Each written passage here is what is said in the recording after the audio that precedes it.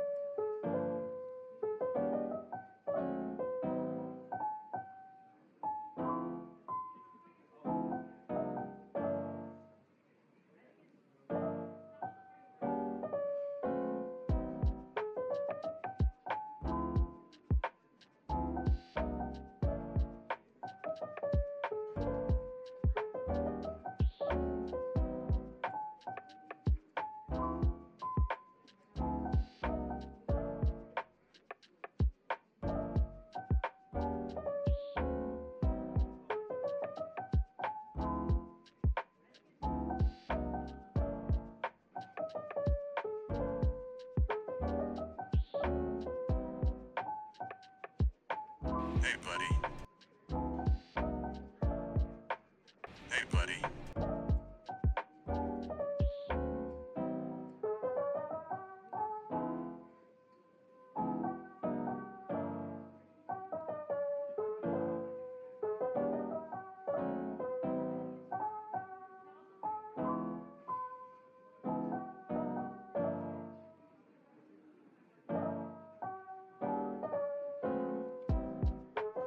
Yo, buddy. Still alive?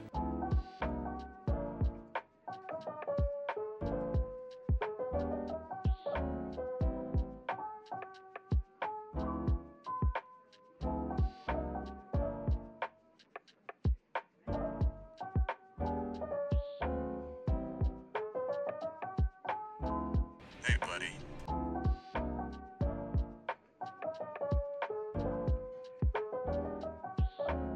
Yo, buddy. Still alive?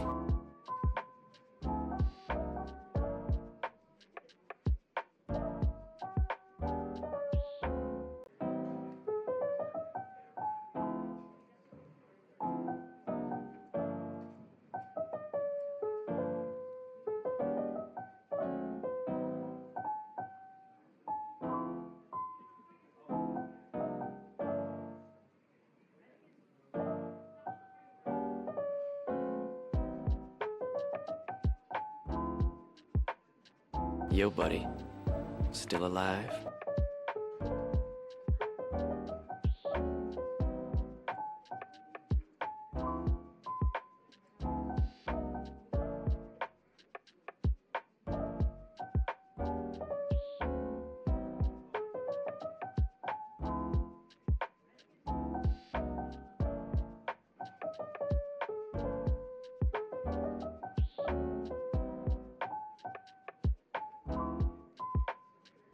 Hey, buddy.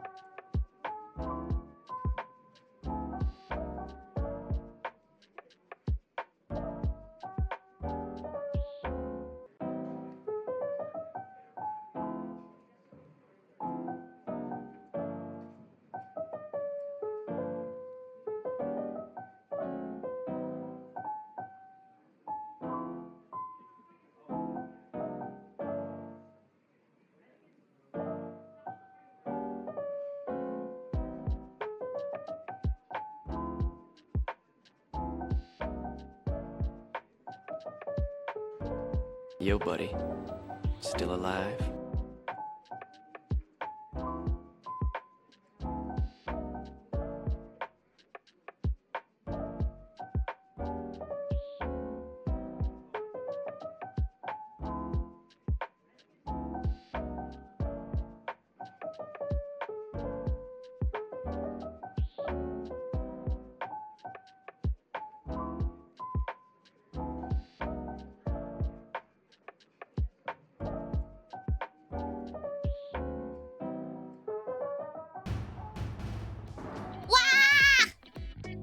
Oh my gosh.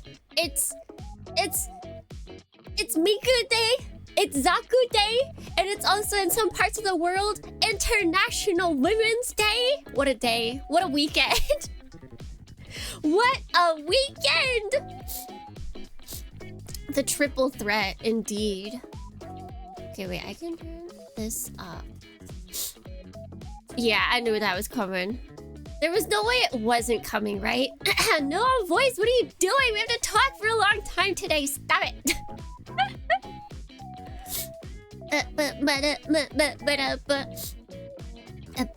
But yes, it's. I completely forgot that Bandai had teamed up with Miku. I thought they were just gonna do nothing with it. But I guess they're actually smart. They actually put on their thinking caps. But Miku's like, this is Redial from Live Tune. He's always got good songs. I actually don't know. But see, that's national. That means it's just in America. We don't care about that. Do you see how many random things they decided are certain days? Just forget that. Don't listen to them. They're dumb.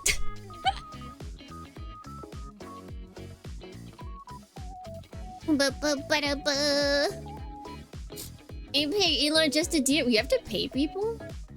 You have to pay to DM? Huh. That's weird. What is Cat doing? Okay, Cat's not doing anything. Now, if only they do the Miku Gundam, which was featured earlier. Which? God, there's so many. Which ones? Yeah, America is dumb for sure. It's okay, I'm an American.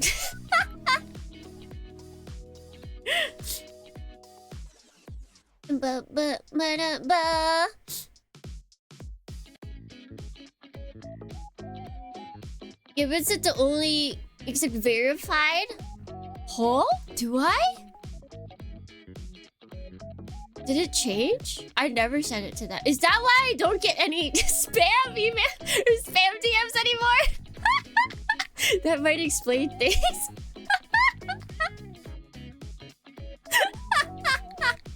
Wait, let's see.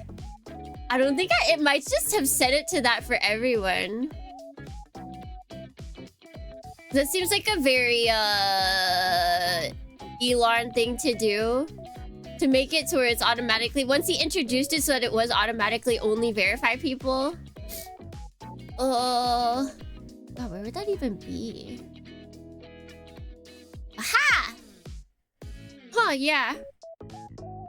Wait, can I... There's no followers only? What? But... Let's see, hide message requests that have been detected potentially. Yes, do that. Don't show that. Dang, there's no follower only. Yeah, not even like a mutuals. It's either no one, verified, or everyone.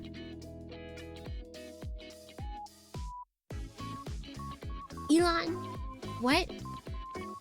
What?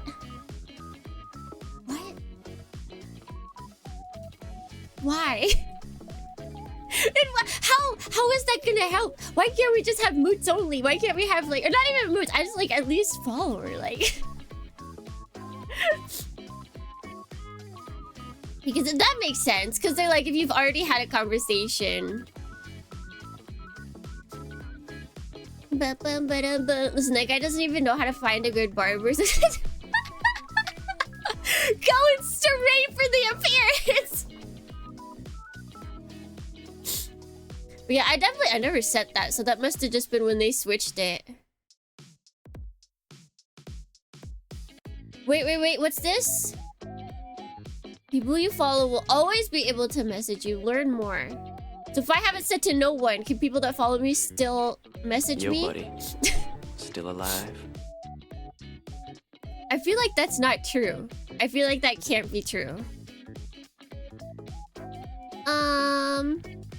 Wait, is it people I follow? Oh, people I follow will always be able to message me. Okay.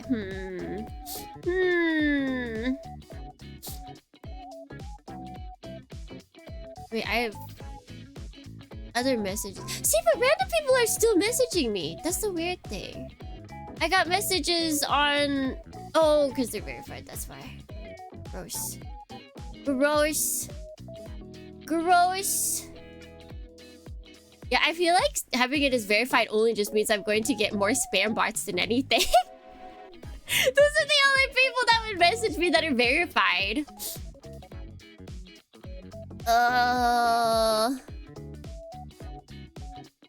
Gross. He can't control his haircut. He just has to go bald. Imagine. Good luck, Americans. I mean it. I think the whole world needs it, actually. I think we're all a little messed up. Migu Zagu. Migu. Oh shoot, I did not. There we go. It's all good. Everything's daijobu. Migu. What? That was fast. Hiya! Oh god, why did they... Okay. Yes. What? Oh. Wait, but I did this earlier. Is it because I'm streaming? That is... faster than the Discord ping. Yeah, I opened up Discord to go get the thing from... or your desk item, and I was like, wait, I haven't pressed the button yet. I had it written up. I just did not press the button to send. Right. Item. Image. Zamigu. Zamigu. That's what we shall be calling it. I actually have a timer set, you guys. So in the middle of whatever the heck we're gonna be doing, I'm gonna have to stop and apply for the Zagumigu.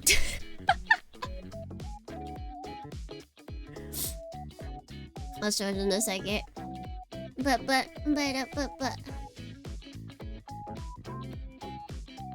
It's very important, you see.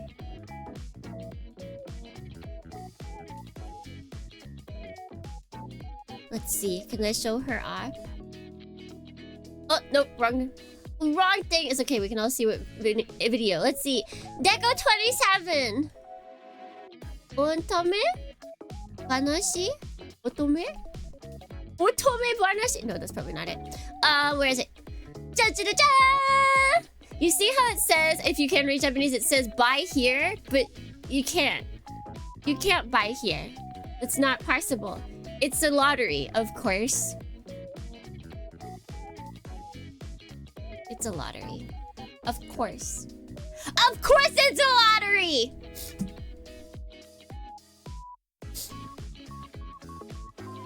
Zaku Miku? Such a combination on Miku Day?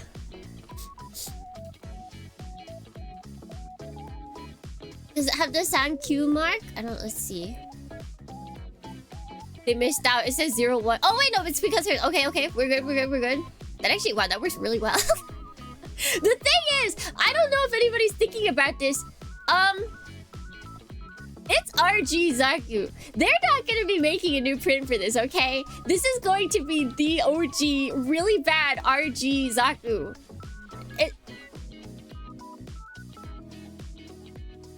This thing's gonna break. This thing's gonna break in everyone's hands. I was just... If you saw... Wait, Twitter, where is it? Where's the Twitter? Where's the Twitter? This.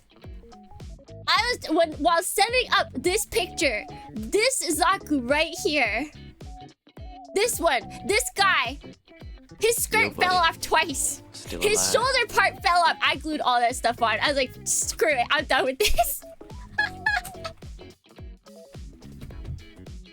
I just started gluing everything on. I was like, no, you're done, Source.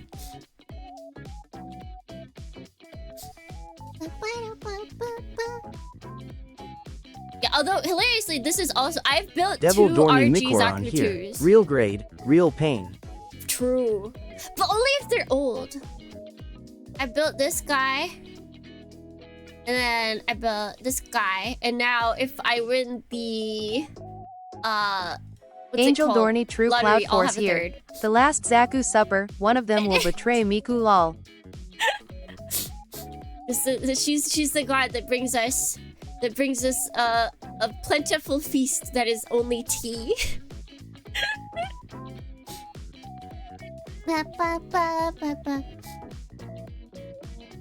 Is the middle one just a container? So the middle one, if we're so this would hold the milk. This would hold the tea. This would hold the sugar. Obviously.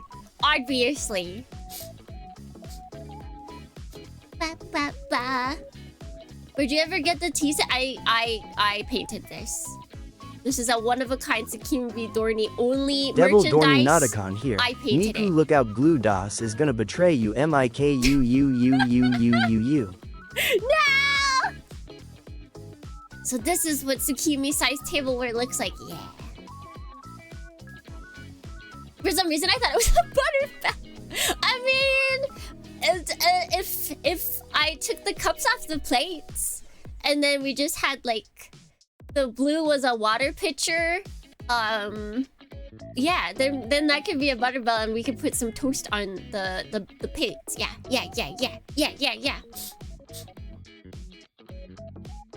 Also, it's really hard to tell, because it's mostly covered up, but this is actually a Zaku sock. Could you see, like right here? This is the snout. You can kind of see peeking in the middle underneath the red is its eye.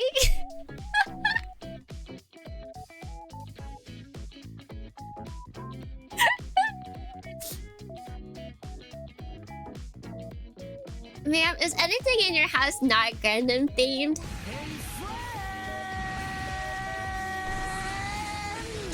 Yes. A lot. Zaku's wear socks? No, I have... What is it? It was one of those convenience store... lottery things? To where you pay and then you win prizes of different varieties, and socks was one of the prize. Except I've had them for so long that the socks are now too big on me. They're way too big on me. I always forget.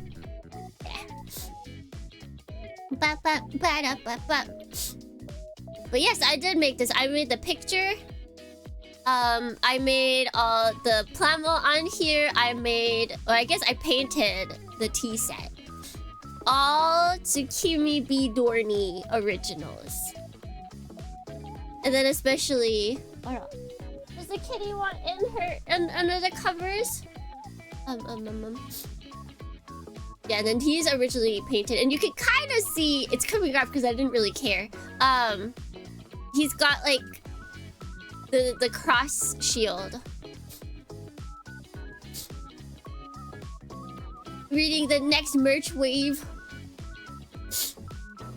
This is all we need to care about. All right, Agent Catfish wants to get under the covers, so hold on a second.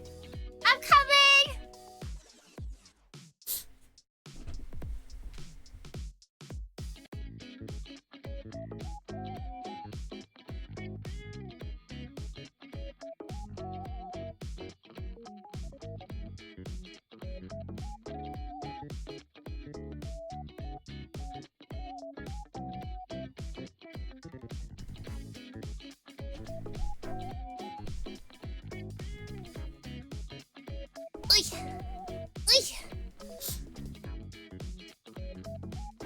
Yeah, there's actually... Wait, I should find the site. The site for all of the Zaku Miku stuff that they're announcing. I can't believe they actually went ahead and did stuff with this. I thought they were just gonna be, you know, Bandai and not do anything.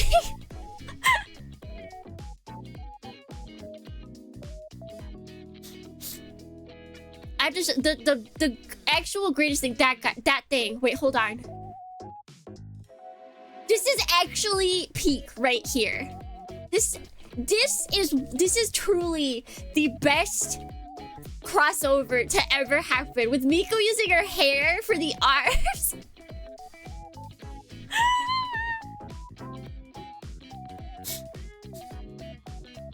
Zaku Miku for... Oh, please. Please. Is that a standard what? It can be. I think they have... Anniversary Project Gurumi figure. So we'll be... Oh, there's more. They're only 500 yen. Oh, I might get theirs. They're so cute. All the ones that are in like kigurumis. I want to draw myself in a kigurumi now like this. It's so cute. Look at them. Adorable. I hope... You know what? They need to... Oh wait, you're right. I didn't even realize it is Zaku one.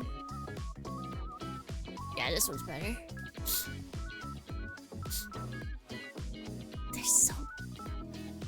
Tsukimi is a Xeon sympathizer? I think their mechs are cooler. I like the color scheme of the Federation, but I like the overall mechs of Xeon. Is that a Line sticker? You would think so. I don't think they've announced anything for Line. I should buy it if they... Not that I use Line.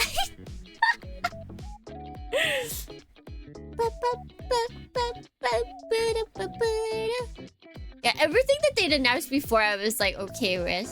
Guys, I should get this, except it's 4,400 yen. That's actually ridiculous. It's a t-shirt, for gosh sake.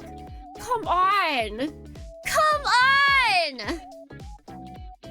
It's like they just slapped the print on there.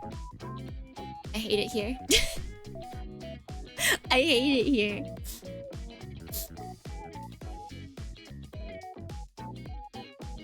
I wonder how quickly this will sell out. Like, it would be cool to have this. This would be cool to have.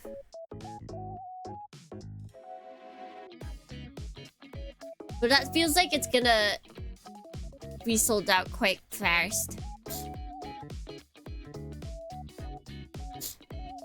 Chaliable. But I can make that. Do it. Do it. What they should be doing. I need them to sell Zaku kigurumis, please. Do they? Is that a thing? Probably not. Let's see. Zaku kigurumi. Yeah, no, they only have that. It's messed up. They only have the hat. Where's the rest of it, Bandai? You want my money, don't you? Well, do something. Do something that makes me want to pay for it. Come on. Do something. I think that's some cool designs though. But, like, this one's just, it's just Miku and then with like ribbons. Like, okay, that's fine. Let's see, what are some other designs they got? Where's the art section?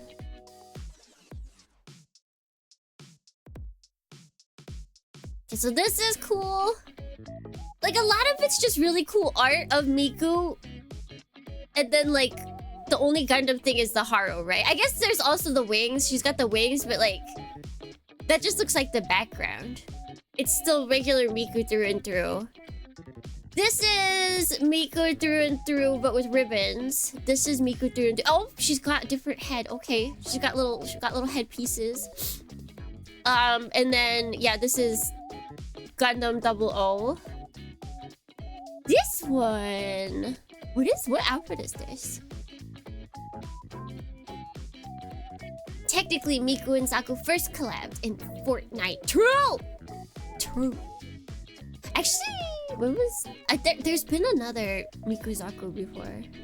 I feel like all that's gonna come up now is...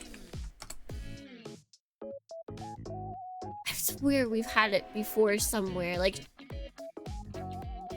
she's shown up somewhere in some capacity. Somehow.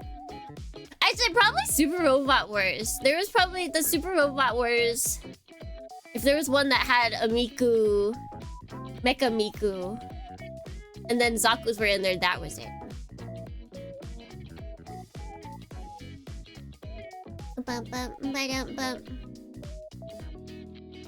So this one's kind of cool. I like the outfit just in general. But it... I may just be uninformed, but it doesn't scream Gundam to me. This is peak. This is... Okay. This is peak. Yeah. Peak. Peak.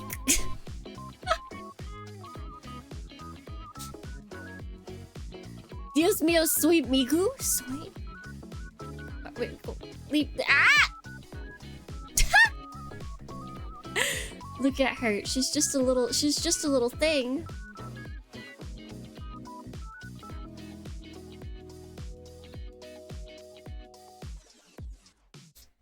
You missed on peak there? No, I didn't. No, I didn't. Oh, no, okay.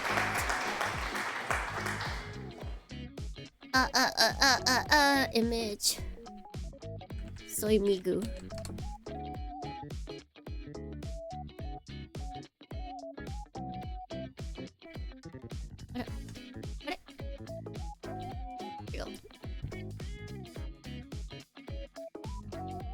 Okay, we need to make it bigger. Bigger. Perfect. Migu. What you did? Oh, you did. Oh! I didn't even see it. Thank you for reminding me.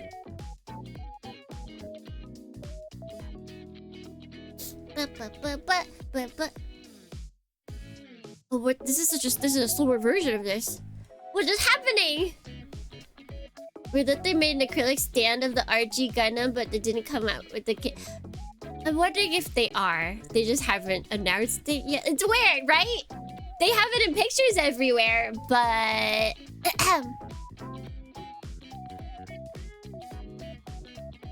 Are they gonna announce it later? Or what's going on with it? Ooh. We had a club? We had a club? This is very club coded.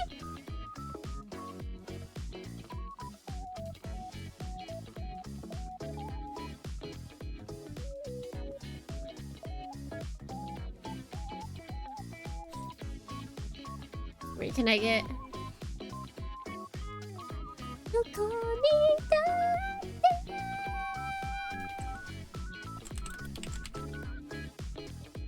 Wait.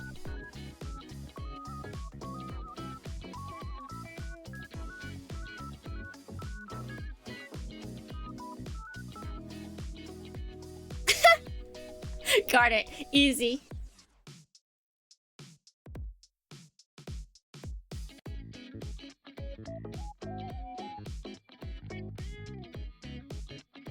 Okay, now to get peak on screen, peak can take up a lot of space because it's peak. There we go.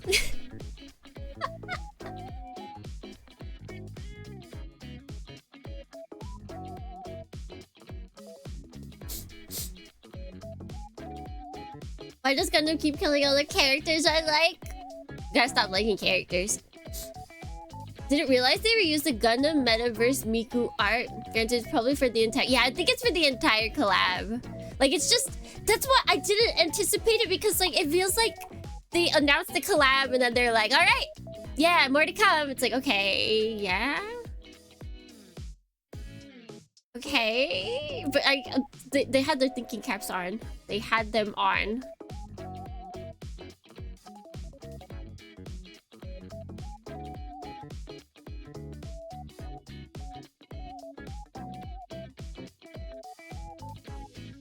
Actually, wait, can I? It's probably gonna... The song's gonna end before I can do this. Ah!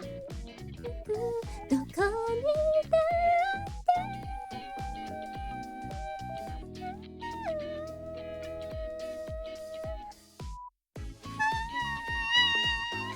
Can't find the screen. Are it? Hmm?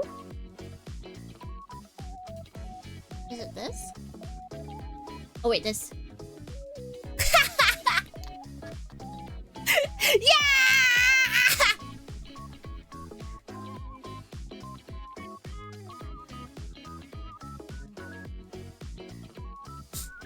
We're at the club now.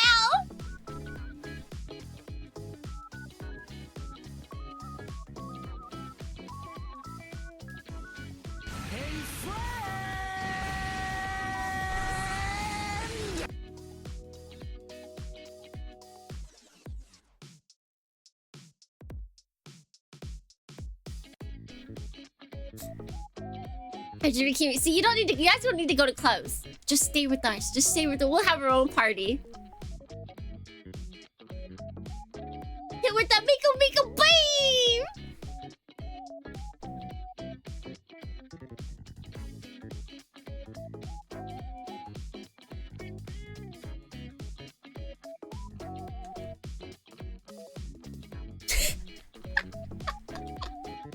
The true Miku power is being able to go like that. Was being able to spam. We have Mogra at home. Yes, we do. Alright. I think the club's done. No more club. Okay, this is very not club. Now he's sad. Welcome to the White House.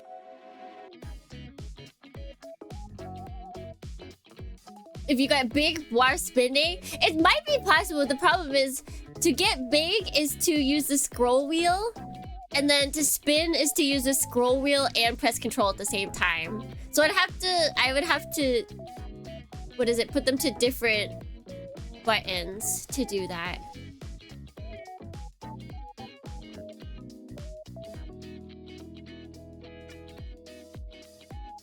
This is the club towards closing at 4 in the morning. Yeah, they're trying to tell you to get out, but they don't want to do it. It's like the, what is it? The song that Japan plays when they want you to get out of stores.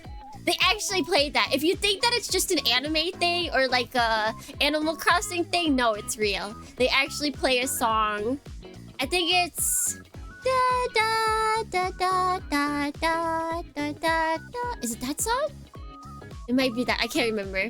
But yeah, they play that. They play a song to get you out. They want you out.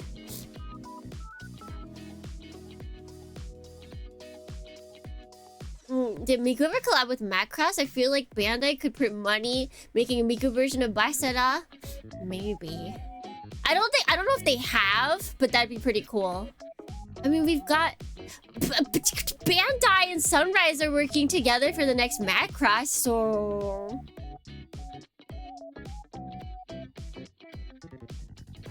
It could happen. Why did you beatbox? Sorry, I just sometimes naturally start beatboxing, you know, as a fight or flight instinct.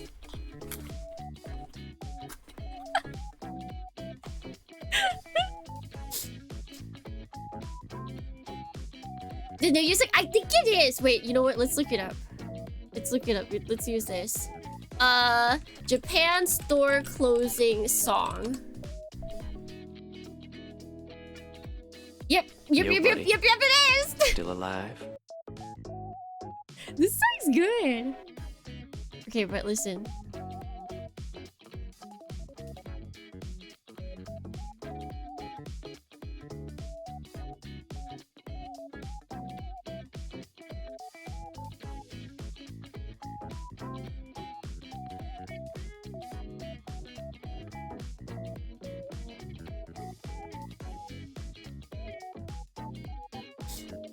American spotted! I guess they call it... Harunoku. They just ripped the song? This is bizarre for me. This is bizarre for me as an American. Everything is. Coming to Japan, bizarre for me.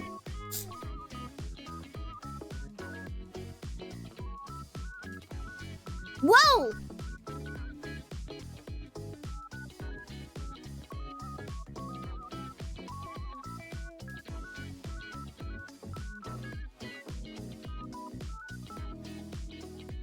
So this is from the Democratic Republic of Zatia? What is that? Is that a group? Is that real? My ignorance is showing.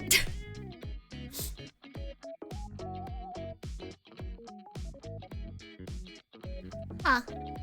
Ha! Is it just a channel name? Okay. I couldn't tell if it was like actually a place. Or if they just decided... Because I mean... I feel like in America would also... What's the American? Does America have their own... the YouTube channel? United States of America. Angel Dorney True Cloud Force here. This sounds like something from the end of either a JP horror movie or a Ghibli movie lol. No, it's just the end of every store closing. Yeah. Does Japan... No, I guess the NHK has their own... Sting, I guess. Alright, let's get rid of this. And then bring back the music. Bring back the music!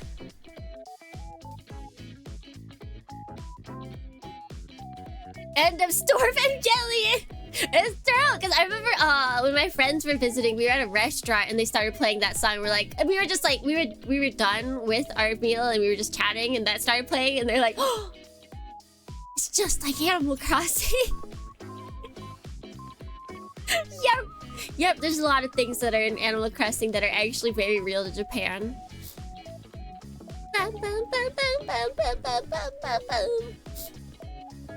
Like the yee is just on the screen. Like a watermark. Yee. Yee. Because what is this place? Everywhere. Everywhere Americans go. I say this as an American. I can say this correctly. Why do gunplay kits start at the torso and not the legs? It actually depends on the grade. I believe RGs, HGs, MGs, PGs all start at different spots.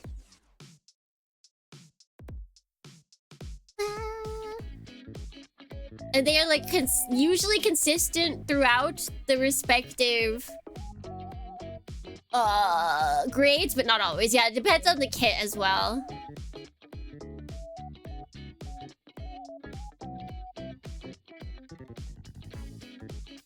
I feel like HG is probably the biggest difference because one, there's just more of them. Yeah, I feel like a lot start on the head. Build arms first. Yeah, it's like, what? Huh?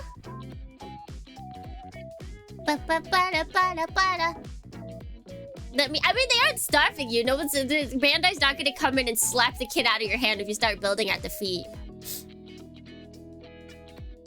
But the guide is more of a suggestion, if anything. Yeah, but that Mikuzaku kit, everyone's excited for it, but RG and the stickers are so important, but then it's RG stickers. I'll still buy it. We'll struggle through it together. Having built 2 though, that means I know what I can glue and what I can't glue. Most of it I can glue.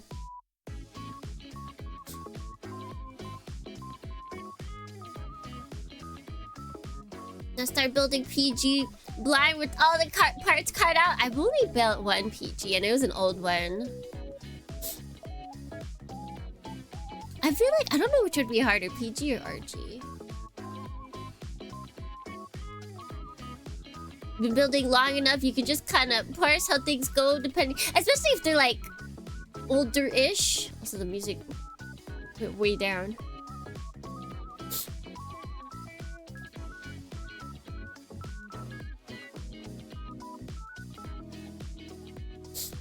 But yeah, for older stuff, like newer stuff, you probably can still parse for HD, but there's times when it's like newer technology and you're like, what, wait, what did they want me to do here?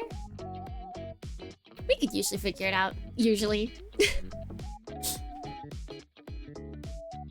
Smaller parts are more of a pain. Yeah, when the reason it's small is because they want to add more to the build. They don't want to just give you a giant part and call it a day. They want you to have a more involved build. That's when it's difficult just looking at plain parts, right?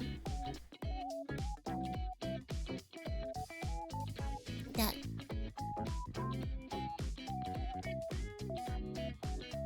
Oh, for RG versus PG? Just get smaller hands for a head. I was just thinking in terms of what would be more difficult to build blind? Like without an instruction manual? I don't know. Since I've only built the one PG. And it was old. I don't have much experience, so I can't say.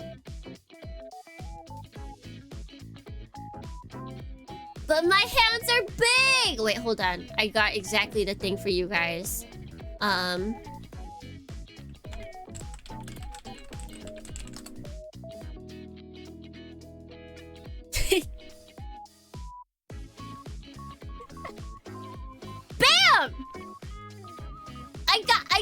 I got your solution right here. You got big hands? Get small ones. Easy.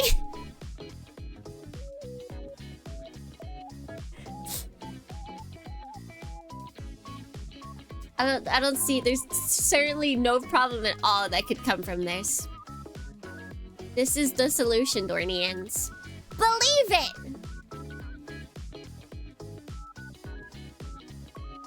But essaying, always. I must essay my thoughts out. And by essay, I mean type, what was it? Small plastic hands. Having to put fingers on your gunpla? Just buy some small hands. Exactly. The solution has always been here. Could have been giant Lego hands. I don't know if that would help. Wait, can you get those? Oops.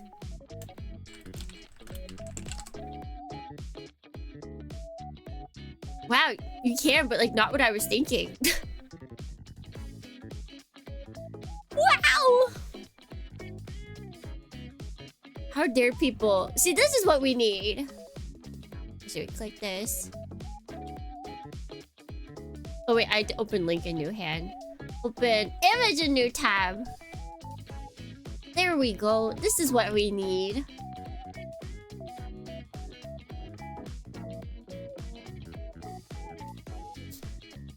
Yeah, reduction surgeries are getting more popular. Are they? How does that work? How do you make hands smaller? But that looks so cursed. And honestly, it doesn't look bad because it looks like, well, no, maybe that's, I could make this work. I could make it work.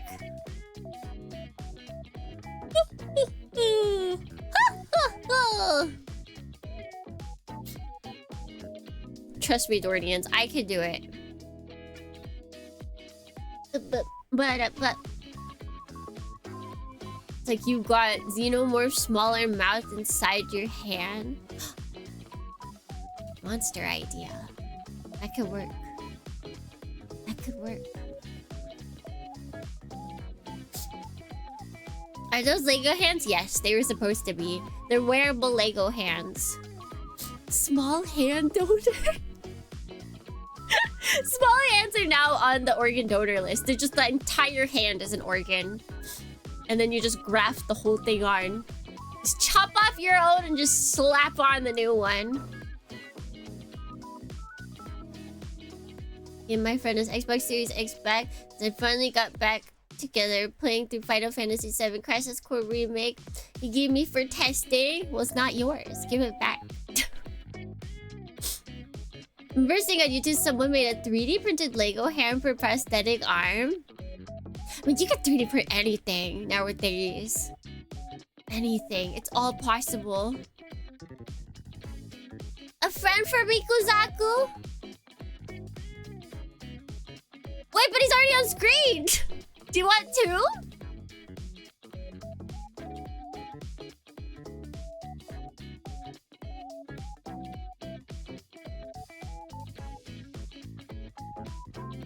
Ba-ba.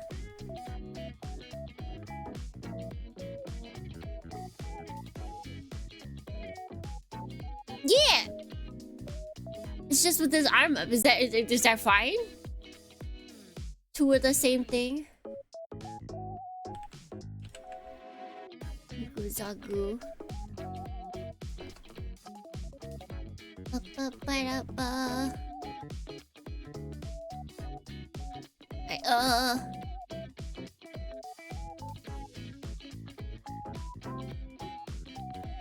Let's see, make them about the same size.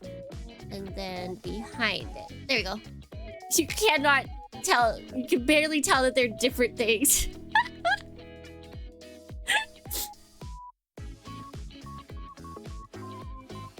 Also waiting to see the conclusion of the 3D printed Jumbo Rising Freedom. Oh, I've seen nothing about that. I don't really...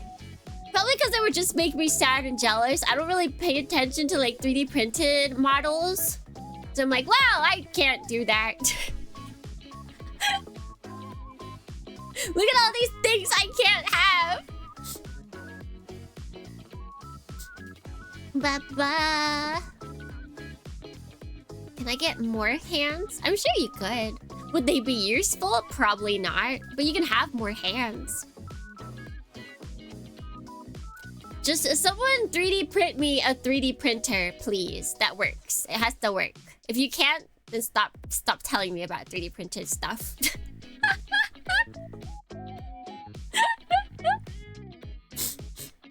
But Dalek hand is basically a stick. Dalek? Dalek hand. Denani?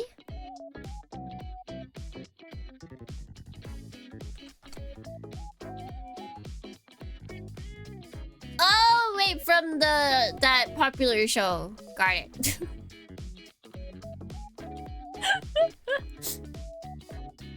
Want a 3D printer, but I can't justify the price right now when I'm looking to buy a house. Yeah. Tsukimi hurts me with how she pronounced. Alright, let me pronounce it correctly. Ahem. Dalekis. Dale Kex.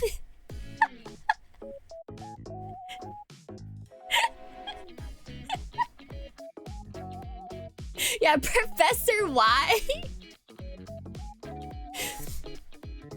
Mr. Ware?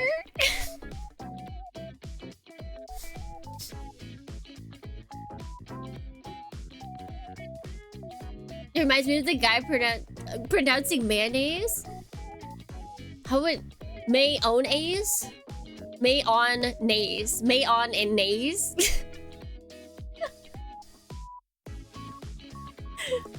Mayo de noche. I like it. I like it a lot. I'll accept it. Mayo de noche. I like it a lot. That reminds me, I have... Oh, okay. I bought jalapenos. Devil Dorney Altison here. Yes, I should buy Tsukimi a pair of hand trucks and force her to build Gunpla wearing them. Hand trucks. But they're just balls at the end, right? But, I bought jalapenos, but on the can, it says nachos. Like, what? What? Huh? Yeah.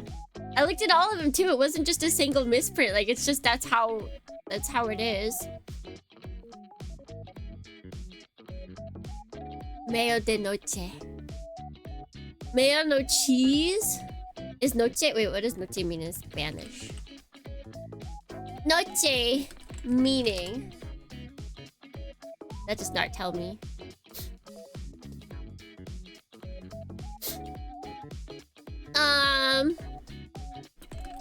English. Evening! Oh my god, it's mayonnaise of the night.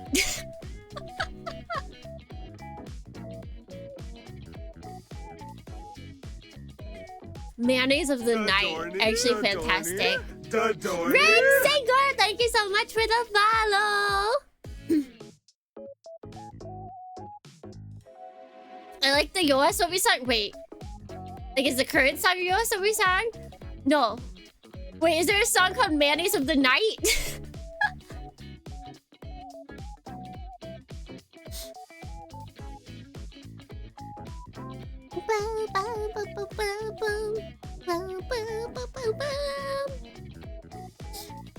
Mayonnaise. Gross. I've been thinking because I keep buying cans of tuna because they're like pretty. Oh, Into the. Oh yeah. Oh yeah. I forgot that was the English title. I was like, what? What song do they have that's about nighttime? That's right. Their most popular. Their famous, most famous song. Actually, no. I think it's still Yoru ni Kakeru. I feel like it still has to be. Well. I have a question in regards to some of these redeems. I think most of them have descriptions if you click on them. Yeah, I feel like if Idol didn't top Yoru ni Kakeru, then it's #1. That's the only thing. It's either Yoru ni Kakeru or Idol. One of those is the top.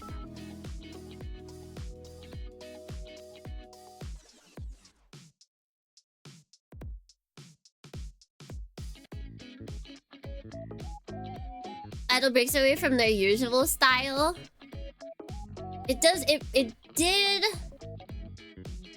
What is it? Like within the song, even like they had their normal stuff, but then they also like went into the rap segment.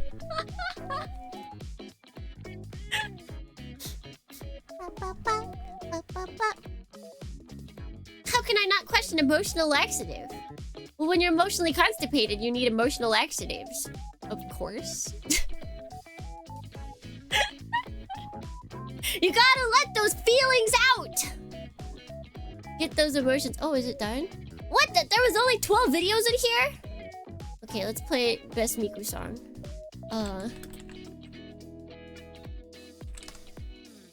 It's not the best, but it's my current.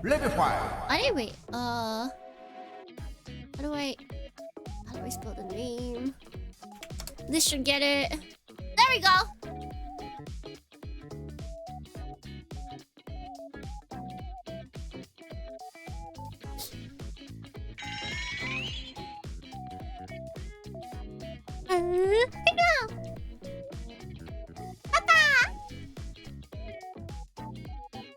Sounds like your console now?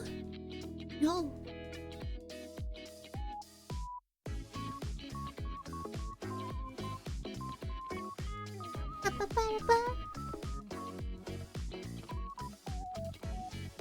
Said nice outcome of the game is pretty good. When I told him, but how about you? Here's a crazy thought. How about you talk to him and say, I want to finish this game. Is that okay? I know it's crazy. I know communication is tough for all of us. However, you can do it. I believe in you. He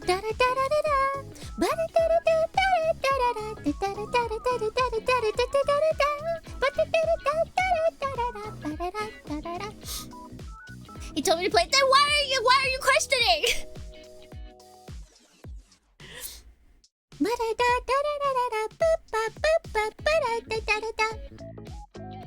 Where's the conflict? Where does the conflict come in? What conflict?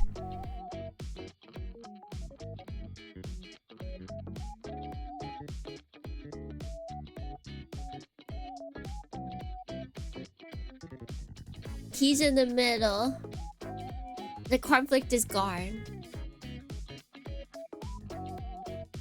Beam!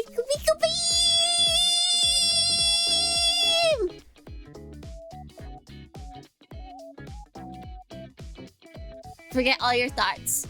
No more conflict. No more thoughts. Only Miku. And Zaku.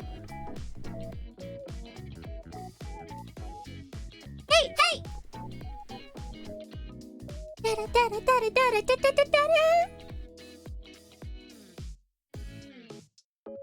Zaku Zaku beam!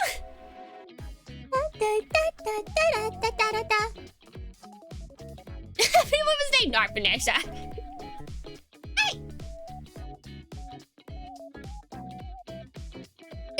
I'm still shook that this song is English. This song is basically entirely English.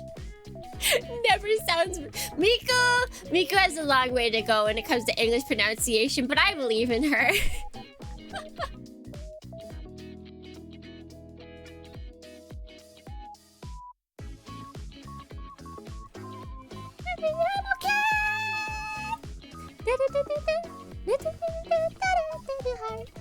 There's a nurse healing you every day. You every day.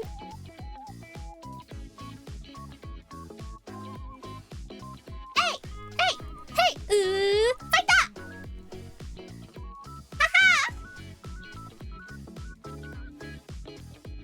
Her accent is a charm. Yeah, exactly.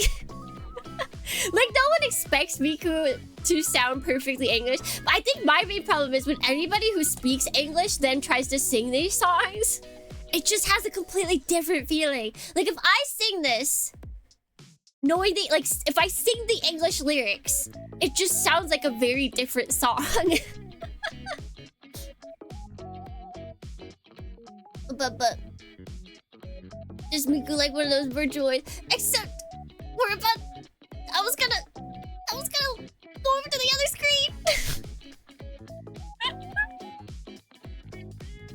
Cause it's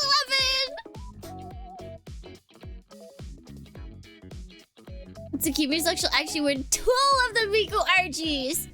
No, I have horrible luck when it comes to P Bandai. What's it called? P Bandai lotteries. They're actually... I have not won one yet. I have tried multiple times. And I'll probably have to try again. I'm trying to find... Wait. Where are the desk reading? There they are. But here, take your money back. Take your money back. Surely this is the one. Surely, guys. Surely. Alright. Hey!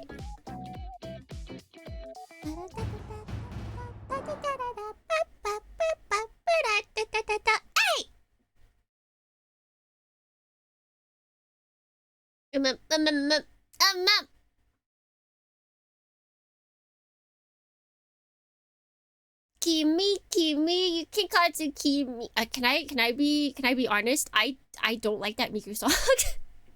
It makes me so sad that that is like the Miku song of this generation. I don't like it at all.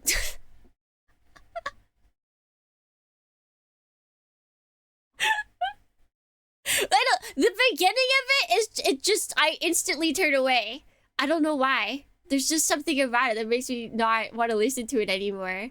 I'm glad that at least like for the Fortnite collab that they also had the Magical Cure Love Shot Miku song. I like what is it? Anamanaguchi.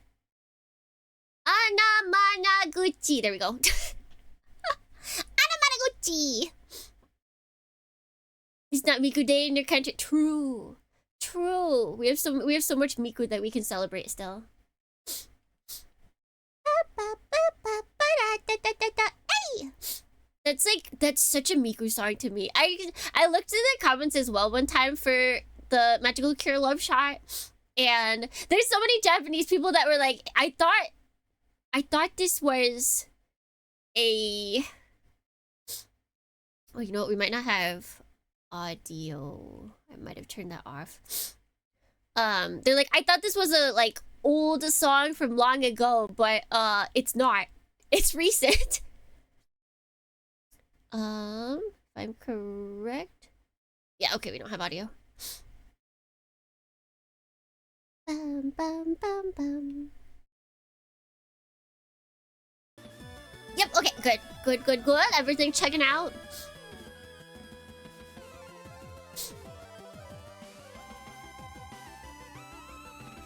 Kind of a messed up song, but I like Happiness and Peace of Mind Committee. I think there's a ton of messed up Miku songs that are fantastic. I think the subject matter being like messed up is not a problem. If anything, that's a charm point of Miku songs, is that they can be incredibly deranged and still be bops. Like, you listen to it once, you're like, wow, yeah, no, I really vibe with this song. And then you go look at the lyrics, you're like, holy! Devil Dorni Takakomakuro here. Mission. Destroy the usurper, Vanessa Lord. That is our mission, actually. That lady's gotta go. That lady's gotta go.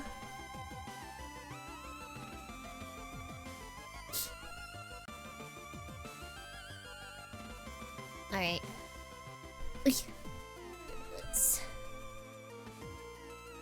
I know I got some water redeems as well, so let me get those in. How? Job for you, 621. 3, 2, 1.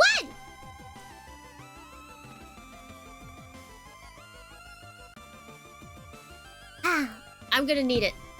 Cause last time, I don't know, I forgot to look at the VOD. But last time, I know my voice was definitely, it was going. I think that's, yeah, okay.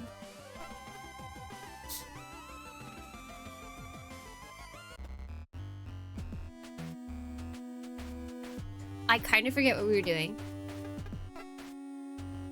Stop, Vanessa! Find an ally.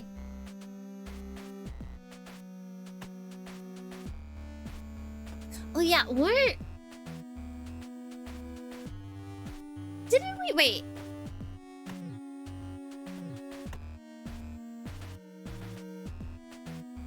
Recently got the art book for Gundog and has some interesting things to say about. Nice. I feel like there's, I don't know what kind of sob story they can attempt to give. Like, if they try and give her like, well, she was just doing it because of like XYZ. I don't know if that'd be enough. I don't know if it'd be enough.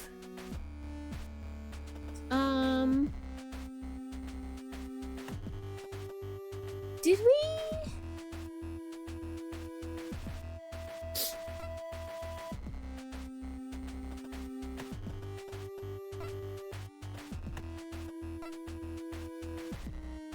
In the time you've taken stepping away to think this over, the chief has moved on to a different section of the engine room, and instead of working on a control panel, was now intently staring at a selection of gauges and dials. Selection nominal, no issue here. Chief, I've thought it over. Oh, that's right, we had to step away.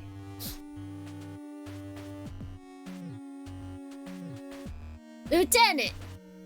So what's it gonna be, you certain? Does that mean that... Oh gosh, wait.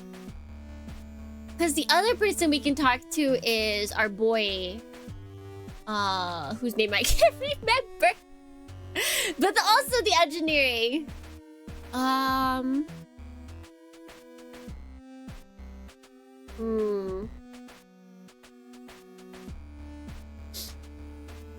Walter wants you to blow up the waifu. I mean the coral. No, Walter, I won't. I mean, I did, but that wasn't my first try.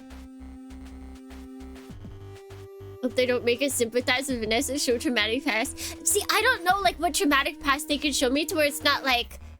to where it overwrites what she's currently doing, you know? And the way that she's doing it...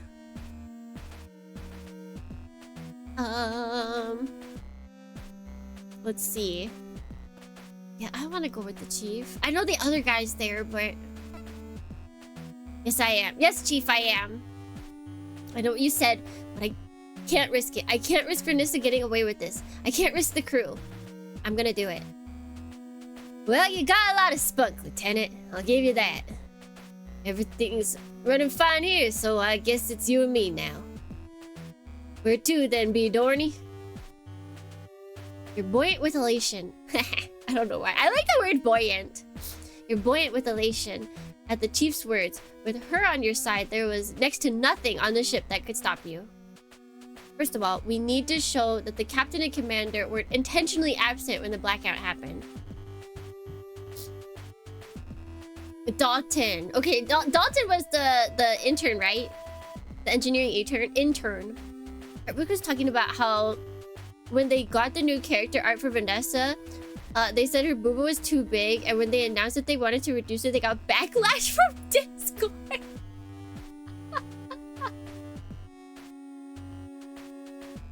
They needed to give her some redeeming quality. They couldn't take that away. We'll also need to prove Commander Quinn had nothing to do with killing the doctor. So we'll also probably go to sickbay? Yeah, good idea. If we went there, we'd be able to... Yeah, that's right, Chief. But to get there, I'll need to head through the galleries, of course. Can't have you strolling down the thoroughfare when you're supposed to be locked up, even if... Where she's been hesitant before, the chief had clearly, where she'd been hesitant before, the chief had clearly... I'm not usually a common person, but I think this visual novel is driving me crazy. Already switched her focus on problem solving from the ship's engines to your predicament. Unfortunately, it looked like that came with the predisposition for getting carried away and analyzing the problem from every perspective. Evil woman isn't redeeming enough quality. Society has fallen. No, but see, that's the... If you're gonna be an evil woman, you have to be a hot evil woman. That's the problem. People don't like evil women. People like hot evil women. Chief, the crawlways. Oh? Right, the crawlways. Alright, Lieutenant. So due to the ship's construction, the crawlway system doesn't extend to the engine block. It's because of how this... Devil Dorney Swift Rosdick class- 12 here. Yes. What's wrong? Tsukimi, commas, are a normal part of the English language. They are, and this visual novel's missing them. Oh, I did not mean to say I'm just chatting. Thank you. I almost pressed the raid button. That is not what I wanted to do. Stories from Seoul. There we go. Bam! No, don't stop. No raiding. No raiding allowed.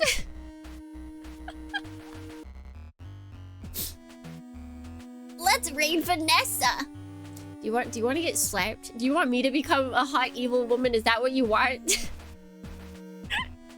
Ah! Enthusiastically lecturing you, the chief heads towards the entrance that leads back to the engineering room, going into a detailed Devil breakdown of the Dorney nature True of Cloud the Force here. disconnected... The walls of Tsukimi's room is written all between over the with the ship's word hull and comma, its HFD while Tsukimi is engines. muttering comma to herself. Comma, chameleon. You let out a sigh and acceptance and follow her. Is that been done before? Surely someone's made a comma chameleon.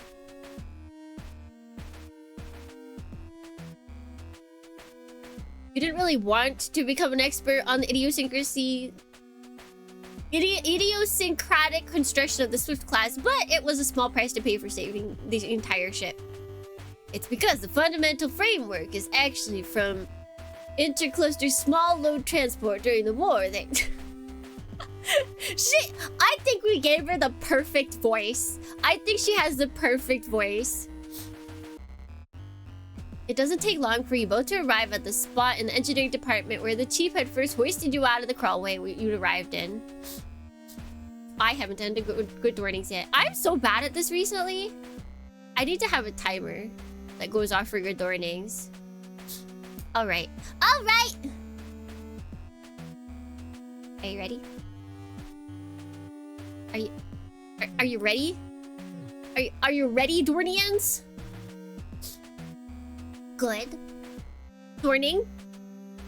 G, good Dorning. Nautican, good Dorning. Snue, good Dorning. Wander, good Dorning. Lupus, good Dorning. Mikaron, good Dorning. Mewtwo, good Dorning. Cloudforce, good Dorning. White Sweet Rum, good Dorning. Vassal, good Dorning. Blue Gecko, good Dorning. High Gunner, good Dorning. Altisen, good Dorning. Leroy, good Dorning. D101, good Dorning. Clem, good Dorning. Tachikoma, good Dorning. Blue. You're never ready? That's, you should get that checked on. Okay, that works. Got my good Dorning. Now I can finally die. Hold on a second. You can't die. That's not allowed. It's just my quirk of life. I don't know why, but I just want to respond with, you should just eat potato chips instead. Not right now. When you can. When you are able to, that's, instead of having that be your quirk of life, just eat a potato chip. That's why you had to listen to the end. When you can, when you're allowed to eat, you gotta eat a potato chip. Omae wa mou shinderu. Yabai desu ne. Doesn't take long for you to both arrive. Oh wait, we already said this. What that means is that with minimal effort, the chief pulls on the grating and tosses it to you, almost knocking you back over the guardrail. Swift class could theoretically be the easiest class in the fleet to upgrade if there are any further advancements, as you hurry and enter the crawlway and replace the grating above you as the chief disappears into the darkness, continuing to rattle off about the ship's engine that you can never hope to remember. Just like me, it truly is me. With the grate secured, you swiftly shuffle towards the ongoing spiel. The deluge affects your guide in the dark. The deluge affects your guide in the darkness as you head back into the bowel of the ship. Bum bum bum. Marking your way through the crawlway as quickly as you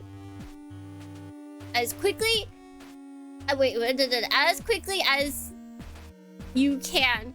You still find it difficult to keep up with the chief, who moves through the cramped confines in the tunnel with surprising swiftness. Oh wait, she joined it. Okay, I didn't get that. There are multiple times where you have to get her attention so that she'll slow down and not leave you stranded in the pitch dark network of passages. Don't lose us, Chief. As a good darning Hiro-san! Welcome in. Despite your constant reminders, as soon as you reach her, the chief will often race ahead, leaving you desperately shuffling to keep up. You were finding it hard to move at speed due to the limited room the crawlways offered, which made the chief's pace all the more impressive considering her height and build. Espionage. Or sneaking. Everything is just Metal Gear, okay? All of it comes back to Metal Gear. Eventually, you reach a familiar illuminated area.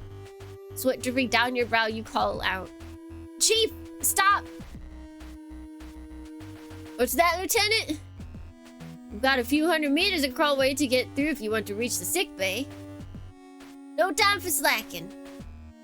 You hold your hand up as you do your best to catch your breath. "Okay, yes, Chief, I want to reach the sick bay." As your breathing slows and you feel more capable of talking, you lower your palm, allowing you to pivot from your hand and knees to a sitting position. It all comes tumbling down to Kojima. You lean back against the wall behind you, relishing the cool chill of the steel.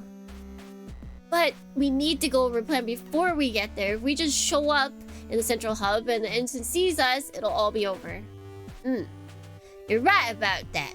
There aren't any crawlways leading directly to the block that the sick bay is built into, so we would need to use the elevator. Which means that in terms of access, Chief's eyes dart back and forth as she begins to go over different variables in her mind. And after a moment, she shifts from the crawling position she'd been in to sitting cross-legged on the floor. You let out a deep sigh of relief as her attention is completely taken by the logistics of accessing the sickbay without being seen. As she continues to mutter to herself, you undo the top button of your uniform and flap the fabric near your collar. Near your collar back and forth to cool yourself. Yeah, where's a fan? Where's Choo Choo fan when we need it? You know, they could have made a handheld fan with Choo Choo's face on it. They never did that.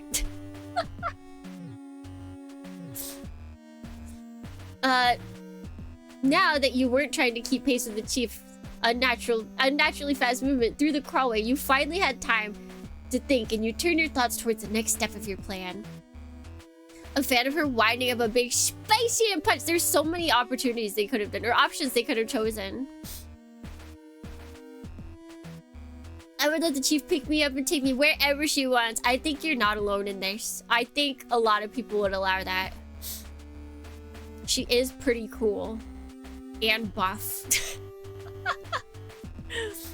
It was going to be difficult to figure out, but now was the time to do it before you head anywhere else. Can we also befriend Dalton? Like, is that an option? Oh, nope.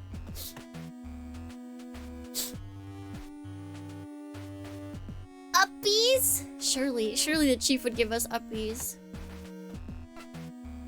Spend some time kneading the muscles in your legs. Like, what? How out of shape were we? Like, there's no way she was moving that fast. And it's not like we didn't know how to get back. What? You spent some time kneading the muscles in your legs and the balls of your hands to work out the tension that had accumulated as you'd crawled through the tunnels. As you worked your way from one leg to the other, you listened into the chief's muttering as she considers different ways in which you'll be able to access the sickbay. You're relieved that she's putting so much thought into it, but from what you can tell, she's only thinking about how you'll get in, not what you'll do once you get there. After a few more minutes, with no indication that the chief will give up on this puzzle herself, you interrupt. Hey, Chief. Hey, Chief.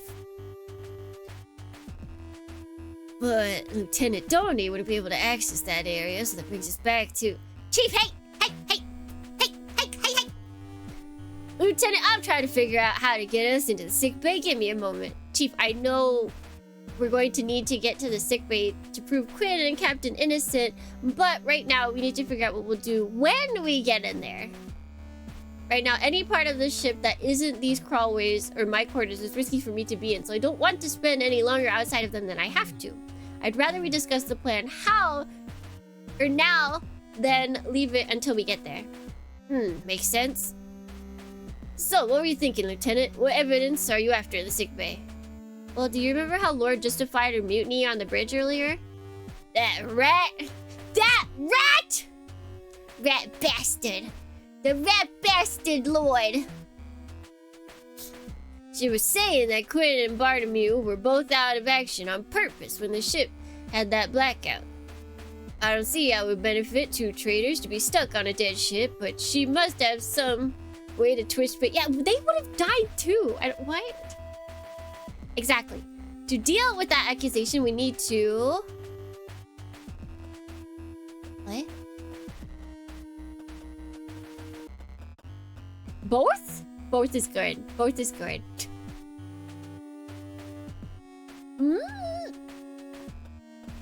I feel like it's this one. Because I guess they could claim it was a suicide mission. So the two of them were actually sick when the blackout happened. If we could show they weren't faking it, then that would blow a huge hole in Lord's justification. If we can do that, then the rest of the crew will see that they're in danger just by siding with her. Even Hansen and Haru won't risk it. We can convince them, and with no one to back up Lord's mutiny, we'll be finished. I still think our choice to tell Jared of the captain's misdoings in our previous battle, our long ago battle, was going to come back and bite me in the booty. See what you're saying, Lieutenant, but how are you gonna do that? Well, I was thinking that there should be a record. There'd be a medical report, a medical record, right? As soon as the power was back on, I took The commander straight to the sickbay and told the doctor about the captain's conditions. He's always making notes on that tablet of his. Even when he was treating me after the crash, he was logging his diagnosis and medication he used on it. Told a dude named Jared. No, his name's not Jared. We actually call him Jared because he kind of looks like Jared and he acts like Jared. He'd have definitely done the same for Captain Barnamu's and Lieutenant Commander Quinn. Hey, good thinking, Lieutenant. If the medical report software is like what I used to log repairs, then it's pretty watertight for me. Or watertight. Time, date, essential information, it'll all be there. Exactly. Right, so we're going to need to get our hands on that. Easy. You shift from your sitting position back to your hands and knees to begin crawling your way through the tunnels to your next destination. But the chief remains sat where she is. His face is also quite punchable. True. Very true. I think we could have punched it if we had escalated that one fight enough. Come on, Chief, we need to get to the sick bay. You're forgetting something important, Lieutenant. What do you mean? The doctor's murder. With gritted teeth, you shift back to your sitting position. In the excitement, you were thinking you had the solution to this whole problem. You completely forgotten that Lord had directly accused Cassie of the doctor's murder. Even if you could prove she had been unconscious at the time of the blackout, no one on the ship would take the side of a murder suspect. Do you know where they put the doctor's body, Chief? I was knocked out when that was being dealt with. Did they leave it in sickbay? Of course. Surgery wing has a storage unit for them. Why? Then nothing's changed. The proof we need that the captain and the commander weren't absent on purpose is going to be in the sickbay and the doctor's body too. If we're going to prove that Commander Quinn didn't kill him, that's probably the best place to start, right? The community decided Machu would team up with Camille and just beat up Jared. I had not seen that. Can't argue with that, Lieutenant. Right. Sounds like you've got it all figured out. Ready to get moving? Ready when you are, Chief. That's what I like to hear. Make sure you keep up this time. Yes, Chief! Yokai shimashita! Like choo-choo all over again. Yeah, except... Nah, Machu would punch. She'd probably punch. Nyan would probably punch too. I don't know about the guy though. He'd probably just stand by. Be like... It kinda is a girl's name. I think he'd be like, it's a gender-neutral name. He's a forward-thinking guy. We can help if you carry us, Chief. Yeah, Chief, can you just carry us through the passage? Although, I don't know if that would be a very good carry since she's on hands and knees. She would probably just, like, drag us. Is that okay? Is that adequate enough, Thornians? Would you be okay with being dragged by the Chief? You marvel at the speed and the agility that the Chief demonstrates in such a confined space as she springs forward from her sitting position and disappears into the dark crawlway. Yes. Gotcha, Dornians, understood. The Chief can pull me like a pretzel. Man, I want pretzels. Dornians, snap, pretzels, please. You, on the other hand, curse how awkward it is as you rearrange yourself back into a crawling position and head after her. Although she only has a few seconds lead on you, only takes that long for her to disappear from sight, leaving you scrambling to catch up, following her exclusively by the sound of her boots and jumpsuit scuffing off the tunnel floor. Both, honestly. I want the soft one to I want to eat that slowly, maybe with like a nice cup of tea, and then I want the hard like Snyder's in a plastic bag. You can get them from any grocery store. I want those covered in cheese though. Pretzels covered in cheese powder are actually godly.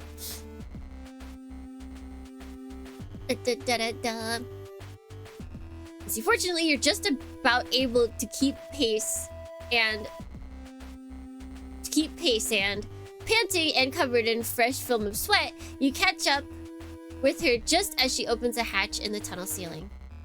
The chief bolts out of the new exit, but you're a bit more careful, listening out for any other voices before approaching the hole slowly and peeking out in case anyone else is in the airlock. How unfair? Exactly! How are we so unfair? Those hard pretzels and some cheese dip. Like those packs.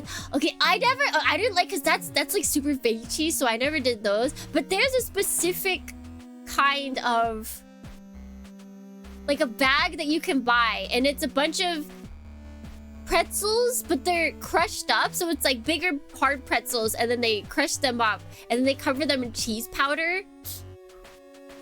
I can do cheese powder, but once it's like thickened, I don't know, it's weird. Ba-ba-ba-dum-bum. The good versions of it at Trader Joe's with actual cheese? Alright, noted. Noted. After confirming the coast is clear, you climb out and shut the hatch behind you. Not bad, Lieutenant. You kept up pretty good pace there. Maybe we'll get you up to maintenance team standards yet. You smile and nod at the chief. You'd like to respond, but you're breathing too heavily through the exertion of keeping up with her, and the cool air of the airlock catches in your throat. Maybe pilot training is easy in this world. This is space, so maybe it's kind of like an obvious thing, because I guess you really can't... Like, you can't get out of... I guess, no, maybe it'd be similar to like a actual pilot's license. But I do wonder if like space travel became more of a thing, would more people be able to fly stuff like that? Dun, dun. I heard somewhere online that if you go to a Mexican restaurant in Japan, they use mayonnaise instead of sour cream. Is that true? Yes and no. I think they have both. I don't think they have instead of sour cream, because you can get sour cream here fairly easily. Most, not even import stores, most like stores that are for restaurants have sour cream in them. But instead you wipe the sweat from your forehead with the cuff of your shirt sleeve and lean against the main airlock hatch, trying to slow your breathing.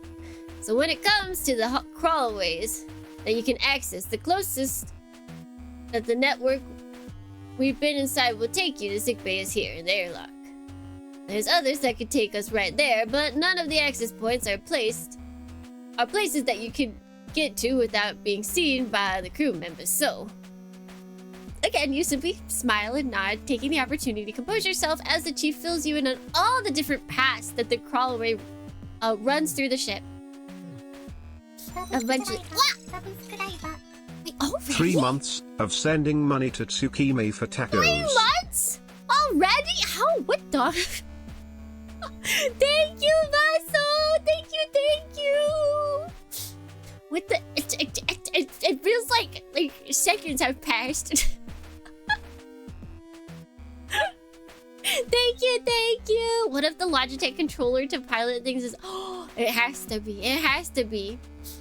Puerto Rico, don't you do that. Stop that. Don't... Stop! Don't do that! You're not allowed to just make me aware of the passage of time, okay? Mystery Monster's got... No, but 3 months is still crazy. Like, it feels like equally that you've been here for a long time and also like you just got here. It's like, oh yeah, Vaso! Vaso's the new guy, but Vaso's not the new guy. Vaso's been here for 3 months.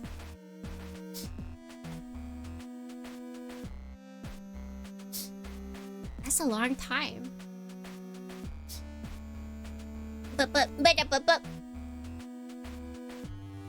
Eventually you're ready to move on.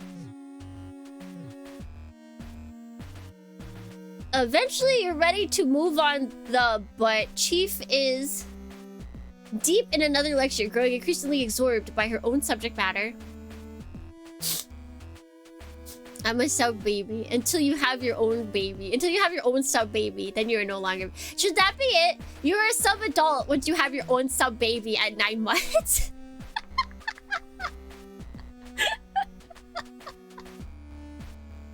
Would you birth your own sub baby at 9 months? Then and only then do you truly become a sub adult.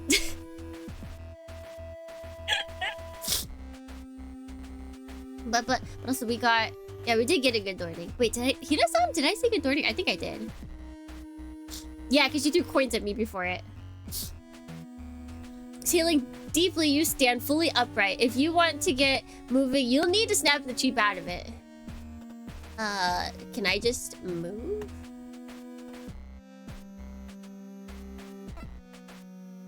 Hanson and Haru down there. It's not like I can just stroll past them to get to the elevator. We'll have to figure something out. Hey, Chief!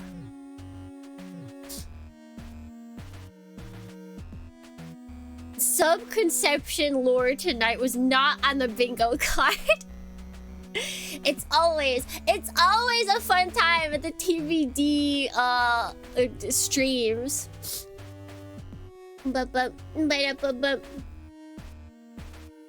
Gonna do the unexpected George. Wait, what's the unexpected George? Tweet with the Machu and Camille thing. Okay, cool. Also, if you want to join the Discord, people post stuff in there all the time. Hey, Chief! Now that you are ready to move on, you do your best to nudge the Chief out of her latest mental distraction. But the thing about the approach is that it doesn't consider... Chief! What is it, Lieutenant? I was just considering... Sorry to push you, Chief, but we really need to get going to sickbay now. We've only got a few days until we're back in Europa. The sooner we deal with this, the better. Right.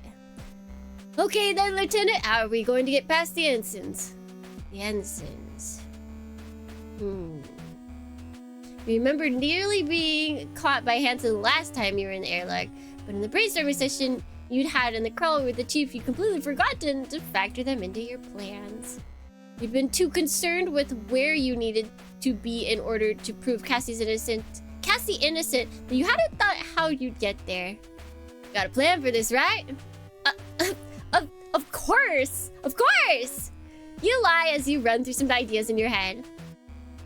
I guess we're going to need... Oh, as much as I want to punch Jared, I don't want to punch Haru. I don't know why I don't hate Haru, but... Distraction.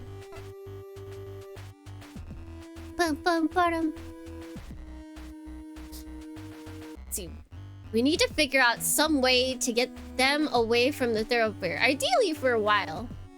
It's good thinking, Lieutenant. It's got to be easier to get them out of the way than it is for us to try and sneak past them or take them out. No hate for Haru. I don't know why either, because Haru's kind of just as bloodthirsty right now. Like, Haru's the one that took out the gun first. I can't do it to them. I can't do it to them. But I can't really think of what we do from there. Don't worry about that, Lieutenant. I got just the thing. You stay here and watch for the right moment. You'll know it when you see it. Okay, but without pausing to listen to your concerns, the Chief turns away from you and strides down the hallway towards the central hub. Unlike you, she still has the freedom of the entire ship as long as no one realizes you're both working together. You watch as she walks nonchalantly into the hub and then turns right towards the aft thoroughfare. If the ensigns notice her, there's no indication they care as she casually walks away. Take a deep breath and crouch down in the corner of the airlock's exit. You don't want to miss the Chief's signal, whatever it may be. I feel like Haru's opinion of us is colored only by Hanson until we start talking to them. Yeah. Because we have talked to them like a little bit. But the only other time was like, you better thank him for saving your life. And like, we didn't really get a chance because then they mutinied on us. Before you can even start to wonder what the Chief will do, your question is answered. Chief? What is she?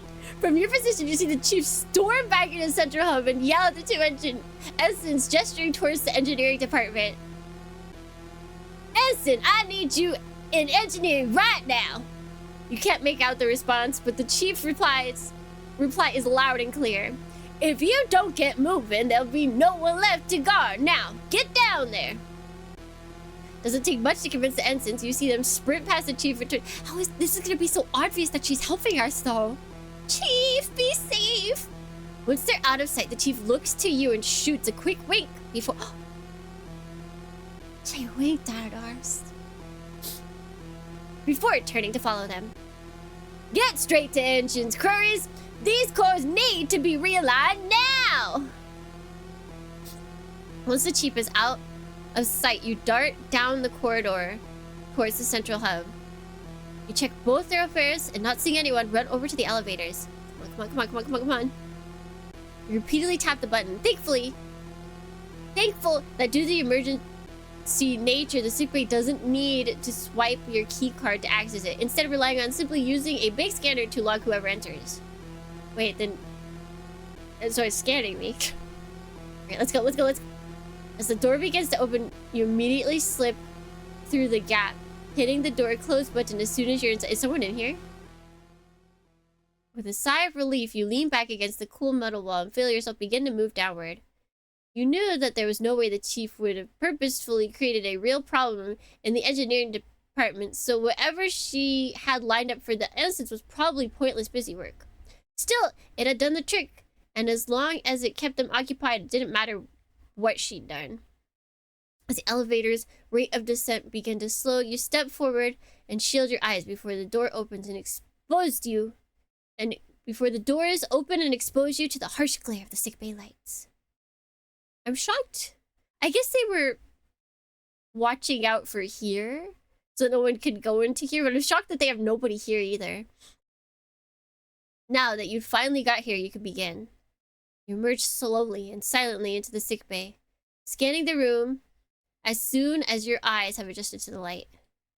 At first glance, you don't see any sign of the... Why did they not just make it so that the elevator lights increased to the same brightness as the sick bay? So people... Why do we have to adjust our eyes every time?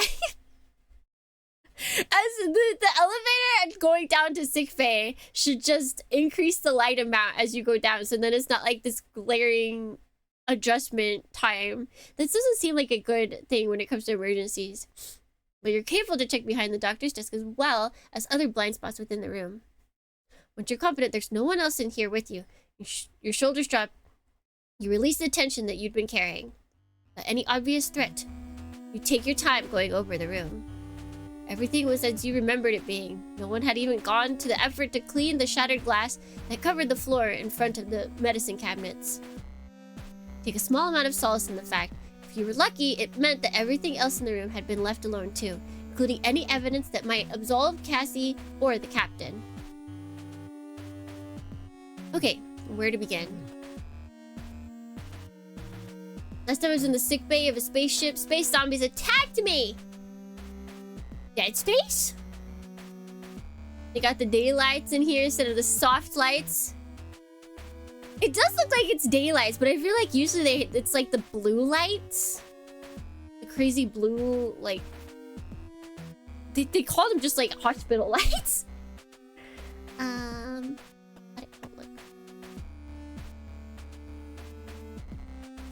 Yeah, dead space. Yeah, that was the only thing I could think of.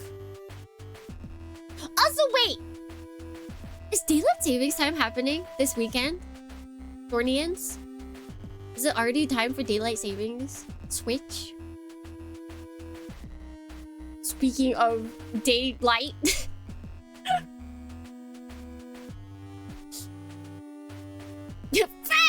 Yeah. Alright. I'll have to change my PTET times on my schedule. I'll have to check what that is. Thank God my phone tells me.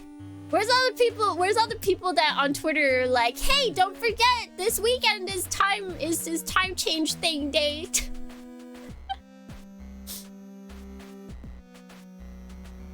But the doctor's desk, if there are any documents that will coming. Useful, they'll be in there. Because no one likes it. You can't run away from things you dislike. You have to punch them in the face. But yeah, oh, working night shift on... Is it the good night shift? Because there's a good and bad time to work on daylight savings time night shifts. One of them, you have to work an extra hour without being paid an extra hour. One of them, you have to work 1 hour less, and you still get paid for the full time.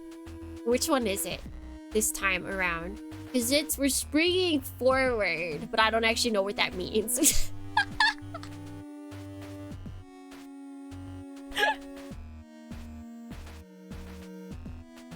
But I haven't had to participate in daylight savings time in a bajillion years.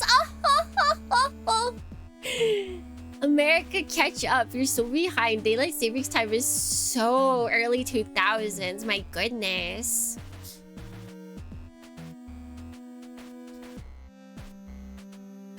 Oh wait, do I have to use?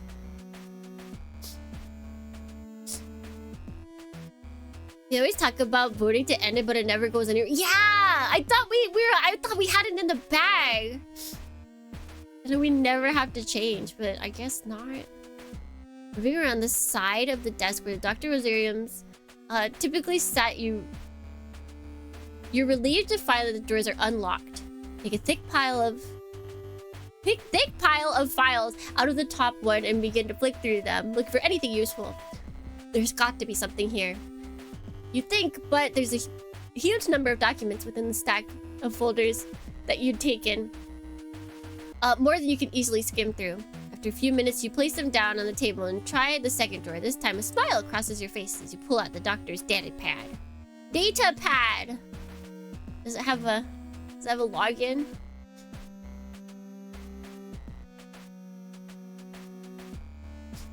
Yeah, I just got a notification telling me I can force you to speak Japanese! You can, for 3 minutes.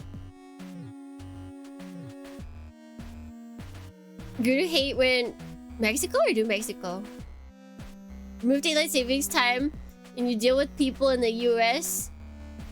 The hours get all the messy... Yeah, just end daylight savings time. It's done. There's no point anymore. Literally no point. Jackpot. Pulling a sticky note off the screen and placing it back on the drawer. You took the device out and inspected, looking for a power button.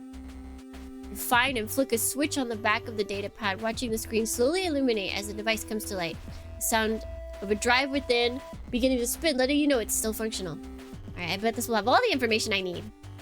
I knew it. Your relation is immediately wiped away when you're faced with a login prompt. Oh, come on! Like, what do you think? You place the data pad on the desk alongside the pile of files and sit down on the doctor's chair, placing your head in your hands. You had no expectations that the endeavor would be easy, but you'd been hoping that at the very least it would have been simple. Did you check the sticky note that was on top of it? Did you check that? Unfortunately, I mean, this doctor looked old. They might have not been hip with technology. Fortunately, that did not look like it was going to be the case. After taking a few moments, you suddenly fume at the challenges that were being thrown your way. You realize there's nothing you can do but move forward. This can't be it. There's got to be something I can do. Ta-da! You've come this far. You weren't going to give up yet. Right. Let's see.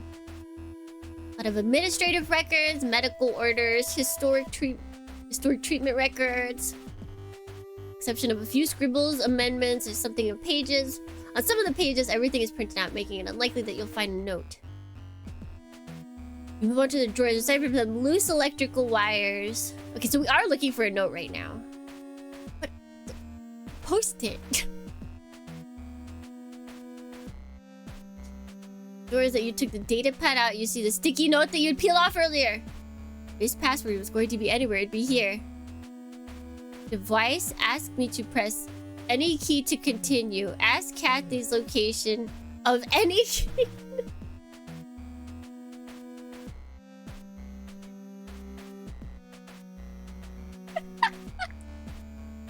Was my read completely on, or was it not? I said that this man was not technology savvy, and I was right, but even worse than what I anticipated.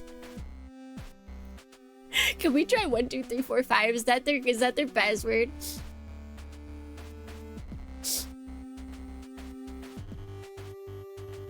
The doctor cannot be serious. Okay,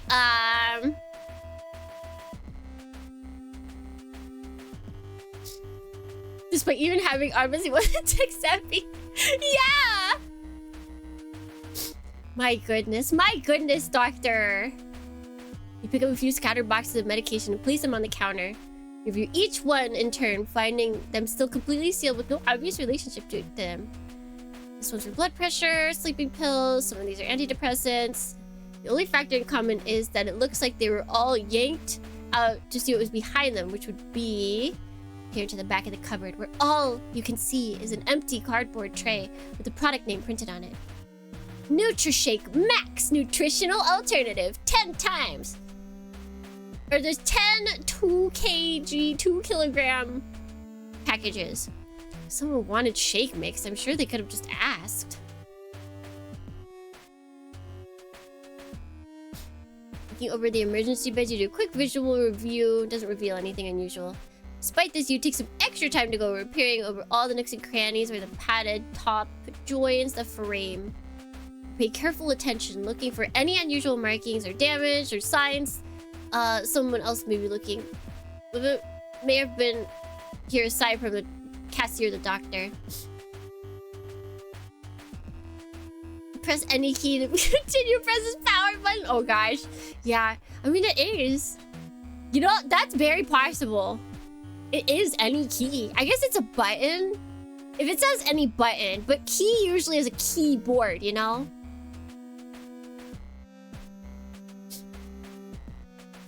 In fact, aside from the few of Cassie's hairs on the pillow, the bed she'd been resting on, there's no sign that anyone had used these beds at all. I need to look at stuff.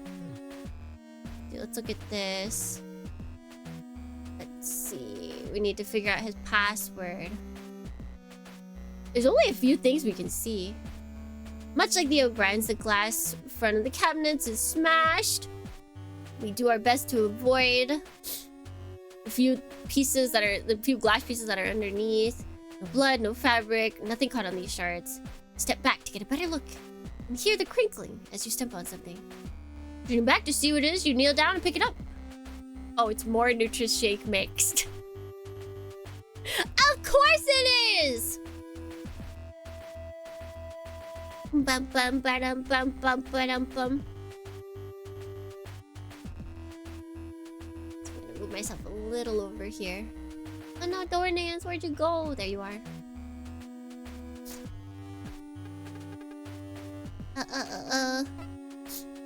You turn the packet in your hand and notice it's completely empty. Just like what happened on the O'Brien. No, it wasn't Cassie who killed the doctor, and since this is the same thing that happened on the O'Brien, does that mean it's the same killer? Could it be who's ever piloting that machine? We've not seen any sign of anyone being able to leave it. Why would they kill 2 doctors just over NutriShakes? Ah, it doesn't make any sense! Doctor, I know you're dead, but doctor, can you respond, please? As you walk over to the entrance of the surgery wing, the first thing you notice is the typically clear glass panel that lets you look inside still has the frosted effect that's reserved for patient's modesty or any procedure requiring discretion. The rest of the crew accounted for and no one available to do any surgeries. You can only assume it was left in place because the doctor's body has been stored inside. Under your hand, back through your hair, you pace from one side of the room to the other. As far as you can tell, there was no obvious proof that Cassie had been the doctor's murderer, but you couldn't find any proof to the contrary either. At this rate, you wouldn't be able to find anything, and there was every chance that once you'd left sickbay, the ensigns would have returned to their position outside the crew quarters. Had you risked it all for nothing? Or you can dwell on that thought. You hear the elevator roar into life, letting you know that Within the next few seconds, someone would enter the... oh. No time to spare. You decide to... hide? It could be the chief? You look around the room in desperation for somewhere to conceal yourself so that you can either stay unnoticed by whoever enters I should have saved, or get the drop on them if necessary. With the surgery wing locked and the emergency beds nothing more than suspended platforms, you're left with one option. Uh-oh. Uh-oh. How's it good, Dorney Coleman? Hello, hello. Just as door slides, you dive behind the desk, trying to tuck yourself into what little space there is underneath it. Remaining as quiet as you can, you listen to the sound of footsteps crossing the room towards your position. Footsteps coming from the elevator towards the desk fall heavily on the floor, each one causing a resounding thud. Whoever's entered the room stops right by you, and you hear a slight creak from the desk as a great weight has been placed on it. Yippee! Get out here, Lieutenant, it's just me. Chief appears in front of you, squatting down with one hand still resting on the top of the desk. A thud. She reaches out to you and you take her hand, which yanks you out and to your feet. No need to worry about cruising rummy. I got them realigning cores on a deactivated secondary drive coil with the false readings I fed into it. They'll be there all day. Told them I'd be working on the main coil in the other engine room, so they shouldn't figure out I'm gone for a while. Can't they be like, hey, I don't know what to do. Let me go ask the chief. Oh, a chief ain't here. Could have announced herself. I feel like she likes to mess with us.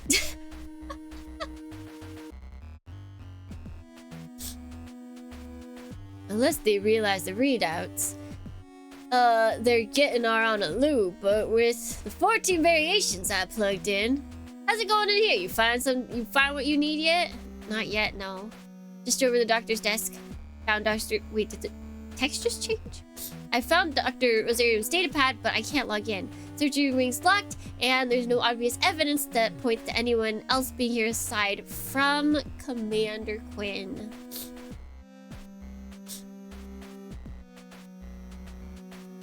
Sounds like you've been having a tough time, huh? Yeah.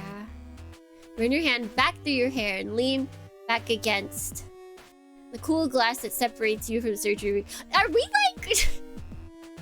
I understand we're a mammal, okay? We got a pretty warm body, but why are we so inclined to just cool ourselves on like every single opportunity it's possible? Cool glass, cool steel, all of it. We must cool our body. We don't have a way. We're opposite of cold-blooded creatures. We don't have a way to cool ourselves naturally, so we must just slap our body against any cool surface. Oh, sweet thing. Yeah, they added color to it. It looks so good too. Have you tried? That's what I was saying. What? This guy doesn't know what to do when it says press any key. So like clearly it could be. It could be. That is password 12345. Tsukimi's space is cold. No, but our character keeps being like, I touched the cool glass. I touched the cool steel. And it cooled me down. Like, bro. Just bros being bros. Is this a thing you guys do? Is this like your desire to bleed out in the snow? You guys also desire to cool your bodies down on any cool surface? Is this a bro thing? Dorns? Dorn.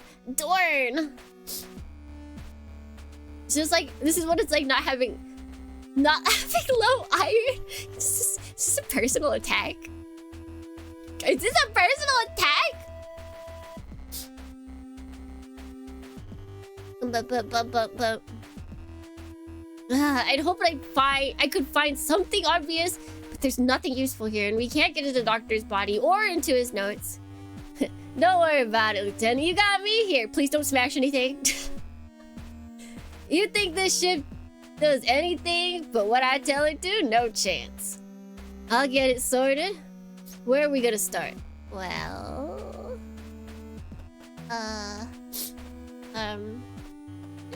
Do I need to tell you?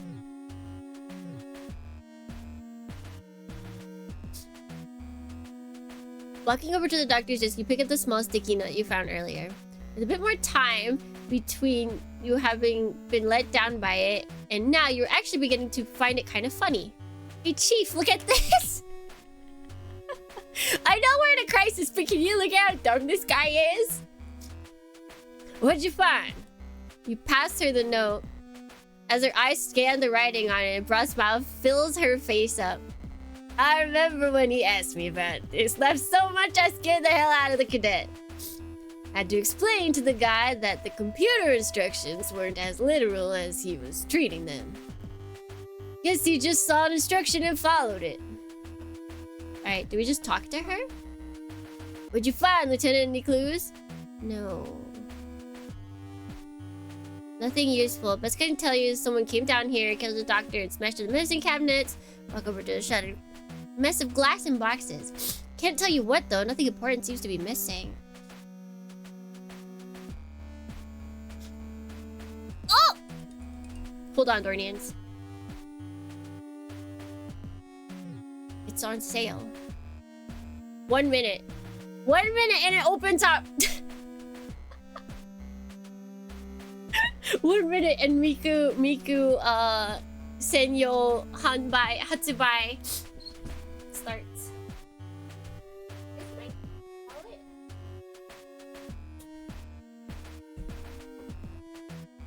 Miku! Ba ba ba ba da da da ba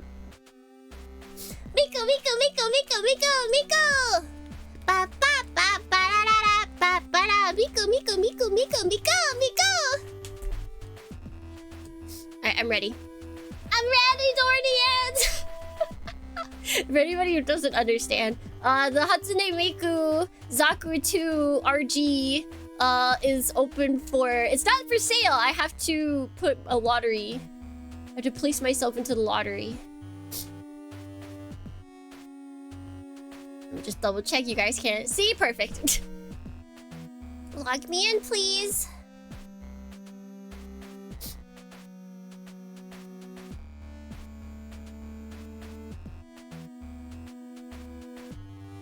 Oh no, okay, I don't have enough on my premium. Okay, yes. Yes.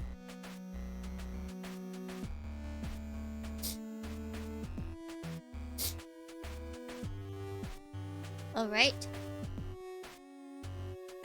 The lottery is just fancy gacha. No, because gacha requires you to put money in beforehand. Lottery does not. Lottery only makes you pay after you win. Gacha, you have to pay before you win.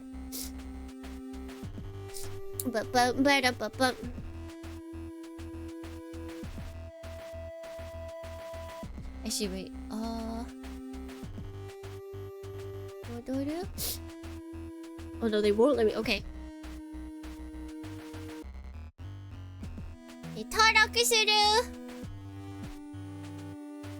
Alright, now for super special fancy things. Will they let me do this? Oh, my credit card number is 1 2 3 4 5 6 7 8 1 2 3 4 5 6 7 8. You guys get that? Did you get all that? Anyway.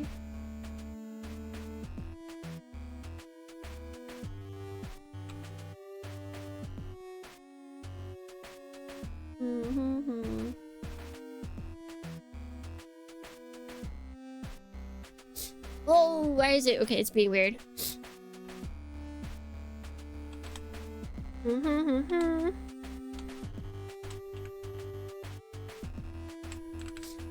Maybe?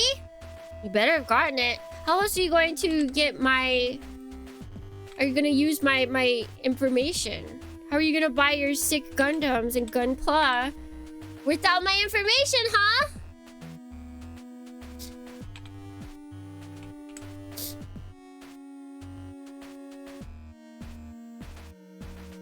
No.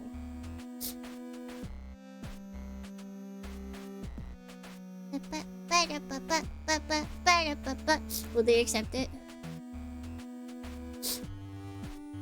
Definitely not.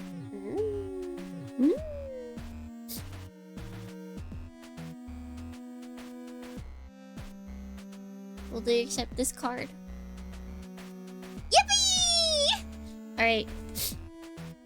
I have been entered into the lottery, Dornians. Now we have to wait until ungodly amounts of time. The 17th is when they're announcing the results. Is that not sad?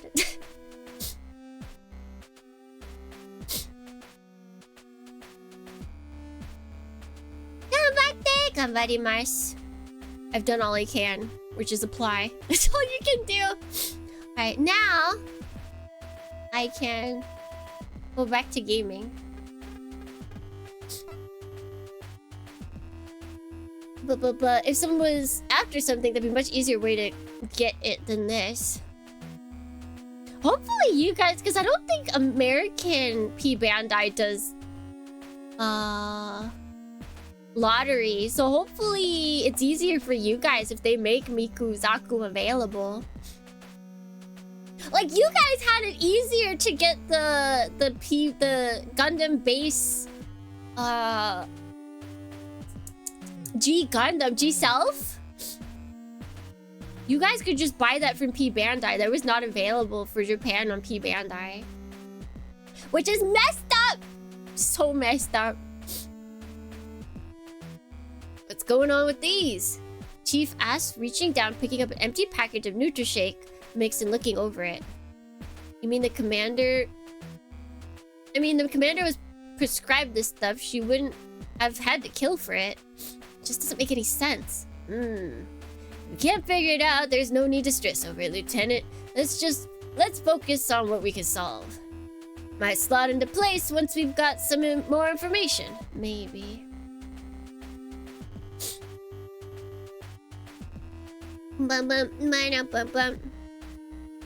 Did you make it P Band? I hear it is. And I've moved by then. Let me know. I already have people that can get it in the US. But they also live very close to me, so it'd be easy to get a hand on, or get my hands on. Bless Shar. Bless Shar. She even told me, she's like, if they open up, what is it? Another sale of the G Self, then she would get it for me. I'm like, ah, my hero.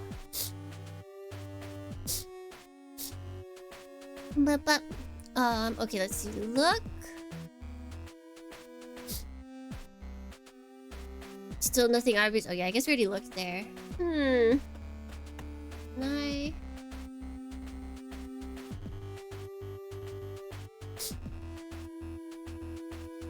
True, but I've got no idea what the password might be.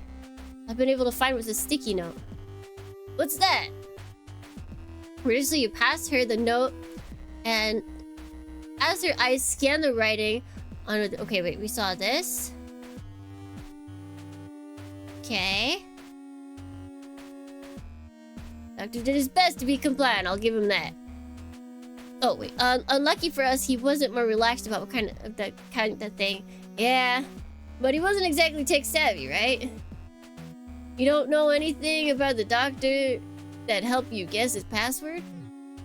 Well, he's extremely matter of fact, to the point, literal. I wonder. All right, let's give it a try.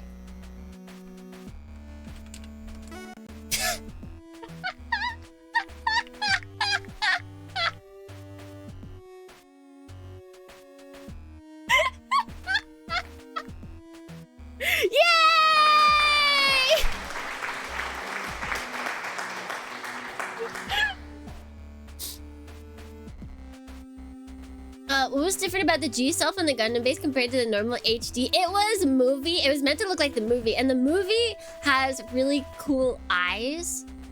And I think there's like some rounder parts to it and stuff. It just looks nice. It looks very nice. I wanted it, and they didn't. They made it to. We had to go in store and buy it, and that was lottery. If I had known ahead of time that America had been getting it just by P-Band, I would have told Char. But I didn't. I thought they just weren't gonna get it. Because you guys don't get everything. They're just like pick and choose. But I guess most Gunpla is available. Dr. Reserve, you cannot be serious. So what was it, Lieutenant? Password. As in, enter password. Huge smile rubs on the chief's face and she laughs loudly, giving you such a hearty series of pats on the back that you almost launch the data pad across the room. No! I didn't even think about it. I thought that he was just... Wow, how... That's why he was here. They did say that everyone on this ship was kind of like a misfit. I guess that extended to the doctor as well. He wasn't up to the task of being a doctor anywhere else, so he was stuck with us. Good old Rosarium. Wiping a tear from the corner of her eye, the chief maintains her grin. You can always count on the guy to get straight to the point. Good work figuring it out, Lieutenant. See if you can find something useful on that device. Hate Tsukimi, are we still hating on Vanessa? Yes, we absolutely are. We're trying to take her down right now. Wanted to, but I missed my chance. Yeah, with P-Panda, you have to be quick. It sucks. I'm usually fine. Hey, buddy. Because I like just now, I have a alarm go off, and then I just like have it ready. I have the site ready, and I refresh it, and I buy instantly. That is how I have gotten all the G Gundam Shuffle Alliance kits so far. And thank you, Dave and Good Thorny! Good work figuring it out, Lieutenant. See if you can find something useful on that device. Will do. Wait, this is like my device. Whoa. Medic. This looks like it contains the medical records of everyone on board the Gundog. If I go any further, I'll be looking at some really sensitive material. There should be something in here that helps me. I need to make sure I only look at what I need to. Wait. Save. Save. Because what if I, like, look at other people's stuff?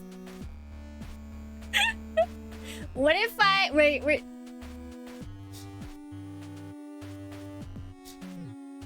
Recurring complaints regarding low impact condition, no positive diagnosis to date, potential hypochondriac.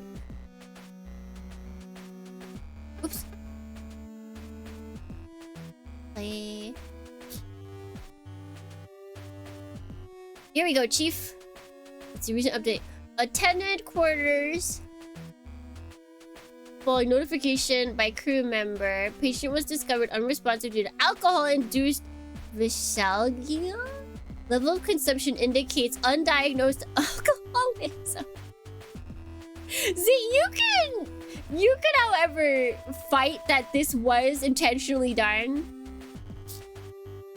She got boozed up. She did that to herself. So you could say that she did incapacitate herself on purpose. Yeah?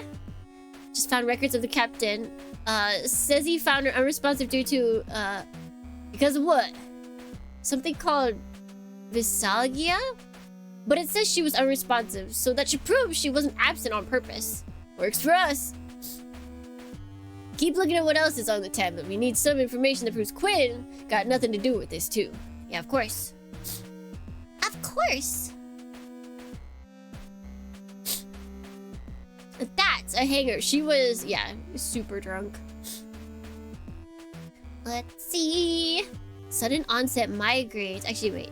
How does this... Which is the more recent one? Patient delivered to sick bay unconscious at 13:32. Sudden onset migraines and loss of consciousness at this date. Current scans remain inconclusive. Indication of neurological condition will require escalation to the Colony Medical Center if the scan SET3 provides no avenue for effective treatment. Diagnosed with gastric distress linked to synthetic ingredients in onboard food stores. Ongoing treatment. Standard meals to be substituted for NutriShake powder. 50 grams servings 3 times daily. She's got a long medical history. Was that not it? Did I look at my task? Oh. What is his tasks? Assigned to... let's see. I forgot something about Commander Quinn. Yeah, anything good? Maybe. Says that he gave her sedatives at 21:22. It was around 21:30 when I came down and found the doctor dead before getting attacked. There's no way she could have attacked him if she'd just been sedated, let alone kill him. She wouldn't have been in a state to do much of anything. So we've got the Lieutenant Commander being dosed up with sedatives and Bartholomew having... What'd the doctor call it? Visalgia? When the power was off. Looks like we've got enough to prove that Lord's full of crap. Definitely. This will be really useful. Hansen Cruz. Oh. Completion of ossification procedure and assess wound. Oh. That's me!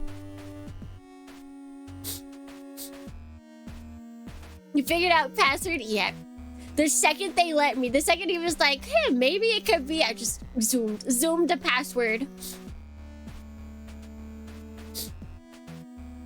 Bum, bum, bum, bum, bum, bum. Truly a man of all time. Provide recommendations of counseling for alcohol misuse. Oh, let's see, review completion. Oh, right. We were not able to run the third test. No. Bleed! Welcome in, Raiders! Hello. How are you doing? Condition red! That's not good. How was your stream, Beline? You played Ham and Racing Lagoon, right? How was those games? Was Ham? I feel like I've heard a little bit about Ham. Or I've seen some about Ham. Who else do I want to read about?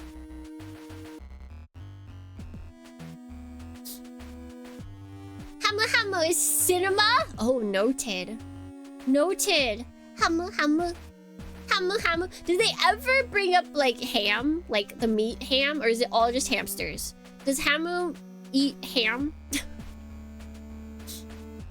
Racing Lagoon is too, but the driving is very frustrating. I do think I sat in on one of your streams with that once, and it did seem like you had to be perfect with driving. That seems very scary. They talk about eating hamsters? That does not count. No, we don't eat hamsters. No, we don't eat hamsters. Welcome, Raiders. I'm Tsukimi Thorny. I'm a jellyfish mechanic VTuber. I like mecha and retro games and plastic models. And today, we're playing a retro-inspired game. PC 98 inspired visual novel. It's in space. And there is references left and right. We had a ship called O'Brien. We had a person on that ship whose name... That whole ship was just full of Star Trek references. Bashir, that was one of the person's names. Tsukimi eats hamsters? What? No, I just said no. No eating hamsters. It's not allowed. Bashir. And then there was someone's name who was basically Jean-Luc Picard, but not. No indication of long-term damage. Why are we not thinking it's him? He seemed to be fine. Wait, when did... Hold up. Oh, we don't have a time. Wait, commence on... Completed at 1923. He had more than enough time to be completely healed up. He could have been the one to attack us.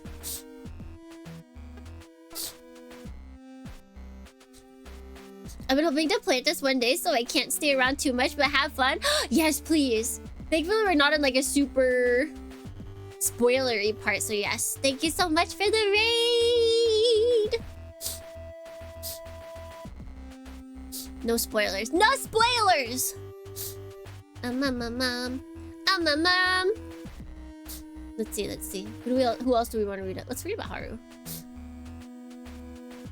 Investigated for enhanced sensory potential following 3 consecutive wins in the Youth Frame Racing Championships. Oh my god, Haru played the game. Haru played the game you were playing. They played Racing Lagoon. They were actually in there. Results inconclusive. Further assessment required. Haru, you're not doping, right? Wait, what do you mean their place of birth was a gas extraction rig? That sucks.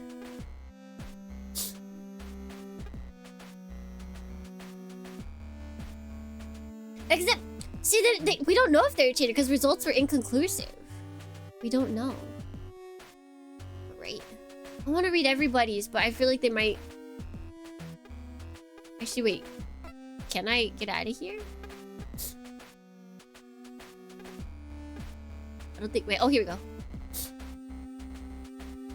What's on that pad seems like it'd be enough to convince the rest of the crew that Quinn and Bartholomew didn't have anything to do with what Lord's been saying. It convinced me too. Yeah, it's pretty hard to ignore that this totally goes against what she said. Now we've just got to figure out how Rosarium actually died. Yeah. What does Vanessa say? Vanessa said that the captain and Quinn are the reason that the ship went dead. She thinks they're traitors. They're spies for someone else. Papa. You look towards the frosted glass of the surgery wing. If the doctor's body was going to be anywhere, it'd be in there.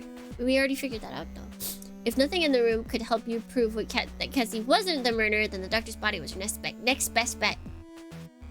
You knew what you had to do, as unappealing as it was.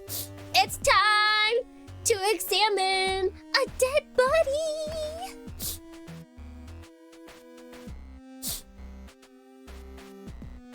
But what does Vanessa say? Yeah, it just said that she might have been a hypochondriac. You stand in front of the closed doorway in the surgery ring. Tap on the frosted glass. You knew the glass is... Okay, wait. So it's impenetrable from weapons. Oh? You've not been able to find the doctor's card key, and without it, you wouldn't have much chance getting in. Can I use this? What about this? With a smug sense of satisfaction, you swipe the card through the terminal next to the door and wait for it to open. Instead, you're missed with harsh series of digital tones. Darn. Figures. Your eyes linger on the terminal for a few more seconds as you think about everything you've gone through the past few days, involving bypassing devices and Can we not ask the Chief to do it? You didn't bring the PST, did you, Chief? Nope, but it wouldn't do us much good. If you haven't found Rosarium's card, then we can't get that door open with anyone else's. Only he had the authority. Wait. Then they must have it, right? Like, they wouldn't... Someone must have it. Don't let the bodies hit the floor! Let the bodies hit the floor! Let the bodies hit the floor! Let the bodies hit the floor! Squeeze your eyes shut and pinch the bridge of your nose. I guess if they left him in here, they must have taken his card on the way out. One of the ensigns probably has it. Or Vanessa. You sigh.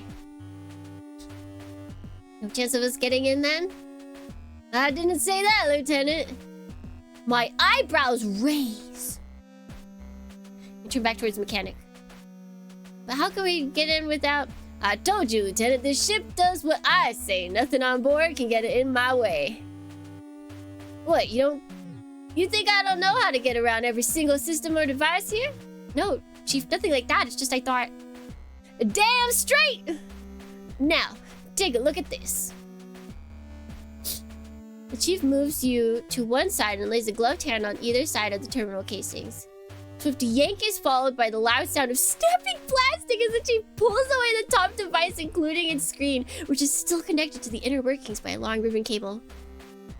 Get over here, Lieutenant. We don't got all day. Oh, puzzle! Puzzle! Oh, so that's a... It's a combination digital physical security unit. JUCF used to manufacture loads of these back in the day. Overproduced them though, so when someone came up with a better system, there were huge amounts leftovers. Then it makes sense to waste them, so the JUCF's been using them in low security facilities or on ships where they're not expecting any problems. Oh, I see. So you can do something to get the door open? It's gonna be your job, Lieutenant. See, this thing works by redirecting power to the door whenever it scans the right clearance on a card. You get the same thing to happen by rotating the nodes rotating the nodes through diverts the power to where you need it to be. Easy. Chief, shouldn't you? Wish I could, Dorney. Chief takes off one of her thick gloves and holds her hands up to you. Aside from the calluses and worn leathery skin of her palm, you also notice the whole hand is shaking. The tremors are small but constant. Oh. Damage to the nerve doing too much work with heavy machineries as a girl. I'm fine with military or industrial grade machinery because it's usually pretty chunky. But stuff like this, I don't have dexterity for it. Aww. Chief! So what are you waiting for, Lieutenant? Get to it. Right, of course. Chill. Okay, so this has to be straight. This has to be straight, which means this has to be this way. Ooh, this is where we have problems. Oh.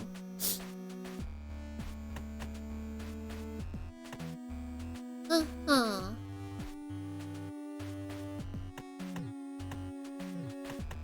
Oops.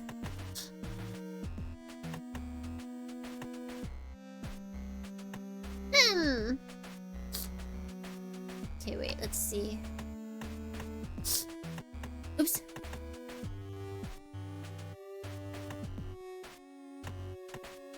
There we go. Pipe, puzzle, pipe, puzzle, pipe, puzzle. All my years of playing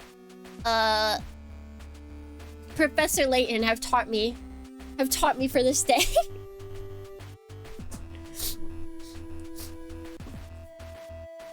Easy. You can hear a click as the locking mechanism disengages and the door slides open.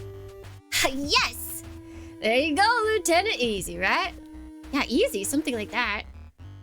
As you step back from the terminal, a waft of cold air from the now open doorway hits you and a chill runs up your spine. You pensively eye the entryway, taking a few steps to your right to get a better look inside. After Professor Layton, all other puzzle sequences are made for babies. True! So true. Especially, there is sometimes when it's like, they integrate the puzzle a little bit more into the game, so you kind of have to figure out what is a part of the puzzle. But when it's like a perfect puzzle like that, like they're just like, here is puzzle, it's just a lot easier. As you'd expected, you can see the doctor's body lying on an operation table. You shiver again, although this time not from the cold air that was leaching into the climate-controlled warmth of the main sickbay. Everything all right, Lieutenant? Chief appears beside you, her hand on your shoulder. Yeah, it's fine. I was just thinking about what we'd have to do next.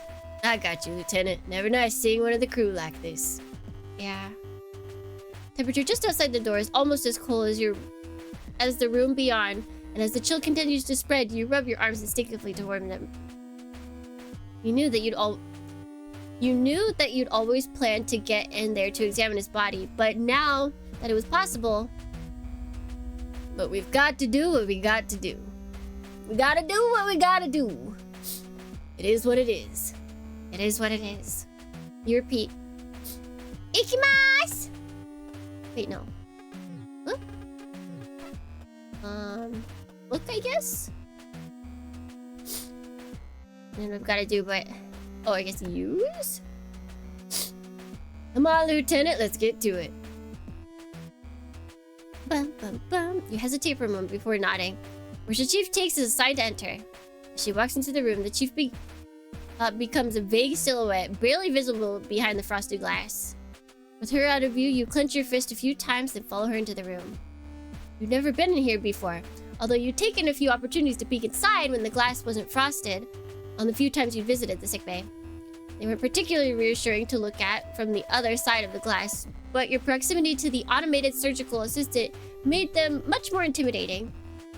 A series of long, thin, mechanical appendages were suspended from a collection of disc-like objects, which themselves were attached to the room's ceiling by various support cables and tubing. The room's temperature was so low that you could see your own breath, which turned to condensation on certain parts of the machinery, glinting with caught lights as you moved around them. Directly underneath all of this was the body of Dr. Safer Rosarium. Dead!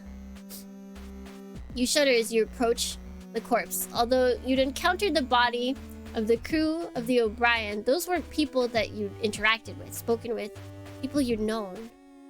Laying here on the table, the lack of vital essence in the doctor was tangible. As sedated as he'd been when he was alive, seeing him like this made your stomach turn. If the chief was feeling the same way, she wasn't showing it. Alright, Lieutenant. What are you looking for? Well, I guess I should.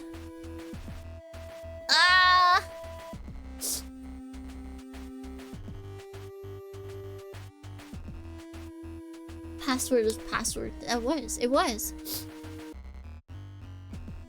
Check for injuries? Yeah, I guess we don't know what killed him. Why would we take a look at his prosthetics? Saving!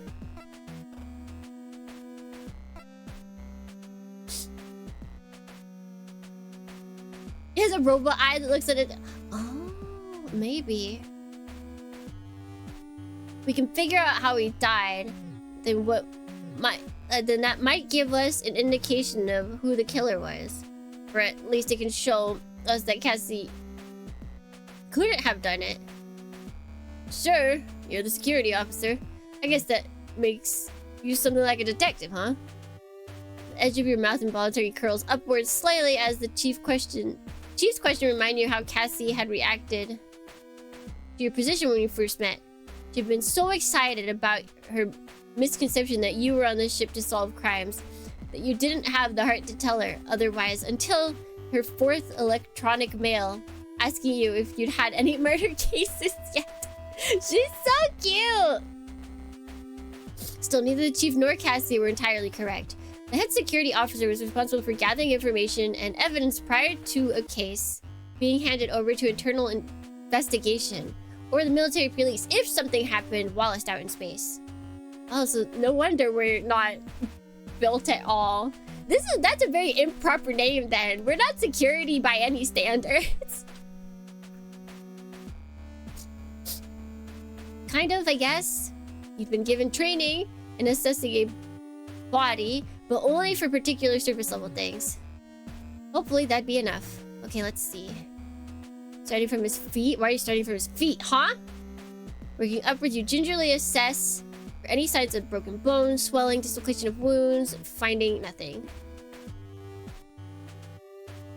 Steal his robo-arm? Are you gonna use it for yourself?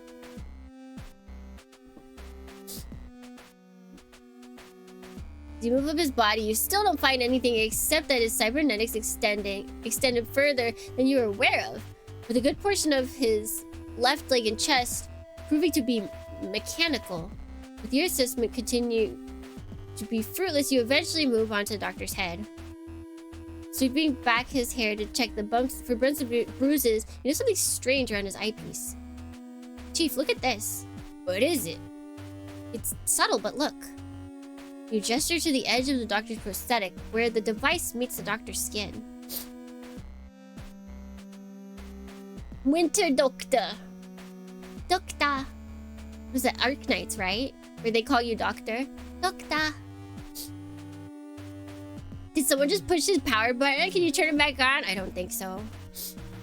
You gesture to the edge of the doctor's prosthetics, where the device meets the doctor's skin. Signs of singeing and minor burns run along the edge, with the lens of the eye surrounded by a black ring. Did he short circuit? Strange. Looks like the device is overloaded. But the power cell using his prosthetic shouldn't produce enough current to shock him, even in the situation where... You think the doctor may have been shocked then? Huh? Looks that way, but it shouldn't be possible. An electric shock. Briefly dwell on the possibilities. What do you think could have caused this? Nothing in the other room. There's no obvious damage to anything that would expose any electronics. With the power to do this. Can't see anything in here that would have delivered this level of shock. Deep fin paddles are still on their mounts. No damage to the automated assistants. Had to have been something brought in. You mean like our stun gun? Like an electric shock weapon. Whoa, Chief! You don't think I did this, do you? I don't know, Lieutenant, did you? No, I came in, found the doctor dead, and got attacked just before I could check on Cassie. Yeah, awkwardly, we have the weapon that could kill him. Awkward. Why would I kill the doctor? Chief's hard glare drops the temperature of the room by a few more degrees as she watches you from the other side of the operating table. The doctor had been laid down on. At that point, just hand over your gun. Just give it to her and be like, I swear to God, it's not me. Yeah, you'd have to be pretty stupid to murder someone, then break out and drag another member of the crew to show them evidence which you show. Oh, true. See, this is why the Chief is the best. I feel like Dalton, if we brought him, he would have just been like, ah, don't kill me, ah! You breathe a sigh of relief, which turns to a small cloud of vapor in front of you. Yeah, you would. I guess we have our answer there. Even if it raises more questions. Now that I figured this out. Oh, cool. We can look at other stuff. Like, what clues will we look for? We'll probably get it eventually. Think we can learn anything from his prosthetics? They're probably all fried, but... Would they keep any information about his condition or anything like that? Rosarium's augments are pretty old, but... Chief reaches into one of the pockets of her overalls. The Chief wears overalls?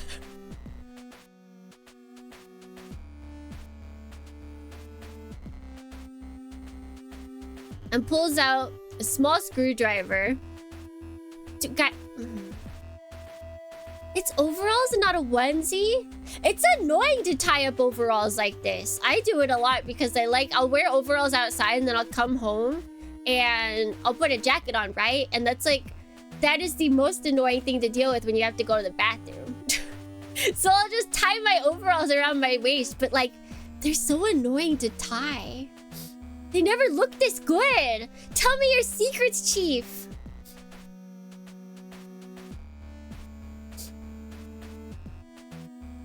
Oh wait, overalls. Wait, this is the overalls? But then... This just looks like a tank top. That then it broke on this side, so she's holding it together.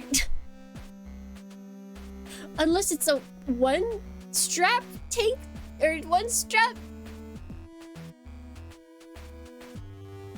How this work? Chief, can you explain?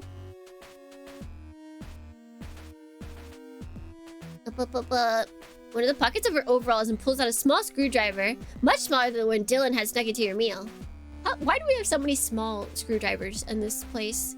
Methodically, she begins to assess the doctor's right arm, following the edges of various panels. Eventually, she raises the arm, which yields easily, finding a series of screws on the underside of the mechanical forearm.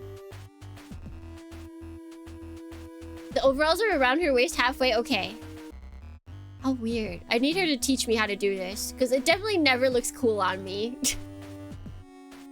I looked at it, I'm like, yeah, no, this looks dumb. It always looks so dumb. Each screw is quickly removed and placed neatly into a nearby surgical basin, followed by a panel of the chief that the chief lifts away. Oh, the chief is simply disassembling a piece of machinery. You can't help but feel a bit queasy as you watch her work, given the situation you're in.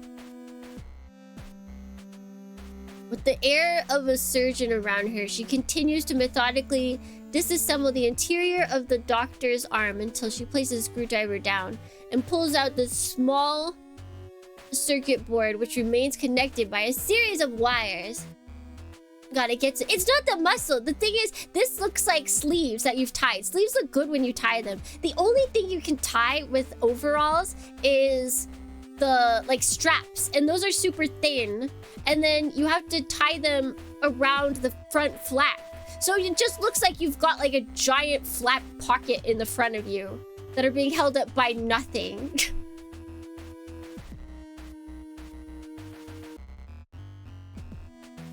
But I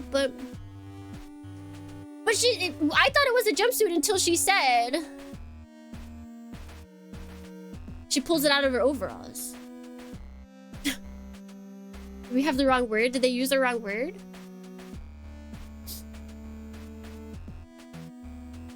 Bum, bum, bum, bum, bum, bum, bum. This... She holds the board up and turns it to your face, showing that it has a small screen and a series of buttons on the other side.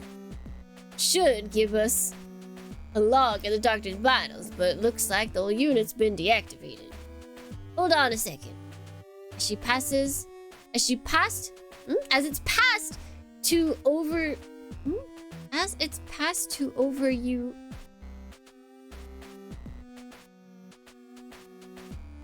As it's passed to over, comma, you can't help but notice the trail of wires and cables heading back into the forearm towards the doctor's elbow joint and wrist, like a series of veins and arteries.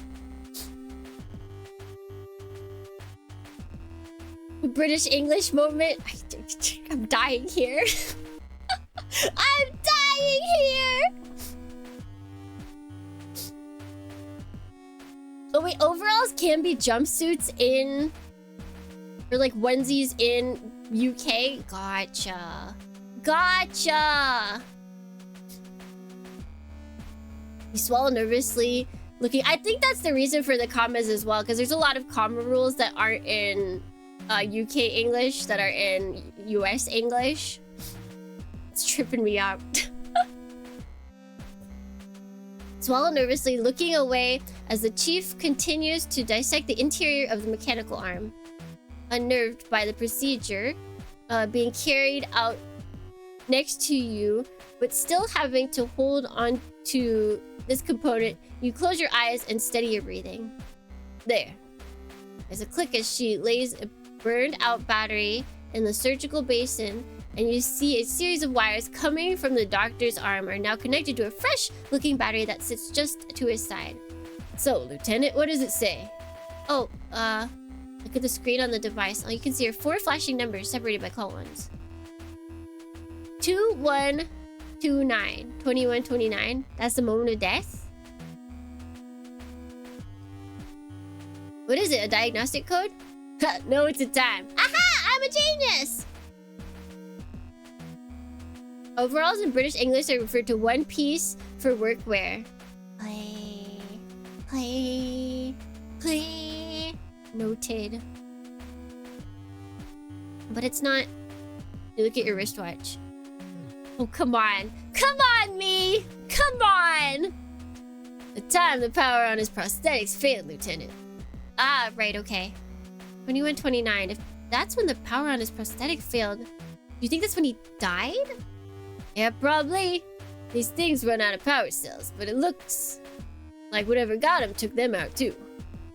I came to visit Commander Quinn just after 2130, so whoever killed the doctor must have got to him just before I arrived.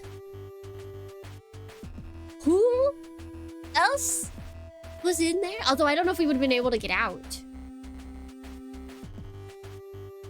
The only person I could think is Jared. It's either Jared or the mystery person that was stealing the mix. That looks like a Borg.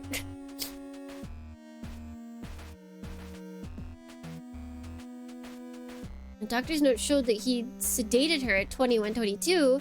There's no way she'd be in any shape to take anyone out after that. Now we know when he died. Maybe we can cross-reference it against the ship's logs, see who was where and when, something like that. Not a bad idea, Lieutenant.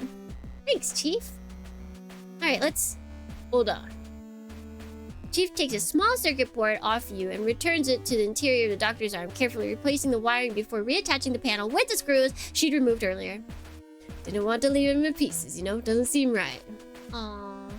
Aww.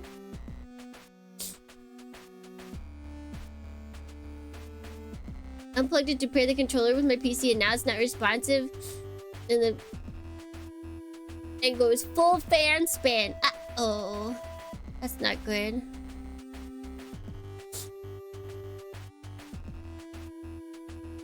You have to unplug it to do that? I guess I don't use my Xbox controller for my PC, so I wouldn't know. Yeah, of course. Okay, let's look for clues to his killer's identity. There's nothing useful out of the main sickbay. I couldn't find any traces of anyone else being in here but Commander Quinn. If we're lucky, there might be some evidence on the doctor that we can use. Although your training is in handling what could be considered a crime scene or evidence was brief, you hoped that the small amount you'd been taught might come in useful. You don't notice any obvious signs of bruising on the doctor to indicate he'd been grabbed, and there's no signs of any use of a weapon either. It's really not. It's pointing to an issue. Oh wait, with the chip that I can't replace. Ogh. How did they kill an Xbox? This ain't the Ring of Death no more.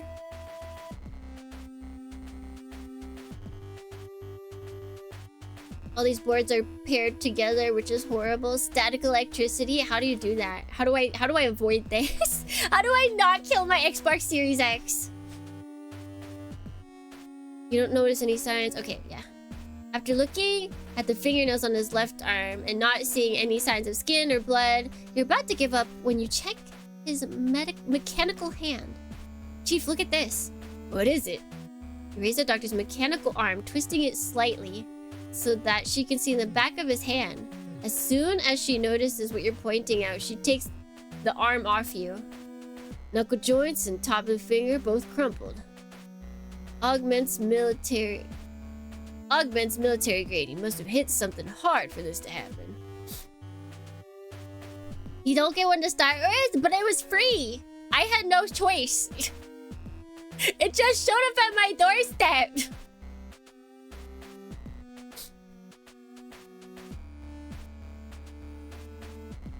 But this was horribly abused before you got it. Sage. But like, what did your friend do to do this? How do you break that? Like, aside from just throwing the thing on the ground. Yeah, the Xbox wanted a home.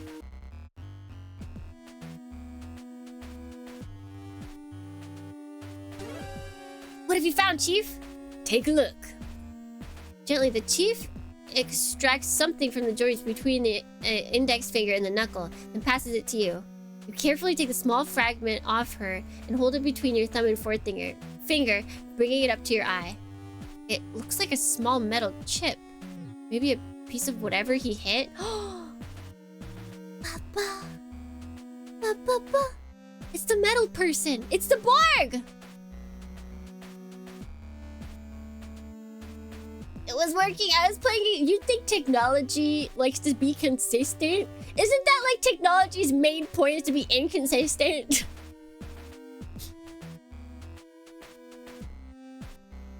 You pass it back. Maybe. But there's nothing on the ship made using something like this. Chief pauses and her brow furrowing deeper into its scowl. Except that thing in the hangar. What? You think this has something to do with that? Chief walks over to the nearby hand washing station and takes a few sheets from a roll of disposable towels, wrapping the small fragment up before placing it into her pocket. Can't say for sure, but it looks like it.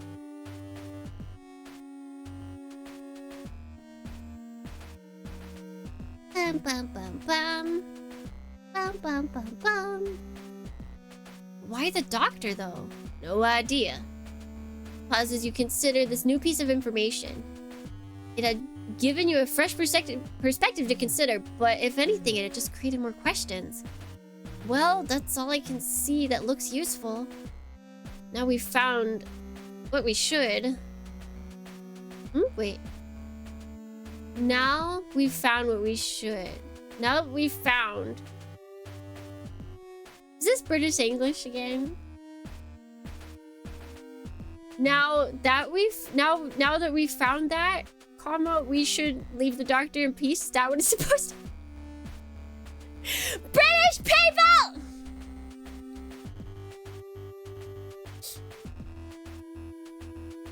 Like, I feel like if I don't have the that there, then I have to say it with a British accent. Like, now we've found that, we should. Like, I want to put the that in between there. It's like, now that we found that. I hate that there's two that's, but... He's not getting anything left to... He's not got anything left to tell us. Yeah, I'm with you there. Follow the chief out of the room, stopping by the terminal to reset the components and replace the screen. As you click the screen back onto its mounting, the door hisses shut, stemming the flow of the cold air from the surgery wing into the sick bay. If I stream this game, we're gonna do it entirely with British accents. And by that, do you mean one British accent, or do you actually know different British accents? Just before it closes, you catch one final glimpse of the doctor. All you can think about as he disappears from your view is that if you had got here a few minutes earlier, maybe you could have done something. That means that person... Well, maybe, I guess... They beat him up, and then he died right before you showed up. But they'd already finished beating him up and were out of there. But where did they leave to? That's the other thing. How did they get out of here? Unless they've got, like, camouflage on their suits, so they're still in here?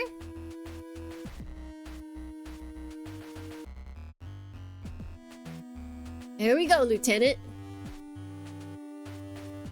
Think that's it? The data pad shows that Quinn and Bartomeu were both out of action when the blackout happened. Then we've got the information on that pad, as well as what we found out from the doctor himself that shows there's no way she could be the killer. Should be pretty good for convincing everyone, right? Yeah. What's up? Figured you'd be excited about the solid alibis we've got for the captain and commander. I was just thinking, we can show that it wasn't the captain, it wasn't the Commander Quinn, but we still got no idea who it was, right? Someone on this ship is responsible for the doctor's murder, and if we don't find out, they'll still be out there. Just as God intended. Urusei Yatsuda, you kicked up! We're going Xenoblade in here! I can do British and some form of Irish or Scottish bastardization. I've been watching... Suki Mom has been... She got me to watch The Traitors. And the host of that is an Irish guy. So basically, I know how to say traitor and murderer in a really awful Irish accent. That's all I've picked up from that show so far. She's like super excited about it. So it was like, I'll give it a watch so we can talk about it. And then I also got her to start watching second season of Severance because she watched the first season and she didn't watch the second season. I'm like, oh, how? How? You should try reading the Train Spotting novel. Wait, is it like written with the accents? As if like it sounds out the accents? Someone on the ship. Oh wait, okay, we got that. Even if we get Captain Bartomeu back on the bridge, we're all targets, right? I mean, it seems like she attacked for the food. I feel like this person is just hungry. They're just hungry and angry. They're hangy. They're just hangy. That's all it is. We need to figure out who it was. That's a good point, Lieutenant. But how are you gonna do it? Well, the datapad got me thinking. The doctor had his logs, right? Not that different from the whole ship. Almost everything is logged. So if we look at the records, we should be able to figure out who it actually was by tracking the crew's movements. But with Lord on the bridge, she'd have the ensigns on us before we got anywhere near the reports. Wouldn't surprise me if she's got a panic button all set up for something. Yeah, no problem there. We don't need to go through the bridge. Everything on the ship goes through a central computer. We can get over to engineering and take a look at the records there. Easy. Won't the ensigns notice? Don't worry about it. I've got them kept busy in one of the engine rooms. I'll take a look just to make sure the coast's clear, too. Thanks, Chief. No problem. Let's get moving. Yes, Scottish and Irish. Kind of want to try now. Kind of want to try. Following the chief's lead, you enter the elevator and the door closes behind you as soon as you enter. After a short journey in silence, they slide open again, revealing the central hall. Is it safe? Just follow me, B. Dorney. If you see anyone around, I'll make sure to give you a heads up. You only manage to nod in response before the chief confidently strides out of the elevator and towards the aft thoroughfare, leaving you to follow her. No book for a reading club? If it is a book that will challenge my reading speed, no. It needs to be a book I can be sure I can finish. Guess having an ally and then Chief was better than dealing with Dawn. I think Dawn would have been fine. I feel like there's a reason they only gave us engineers as options.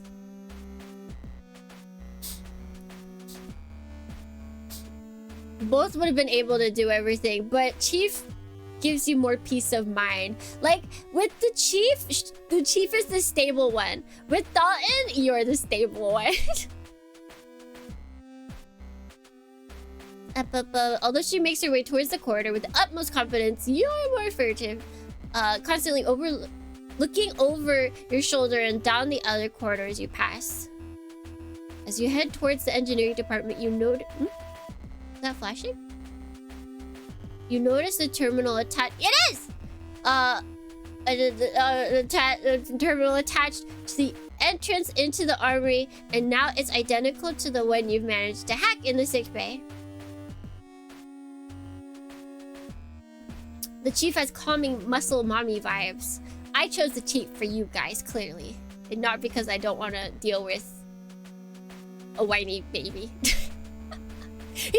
He's basically a puppy. He's a Labrador puppy. Like, they're adorable and cute, but like, owning one is a task and a half. You have to prepare yourself mentally to deal with that. I'm not mentally prepared. What's going on, Lieutenant? Well...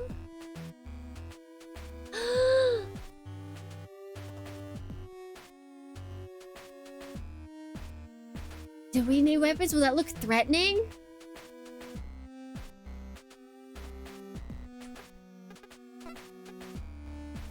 But if we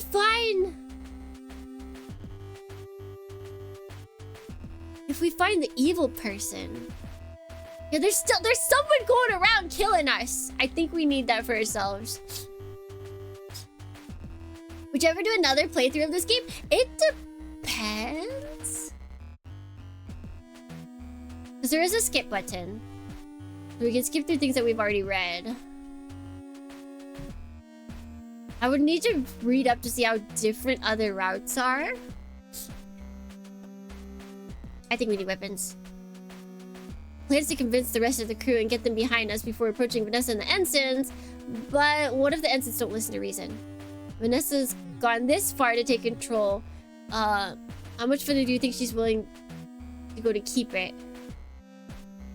Trust me, I don't want it to come to this, but if it does, I get you, Lieutenant. It makes sense. The ensign should still be in the engine room if they've got any sense in them. If anyone else comes along, I can deal with them. You know what to do, get going. Thanks, Chief. Because this could be like we take so long that then the ensigns show up. We have to deal with them anyway. We'll find out. With the Chief's assurance that you won't be bothered by the ensigns, you get to work removing the top of the terminal's casing, exposing the mechanism within. What? Oh, this is a lot more difficult than last time.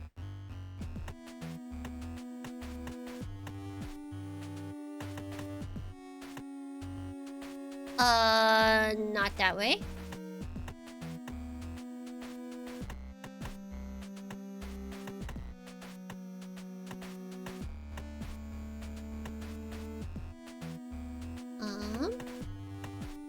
Not that way.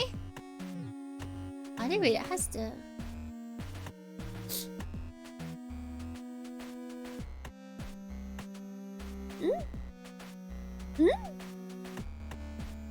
Okay, this has to be this way.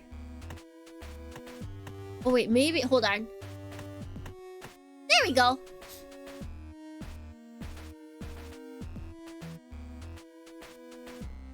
She's teaching you more about the security on the ship than you knew. We're the best at our job. Rotate the final node. The electricity is redirected to the doors, and the door slides open. You quickly slip inside the room, followed by the chief.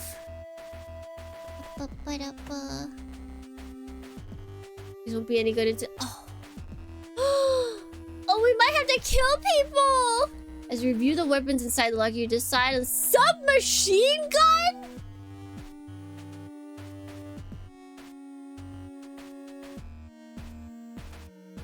Okay. Wasn't much, but it was the most powerful weapon in the armory, and it would put you on a level playing field at the very least. Go to open the locker, but quickly stop. Something wrong, Lieutenant? These lockers are set to alert the bridge whenever they're opened. If I were to just take a weapon, Vanessa would be on us for sure. There's no way for me to get it. Why would you not think of that before? Gosh darn it. Makes sense. Can't mess around with the components of these systems either. They're much newer than that in the terminals. Hang on, Dorney. You watch as the chief steps back, looking towards the top of the lockers. Pacing from one end of the room to the other, she stops occasionally to look at the conduit or bundle of cables. Eventually, she heads to the left side of the series of lockers and places her hand on the top, effortlessly heaving herself up in one motion. Bum, bum, bum, bum, bum, bum. Welcome to the circus of value. Same hacking puzzle as BioShock 1. I've never played the BioShocks. I have yet to play the BioShocks. Uzi and spaceship. What could go wrong? Exactly. It's why? Why? Get ready to grab what you need, then shut the door again, understood? Place your hand on the locker handle, waiting for the chief to take action. Understood. With a sharp tug, the chief pulls 3 large cables out of the wall.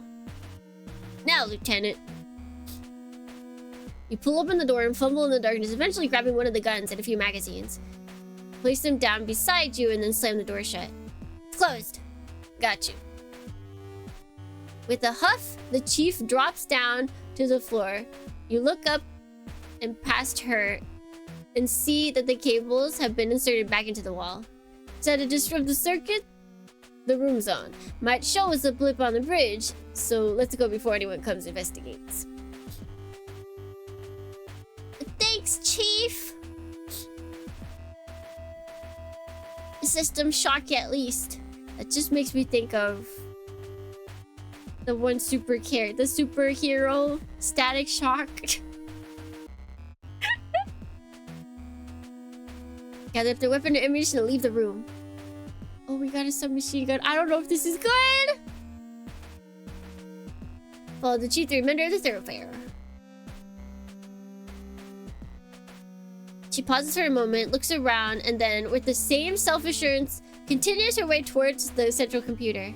You follow her along a series of catwalks that lead you there, keeping a constant watch towards the engine room in case one of the ensigns were to emerge. Fortunately, the journey is uneventful, and you arrive at the door. So, what's the plan to get in, Lieutenant? Nothing complicated. I've got a card!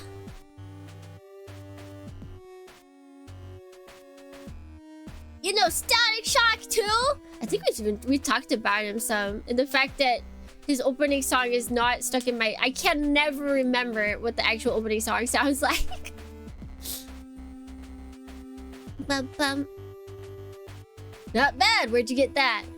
During the blackout, Lord never took it off me, and you slide the card through the reader on the terminal and the door hisses open. It looks like since they've got the Lieutenant Commander locked up, they never thought to deactivate her access? Rookie error for Lord. Oh wait. Rookie error for Lord, but it works for us. Get inside, Lieutenant. You follow the chief's instructions and duck inside the small room with her behind you. Yippee! As soon as you enter the room that houses the central computer, you know that you're going to have problems.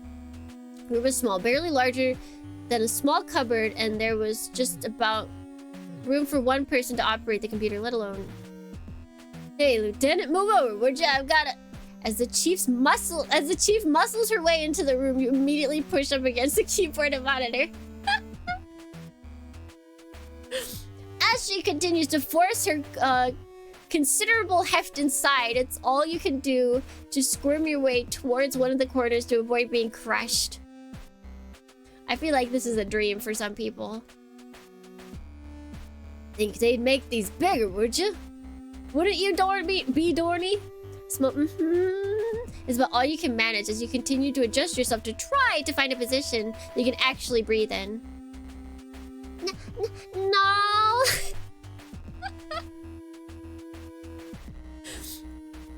Alright, so how do you figure we're going to find out who's got the doctor, Lieutenant? Well, who took out, wait, what is it? Who got to the doctor? Take a breath as Chief shifts around. If we look up who went into sickbay immediately before me, that should give us our answer? Gotcha. Let me just... Some people? Are you talking? I'm talking about most thorny ends.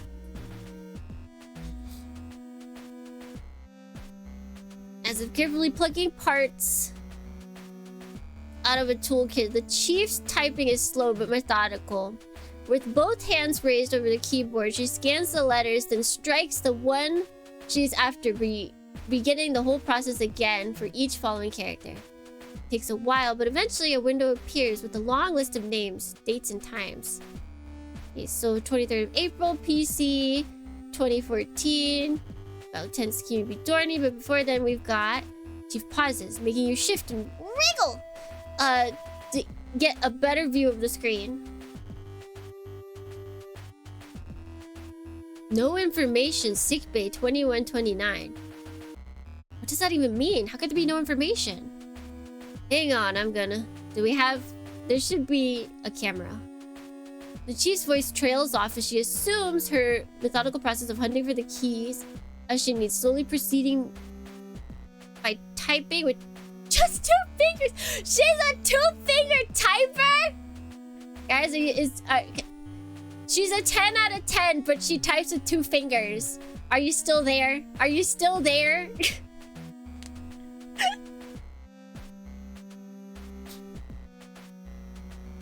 So you mean she's an 11?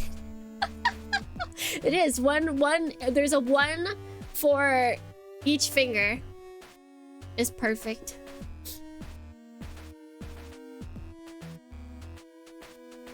As a different selection of logs, lists, and files appeared on screen, you hear the chief mutter to herself.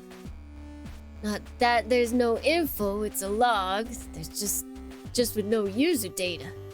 Shouldn't be possible. Whether it's a card key or bio data, but Bartolomew's has to authorize every crew profile. The system shouldn't allow any dummies. Unless it's an intruder! Chief? Hey, what is it? Silently, the chief places the tip of her finger on the screen, pointing to a set of entries. No information. Oh wait, no information, sick bay 2029, just before I got there. You carry on working your way down the list. No information, crew quarters 5. That's Cassie's cabin. No information, central computer. No information. Oh, someone has been all over this ship. No information, hangar. So it started at the ship. That was just after you and Hansen crashed the Juno right into the hangar. Oh wait, that was just after you and Hansen crashed the Juno right into the hangar. Bringing the machine with you. You both stand in silence as the information remains on the screen, flickering ever so slightly as its brilliant green stands out in the dark black of the screen. Oh. Come on, Lieutenant, let's get going. That morning, the chief steps back and out of the room, grabbing you by the arm and dragging you with her. Chief, hang on! You struggle against the chief's iron grip as she pulls you out of the small room and along the catwalk, which leads back towards the engineering department's exit. Chief, wait, we can't just... Despite her gloved hand encircling your entire forearm, you manage to wrestle yourself free, taking a few steps backwards as she turns to grab you again. Get over here, B. Dorney. We gotta tell Lord what's going on. I know it's bad, Chief, but we can't just... Damn right it's bad. I don't care what's going on with you and her right now. Something's gotta be done, and it's gotta be done. Chief, let's think about this for a few moments. If you go up to the bridge and tell Vanessa that she's wrong, how do you think she's gonna react? If she made herself the captain, she can act like the damn captain and get this ship swept for intruders. Quit messing around. And do you think Vanessa will really do that, Chief? How do you think she's gonna react when you tell her that you figured out that there's an intruder on the ship that's responsible for everything she's blaming on me, the captain, and Cassie? You think she'll admit her mistake? She'll be the one up for execution as a mutineer if that happens. Best case scenario, she ignores you. Worst case, I get it, Lieutenant. If we can't go to Lord, then we can...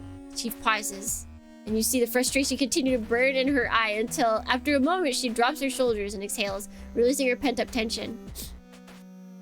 Can't we just ambush her? Does she have any guards right now? Can we just... Chief, you are strong! I've got a gun. Who else is up there right now? She's all alone on the bridge. We can jump her. It'll be fine. And then we can make an announcement over like the speaker of the ship and be like, we found decisive evidence of an intruder that is actually responsible for all misgivings on this ship. Yeah, right? Just Hunter and Hansen on the thoroughfare. Like, everyone else that actually thinks that Vanessa is right is there. It's just them. Oh yeah, wait, not there for the engine room. We wouldn't be able to take direct action, but then we could set up an alert if the dummy ID is detected. Risk is that we need to stay by the terminal feeding back the report, so unless... Chief, hey! Hey, Chief! The plan's not changed, Chief. We can go to Vanessa, but if we go to the rest of the crew, we can convince them of what's really happened. Once we've done that, we can get her out of the way, get the captain back in command, and then deal with whatever actually happened on this ship properly. But we need to figure out what that actually is before anything else. If we know their aim, then we'll also be in better position to deal with what's happening. So then we could Breathe a sigh of relief as the chief begins to mutter to herself, her eyes darting forward and backwards as she quickly gets absorbed into specifics of how the situation could be handled. You take advantage of her distraction to pause and center yourself. You'd found out a lot about what happened, but so much of it was just disparate information. You'd need to bring it all together to figure out what was really going on. I mean, we kind of have an idea, right? The enemy made it onto your ship. Enemy wanted food. Enemy saw someone in the way of getting food. Enemy killed, possibly not intentionally, but enemy killed Doctor to get food. And then out of there. Enemy hungry. Understandable enemy. Her instinct for problem solving would be crucial in getting to the bottom of this whole thing. Chief smart. Chief smart. Chief. Oh, Lieutenant. We can start on the plan to deal with whoever's responsible once we figured out who that is and what they're doing. But where do we start with that? How do we get all this figured out? Well, its first big claim was that Quinn killed Rosarium, although I don't know why he'd be a target. It's not like he... What about that being her first big claim, Chief? Right, we need to convince everyone that Quinn didn't kill the Doctor. That's what got everyone spooked. Definitely makes you and her look like the bad guys. If we prove she didn't do it... Right, so what do we need? What do we know that proves Cassie didn't do it?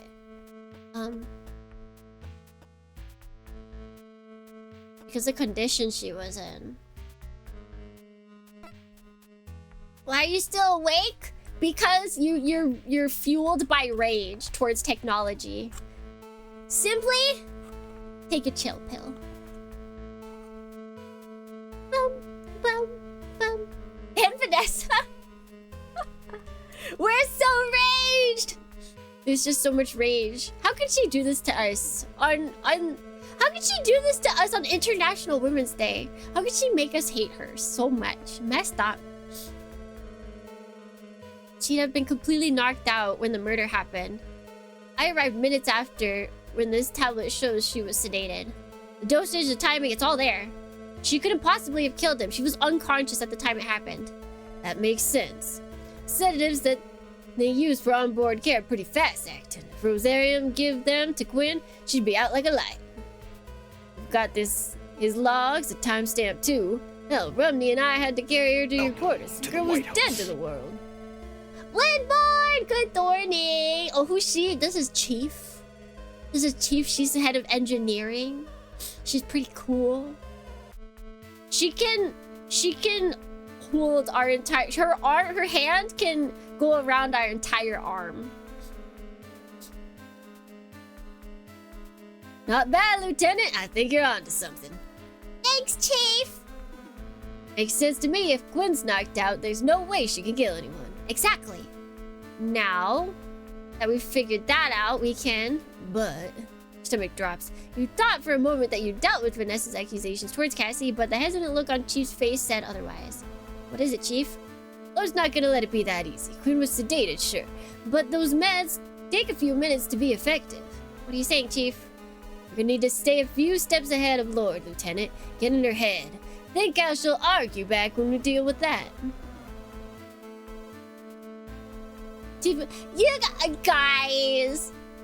Look at her. She'd be more than happy to take all of you. She would absolutely be all of your besties. Okay, we read that. You're right, she would. Those drugs act quickly though. Cassie couldn't have been awake for long. Doesn't matter. If Lord sees an opening, she'll go for it. We need to prove she didn't kill him before she fell unconscious, right? Well, she couldn't have because...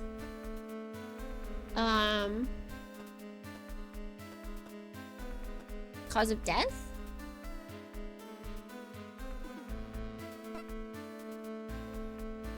There's no way she could have killed him. Wait. You're gonna need more than that, B. Dorney. Cause of death, think about it. Whatever killed him also deactivated his prosthetics and left signs of singeing along where his body met metal. That could only have been done with a source of high power electricity, something like electroshock weapon. I didn't find one in there. No one mentioned finding one either. So unless she's got sedated, drew previously hidden electroshock weapon and managed to hide it again. Denny Drake, thank you for the follow. You're a Dornian now. But.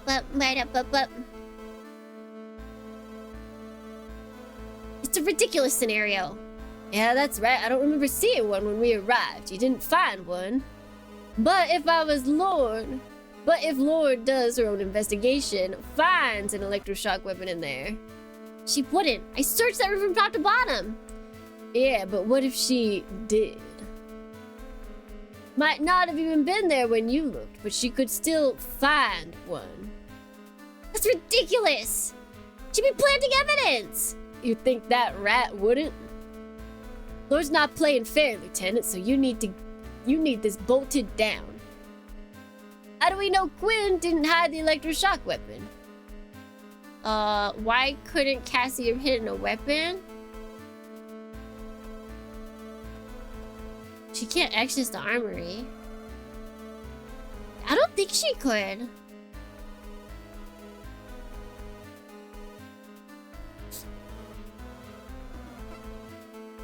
That's simple. She couldn't have an electroshock weapon in the first place. Sound pretty confident there, B. Dorney, you sure? I mean, she could have taken ours, but yeah, technically she couldn't go into the armory.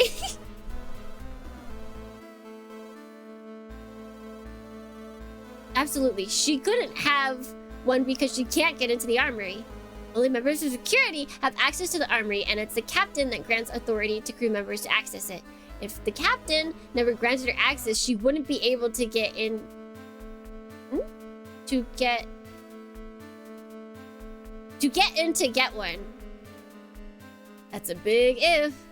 Well, I can prove it easily enough. Running this through the terminal outside, the armory will show that she couldn't get in. It's the same reason I didn't ask for your card just now. It wouldn't have worked. So if she never had access, she couldn't have gotten her hands on one, right?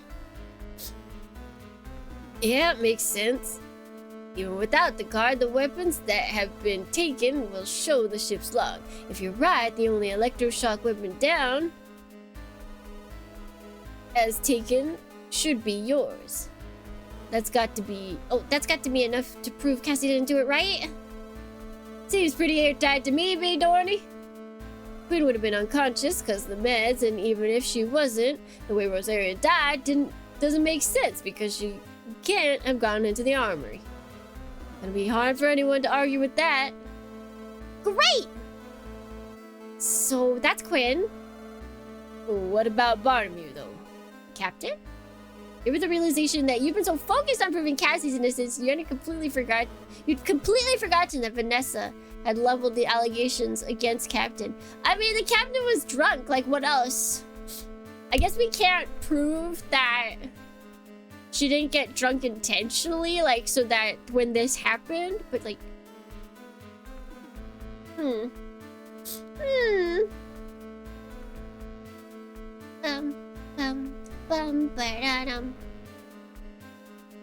Get in line, she's got a lot after her, me included.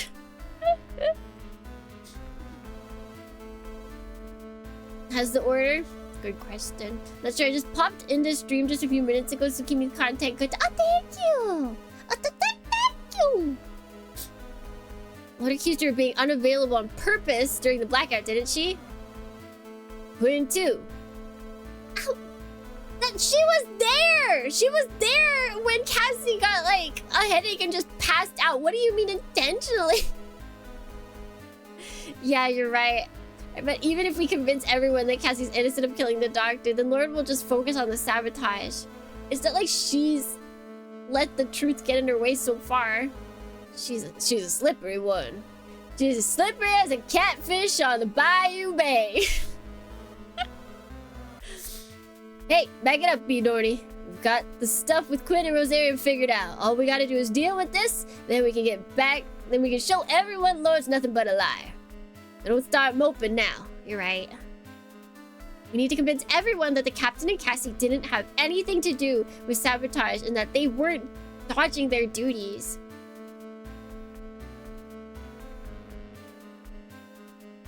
But what do we know about them that we can use? What proves that Cassie and the captain weren't responsible for the sabotage? They were both unwell? Blam, blam, blam. Alright, Retro. You have been complaining about the same thing for like the past 5 hours. Let it go. Or move it to Discord. We don't need to talk about it in stream anymore. So Vanessa's argument is that they're both traitors through inactivity, right? That it was a choice? Basically, yeah. But using the doctor's data pad, we can see that both of them were unwell at the time the blackout happened. There was no choice about it. The doctor made note of what happened to the captain as well as all the scans and treatments he gave Cassie. He wouldn't have done that unless he found cause to. That proves that there was a genuine medical need. Doctor may have had his quirks, but I don't think the crew will believe he was incompetent or a liar. Yeah, Rosarium wouldn't have done all those scans on Quinn unless he'd found something wrong. Have a pill. Yeah, like, I don't mind people, like, bringing up things that they're doing at the time, because it keeps conversations alive. But when you're the only one keeping the conversation alive, you might need to let it die. Captain, too. He noted a condition in a treatment plan. I think you've got it, Lieutenant. That's it, then. That's the captain and Cassie both in the clear. It took a while, but we've got there. Hell, this convinced me. But something bothering you? Even though we've got that figured out, it leaves us with needing to find out who is actually responsible. It's the intruder! We know! They came from the ship, it's the evil, they attacked us! If we can't show who the real culprit was, then Vanessa will just worm her way out of it, say that the captain and Cassie are still the most likely culprits. It's a good point. So then, you got any ideas who it was? Someone else. I don't think it was anyone from the crew. Nope. If you think about it, when the blackout happened, no one was in the position to take advantage of it. We were all totally taken by surprise. It didn't seem like something that happened from within the ship either. You'd have figured out the cause of it otherwise. Yeah, I reviewed the diagnostics, and although there was some fluctuations in the main grid, that was... Plus, the same thing happened to the O'Brien. I bet it was John Cena! Ba-ba-da-da! Isn't he back? Is John Cena back? Or wait, was it The Rock? Shoot. One of them went back to wrestling, and it was like a big deal or something. They're both back. Which was the newer back? Plus, the same thing happened to the O'Brien. It wasn't just the power going off that affected the O'Brien either. Their doctor was also killed. What? Yeah, the doctor on board the O'Brien, I found her dead. Not like how Dr. Rosarium died. It looked more like she was killed through physical force. He did come back. John Cena! John Cena! But Cena's retiring this year? Gasp. I saw someone explain it in Kingdom Hearts terms. It seemed pretty dire. Most of the time when I see those on Twitter, it's like, someone explain this to me like it's like in Fortnite terms, or explain this to me in other terms. But like, I feel like I saw that too, and I was like, oh, I get it. No, I saw something that I didn't know, and someone explained it in VTuber terms, and I was like, oh, wait, I get it. I finally understood the use. I think most people just do it as a joke, but like sometimes I think it does need to be used for educational purposes. But the sick bay was smashed up all the same. It reused the same assets even. It's crazy. Then we know that no one except myself had the means to kill the doctor in the way we can see he died. But even then, the entry logs for the sickbay show that the bioscanner didn't pick up anyone from the crew going in. Just this no information. We know when they first showed up. And you're saying that whoever was on board that thing when it arrived has done all this? It's the only way it all makes sense. Maybe they tried to take out both the O'Brien and us, but we were able to get the ship back online? Now they're trying a different approach? I thought with that much compound coverage, covering it, there'd be no way any pilot could get out. The machine didn't have any hatches, no surface details to indicate any access points. Nothing on the exposed parts. You might be right, Lieutenant. No one on board has got all the skills needed to pull this off, even if they wanted to. Why'd they do it, though? Laser or whatever the machine has could have torn the gun dog to pieces. If it's an enemy pilot, why would they do all this? What are they getting out of this?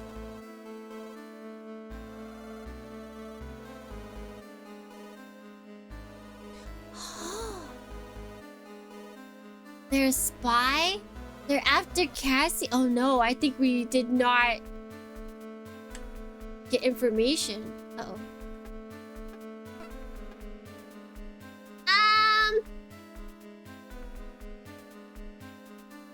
Oh no, there's something?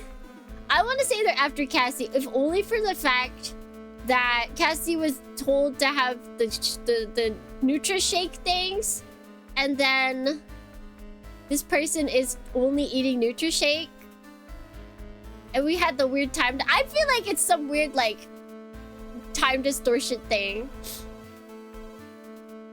Because when we were on the other ship, there was the message that happened when both the O'Brien and Gundog went out. I'm doing it. Right, this may sound crazy, Chief, but hear me out. Whoever this is, I think they're after Cassie. After Quinn, huh? I'm gonna need some explanation on that one. Well, there's a couple of things. I might be wrong, but I think it's because she has a connection to them. Hear me out! Wrong, hear me out. Wrong, hear me out. Sorry, Kilrico was never his friend. Yeah, wait, okay, it was that one.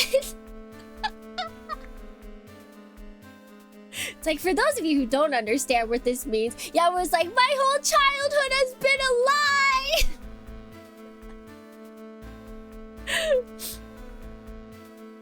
Yeah, because these are not inspiring at all. It has to be this one.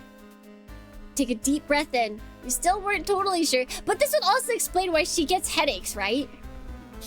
She's been getting headaches about this whole thing, so maybe it's Take a deep breath. You still weren't totally sure, but with everything you'd noticed, all the odd happenings that you'd picked up on, it felt like the only explanation. You still couldn't quite form a full picture of what was going on in your heart, my Kokoro. But you knew you were close to figuring it out. You knew that what you'd seen was important. There have been things happening that haven't made sense. On their own, they didn't seem like anything to worry about, but now that we're here, they do. When I reactivated the Gundog's computer, I could hear the same signal that came over the bridge's comm just before the whole ship shut down and Cassie collapsed. The whole thing went haywire. Everyone's crew reports were flashing up on the screen, but the only one that stayed was hers. Then the whole thing shut down. At the time, I thought the computer had been damaged by the sudden loss of power, but now I have to wonder, what if the signal was coming from that machine when it was on the O'Brien? why would it focus on Cassie's file? She blacked out when she heard the signal too. She was the only crew member who seemed affected by it. It's her. Things keep happening to her. I forgot about that thing about it showing the file. And I've seen it twice! After Quinn, huh? I can't explain what you've seen, Lieutenant. The central computer shouldn't display any files on a fresh reboot. Any previous sessions would have been lost when the power went off. Some of what you're saying, yeah, it does kind of look like that way. Quinn's just a lieutenant commander, though. What makes you think someone would be after her? Well... yeah, what makes her special?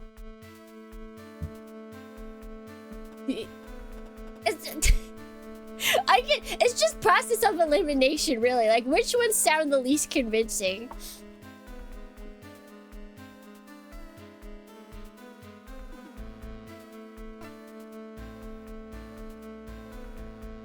There's just something special. She's just a special girl.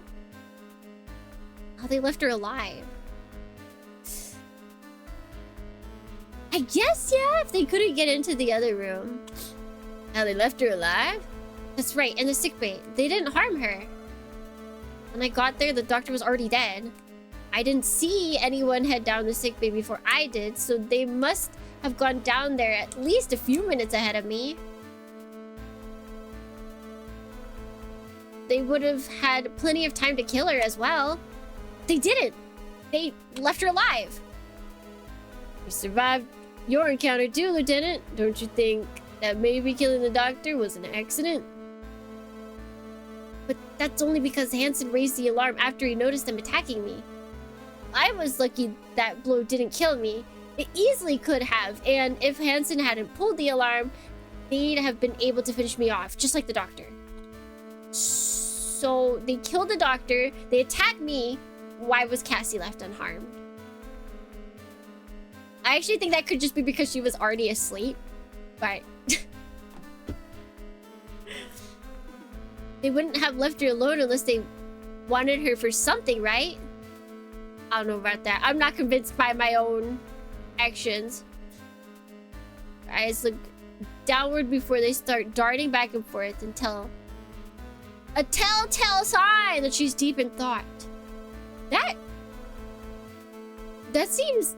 Who moves their eyes that much when you're thinking? That would just, like, make me dizzy.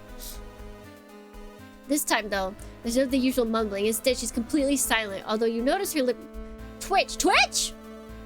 Ever so slightly. You trust the chief. That's why you've gone to her to help you through this.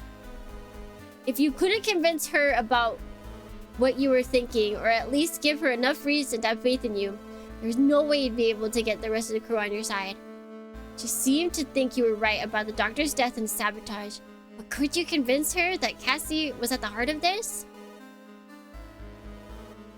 There could be a lot of reasons they didn't kill her, B. Dorney.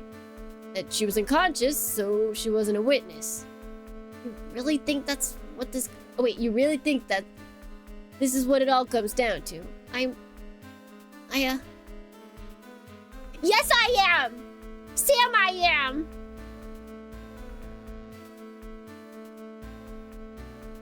Bum, bum, bum.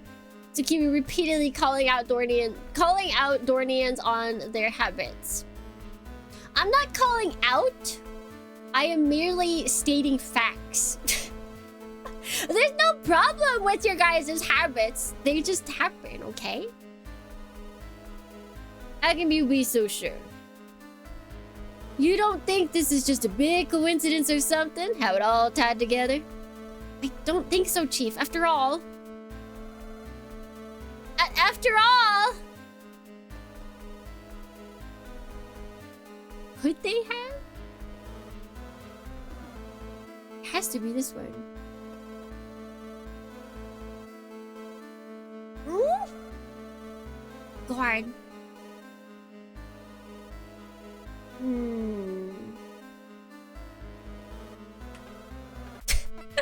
I like every other save until, or most of the other saves until this point have been like just regular saves until this page, and like all of it is decision saves.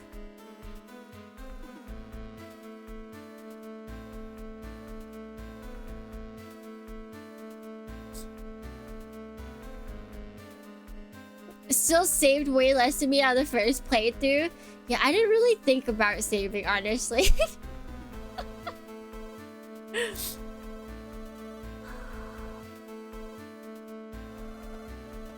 Could they have destroyed the gun dog? I mean, they didn't destroy the other one either, and Cassie wasn't on that. But like, it's the only one that's actual, like a fact instead of just like, believe me. What na Mayane? Welcome in, Raiders! Hello! Hello, hello! Welcome, welcome, welcome! Oh my god, wait, they're squeaking! Cute! Oh, you were playing Phoenix, right? Is it your first time? Or are you going through it again?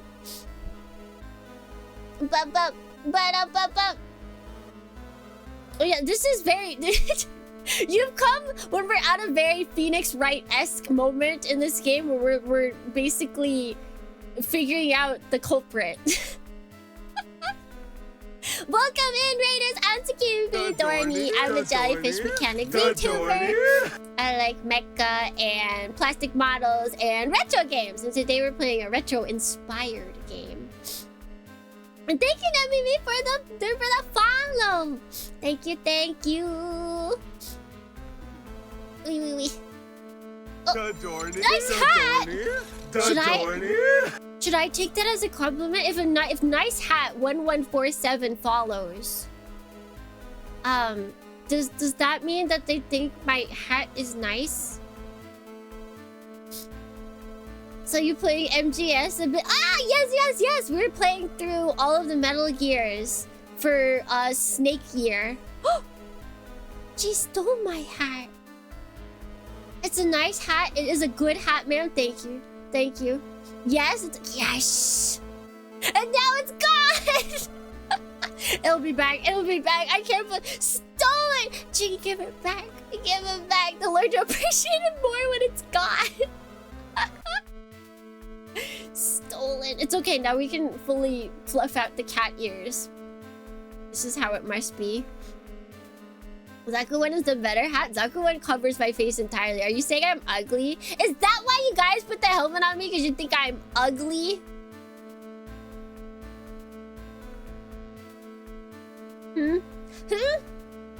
What happened to the morality, man? For sure.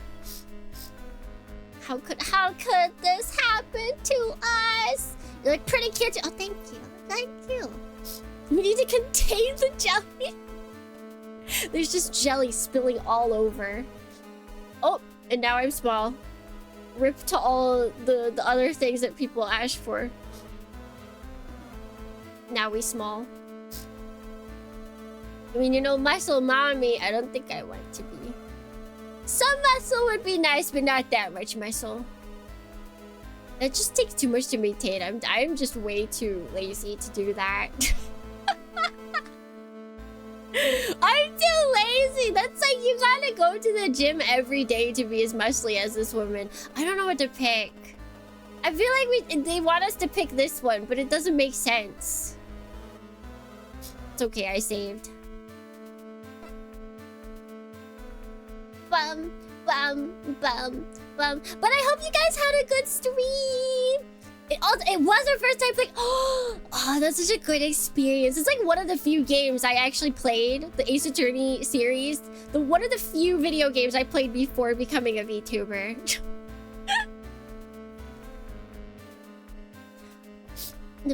So we are also, this is basically the same thing. It's a visual novel. It's a point-and-click action novel, essentially.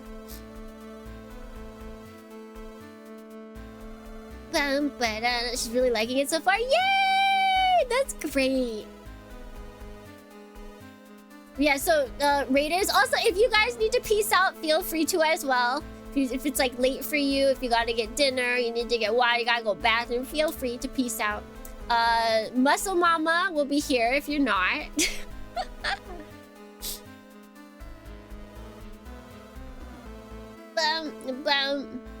Way to get those muscles is not by going to the gym every day. The diet. I think it's more because she's working with heavy machinery, so this just comes naturally. I don't want to work with heavy machinery every day. I need a break. I need breaks. What about the fact that the gun dog is still in one piece? That craft, whatever it is, it ripped through the O'Brien like it was nothing, and then made it all the way to the gun dog. Why didn't it just destroy the ship then and there? Hanson and I saw how powerful its beam weapon is. It sliced through the O'Brien armor with ease. Just noticed, taking one look at her, I can tell who she's probably based off of. No, what is it? Stardust Memories engineer. But with brown hair. Doggy! Mayman brother. And by the way, I don't celebrate International Women's Day because they deserve the whole damn year. True! It's okay, we're hating on a singular woman, so I think we're not also we're also not celebrating it.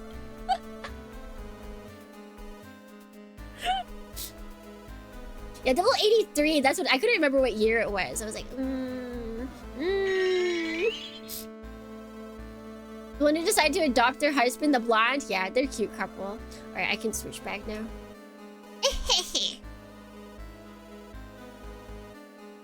I'm back! Alright. Move this up a little bit more, like there, like right there! Okay.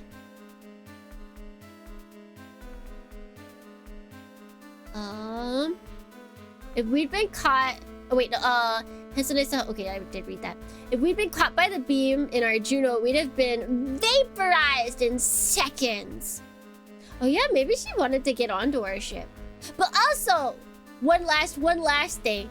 If anybody here is thinking of playing Stories from Seoul, the gun dog, we are sort of on the latter half of the game, so if you don't want spoilers for the cool game, then feel free to also peace out.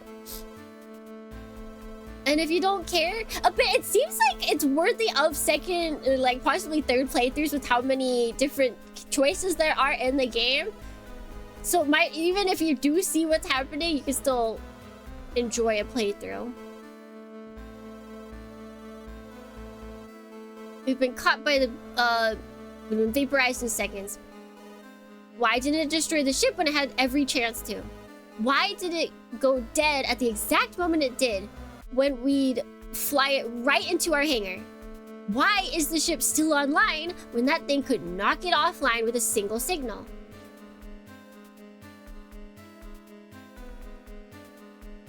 Why did all of this happen, and why does everything keep coming back to Cassie? The chief stands silent in front of you, imposing and quiet. There was a passion and a fury in her amber eye.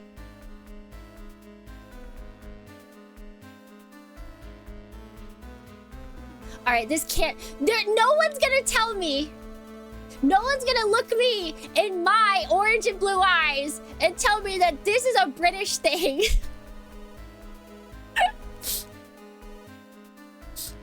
Those are blue eyes!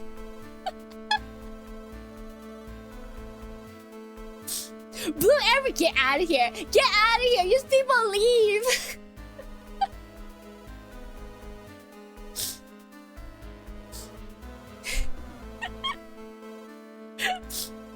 It's the dress people all over again. There's no way. There's no way. And Dornians, are any of you looking at us and being like, yeah, that's totally Amber? Something in her look that made you feel like we were being disassembled, like a mechanic being examined for faults. Is this like she's undressing us, but instead she's disassembling us in her mind? Is this like how mechanics think? Wait, I should know this. This is exactly how mechanics think. We don't undress people with our eyes. We disassemble them. Also, thank you. What is this? No, Nick School Eagle. I'm gonna call you Eagle. Her eyes are like oceans. I keep getting lost in them. Her eyes are like oceans. I keep drowning.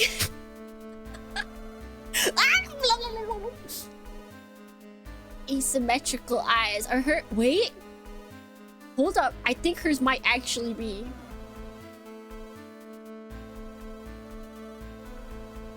I think hers might actually be. Aside from just, I'm like, no, it's fine. I'm trying to make sure I keep up and read. I had to go off on the amber blue eyes. Had you gone too far in pushing your point? Was this the wrong direction to take? Had you missed something? I get it, Chief. I know it all sounds nuts, but with everything I've seen, it's really... You're onto something, Lieutenant. Chief? You think so? Gotta say, what you're putting forward is tracking with everything that's happened. The timeline, what I've seen, with all that in mind. Angel Dorney GOJ like here. Definitely Chief got herself Psyche caught locks up in broken something. chains locked TBD VTU Wahoo lock change. God, that's so it's the best feeling when that happens in those games, when all their locks break and you're like, yes! Absolutely the best feeling. Satisfying is the word I was looking for. The real ASMR. Has someone done that? ASMR of you finally unlocking. ASMR, you finally unlock their deepest, darkest secrets. Of course, that's what's going on then. If that's what's going on, then they're not gonna stop now that they're so close. Probably gonna try something else. No time for messing around anymore, B. Dorney. We need to get the crew together. Screw Lord's game. Thanks, Chief! That's such a good idea, ASMR. These are my intrusive thoughts. I'm glad you heard me out. I know it's a big risk, but hey, don't worry about it, Lieutenant. You've done good. Now if we... Chief? Is that... Chief? Without thinking, you sprint away from the Chief and towards the entrance to the aft thoroughfare. Hey, get back here! Despite the Chief's call, you continue towards the sound of gunfire that tears through the... Oh, wait, okay, no, okay. Okay, I thought it was the ensigns attacking the Chief, but I think it's gunfire elsewhere. As a security officer, you knew this was your duty, but beyond that, you had a terrible feeling. What if you'd realized everything too late? Dash, dash! Oh, thank God. Yeah, I thought Chief was gone. I was like, no! That'd be so painful. You dash out of the engineering and down the length of the corridor, the sound of gunfire reverberating through the long hallway. Piercing staccato is beaten out in the distance, and you drop to the floor as bullets punch through the space around you. You scramble back to your feet, bolting towards the central hub as a flurry of shots answer the volley you narrowly evaded. Another burst of gunfire cracks through the air just after the dive out of the thoroughfare, a clatter of bullets striking the wall behind you. Can we question why I'm allowed to... Why my reading abilities allow me to read this kind of stuff quickly, but when it's like two people talking, I'm just like... Blah, blah, blah. More shots fly past as you scramble along the floor, finally finding safety by pressing yourself up against the wall adjacent to the four side thoroughfare's entrance. How did he... Why? How... What? B. Dorney, what the hell are you doing here? Two ensigns crouch on either side of the entryway. Hansen looks at you in confusion as Haru leans on the ground, firing another... off another burst. Doesn't matter. What's going on? What does it look like? Damn it! Haru quickly ducks behind the corner just as another salvo pierces the space they stood in. Hansen responds in kind before returning to cover. Who is it? Friend of Quinn's looks like. What? You lean around the corner, trying to catch a glimpse of the attacker as Haru takes the opportunity to fire back. Who? I think we'd seen a glimpse of this person earlier. Did you call? Wait! Almost out of sight, slightly slouched against the wall, leaning to the crew quarters, is an unconscious Cassie. Cassie! Both of you hold your fire. You might hit Cassie. Well, stop shooting when they do, Lieutenant. Ah! As the lethal back and forth continues, the central hub fills with the stink of gunfire and hot metal. You've been right. Someone was after Cassie, but you realized it too late. What would you do now? If you let this carry on, it won't be long until Cassie is caught in the street. Yeah, what would I do now? Does it want me to use my gun? Oh, we might hit Cassie. Oh, shoot.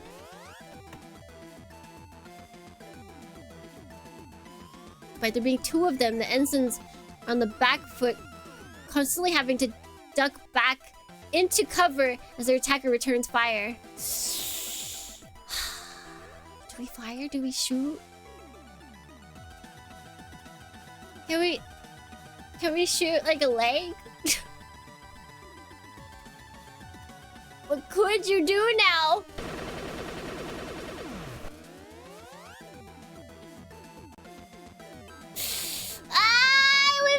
This might be bad.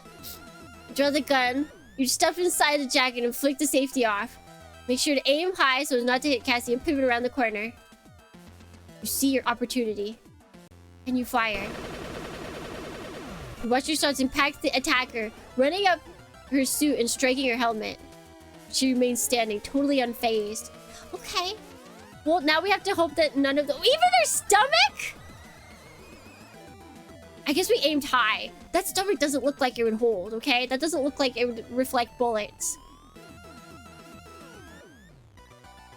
Powerful tummy. This is a good design, though. Devil Dorni Takakomakuro here. Today is Sunday. In California. Shoot. Shoot! Yeah, truly the meaning of abs of steel. We had to squeeze the trigger again when...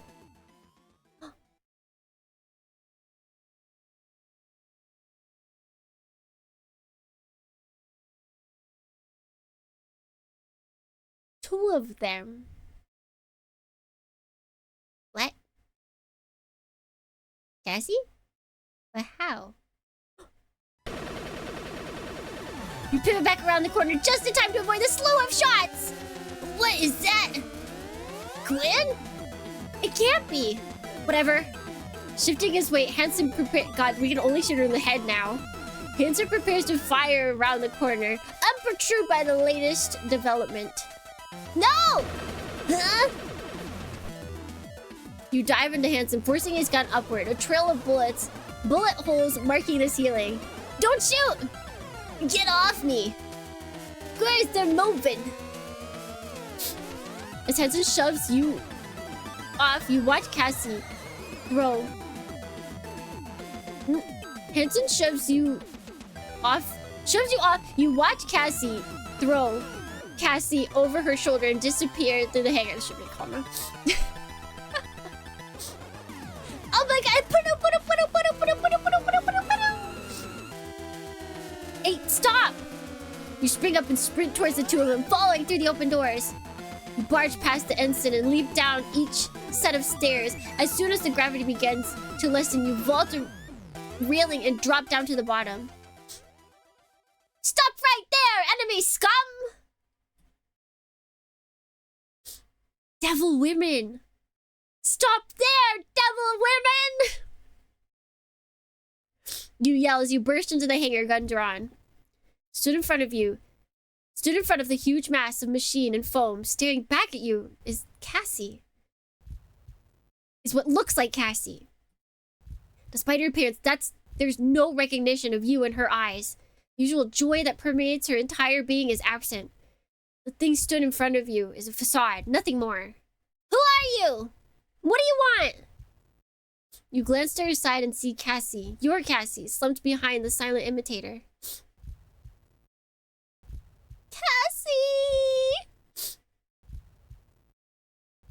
You raise your gun and level it at the duplicate, but your hands are shaking so much as you stare down the sight at the face of your beloved. Just give her back and I won't shoot! A slight movement catches your eye and you look past your target at the entombed craft behind her.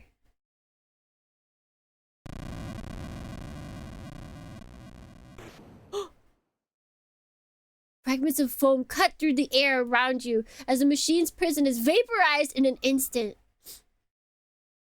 You're thrown back by the impact of its leg on the catwalk, only saving yourself from slamming into the hangar's rear wall by grabbing onto another nearby railing. Wait! Cassie? Before you can recover, they grab Cassie, slip a mask over her face, and throw her over their shoulder before retreating up the machine's leg. Within seconds, the pair disappear inside a hatch atop the craft that closes as soon as they're through it.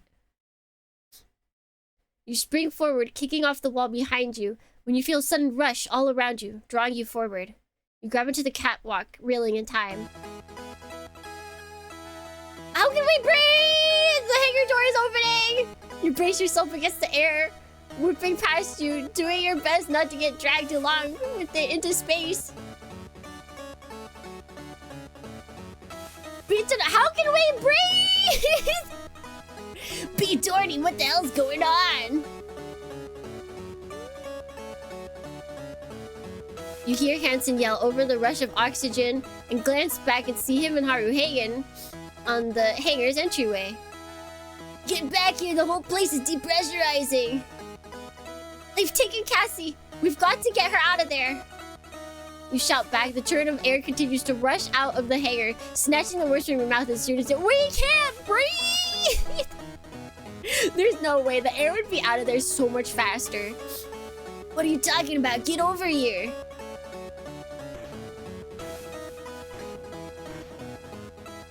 Feel the machine's steps reverberate around you as it stomps its way out of the hangar. Its engines ignite, and searing blast of heat hits your back as it soars away from the gun dog. Give it up, B. Dorney. She's gone. Get back here. Can I just leave? Can I... Oops. Ah! Hansen and Haru remain clinging to the doorway, gesturing for you to get out of there. Even if you could convince them to help Cassie, would Vanessa let them go in armored frames? Maybe she was already ordering Dylan to fire on the craft. It's up to me. I've got to. I must. Who would say I can't? I must save her. I can't just let her go. She needs me. But I'll have to. I need to. I have to save her. I don't. No one else will. I have to save her. We got this. We got this. You can overcome your traumas for the ones you love. She needs me. She's counting on me.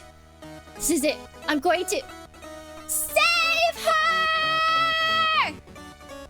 Get in the robot, Tsukimi B. Dorney. I'm going to save Cassie. How are we still alive? You turn and bring your right leg over the railing. B. Dorney, don't! Oh, this is so cool. The ensign lunges out to grab you, but he's too late. You throw yourself into the void of the hangar and are snatched away by the vacuum.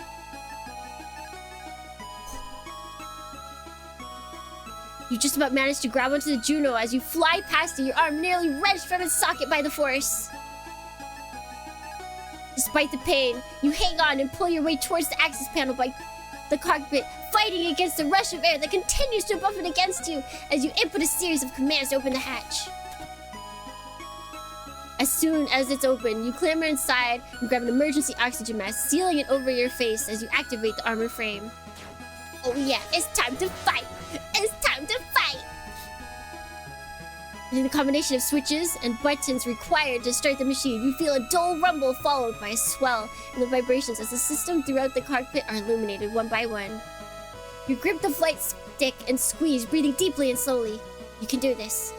As you push down on the pedal, the Juno walks forward and you direct it to grab a machine gun from the nearby rack of weapons before turning to face the open hangar door. Whoa!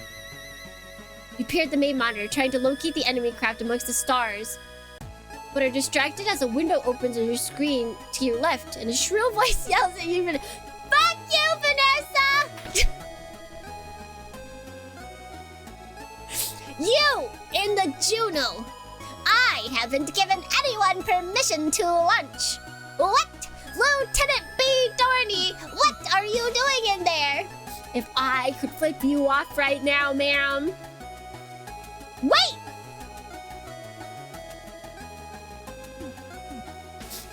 Hold on, Dornians.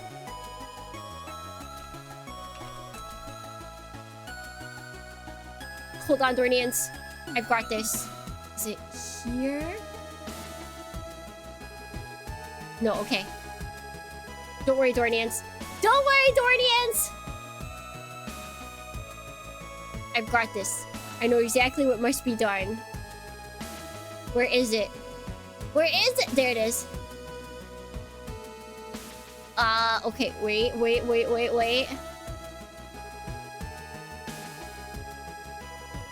And then we just... There we go.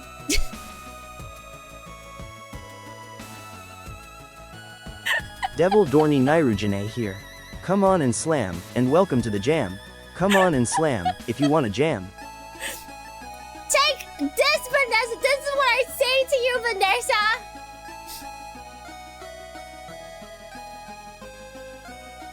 I can't believe her. I didn't... How dare she? Sorry, Lord, I'm going after Cassie. You're what? You're not leaving the ship, you traitor! Get out of here and get to your quarters! Now! If you don't, I'll... Oh, the thumbs up from the... Oh, that's so cool! Wait. Oh!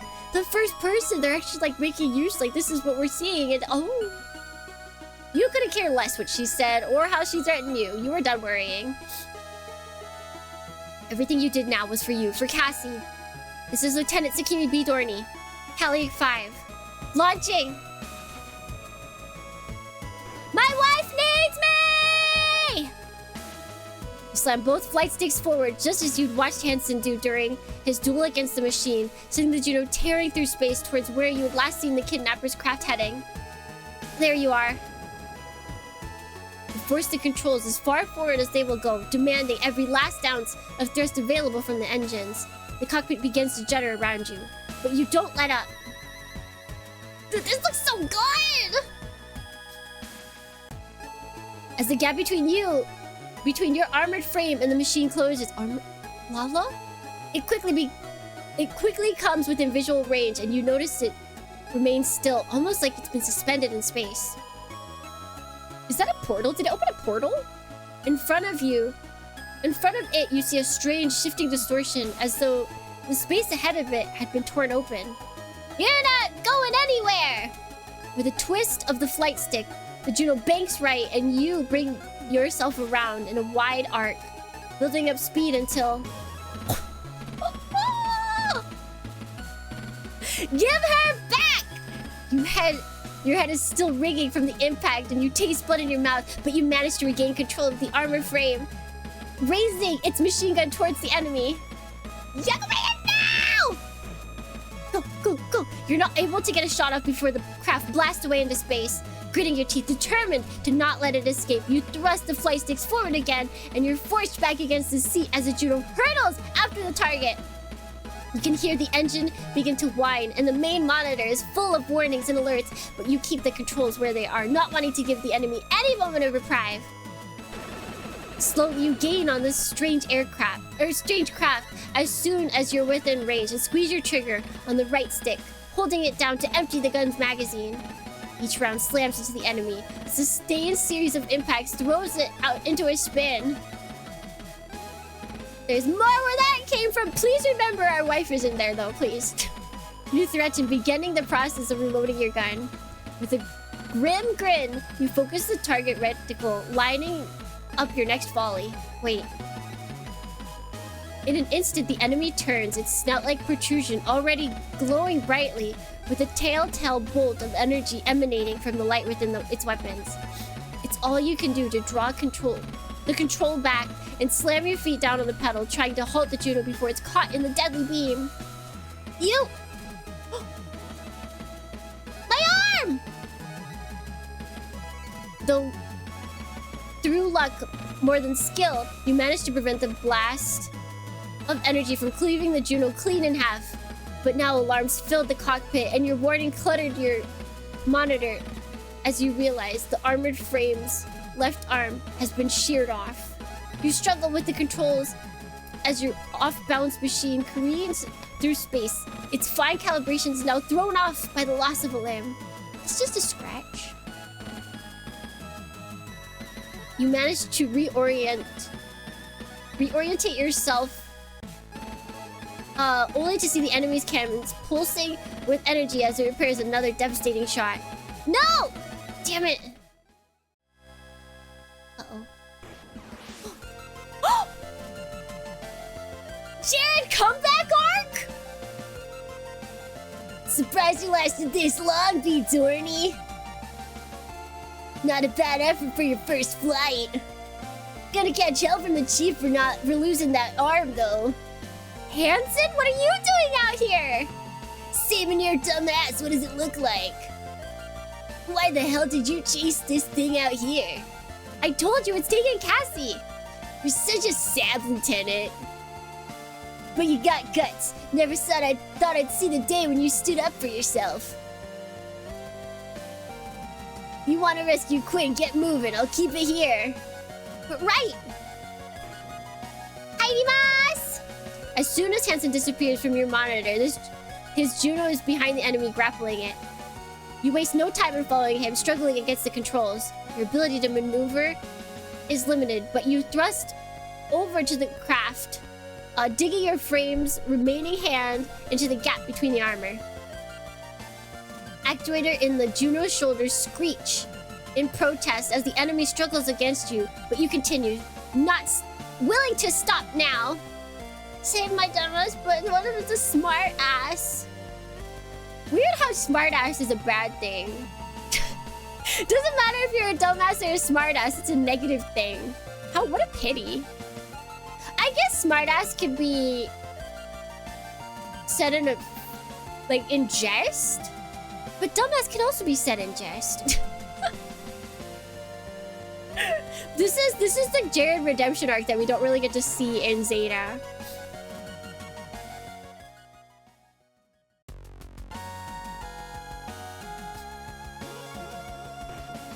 Are we gonna save the right Cassie? Just ass? That's still bad. Is this the right Cassie? I guess she's in the right outfit. They could have changed though.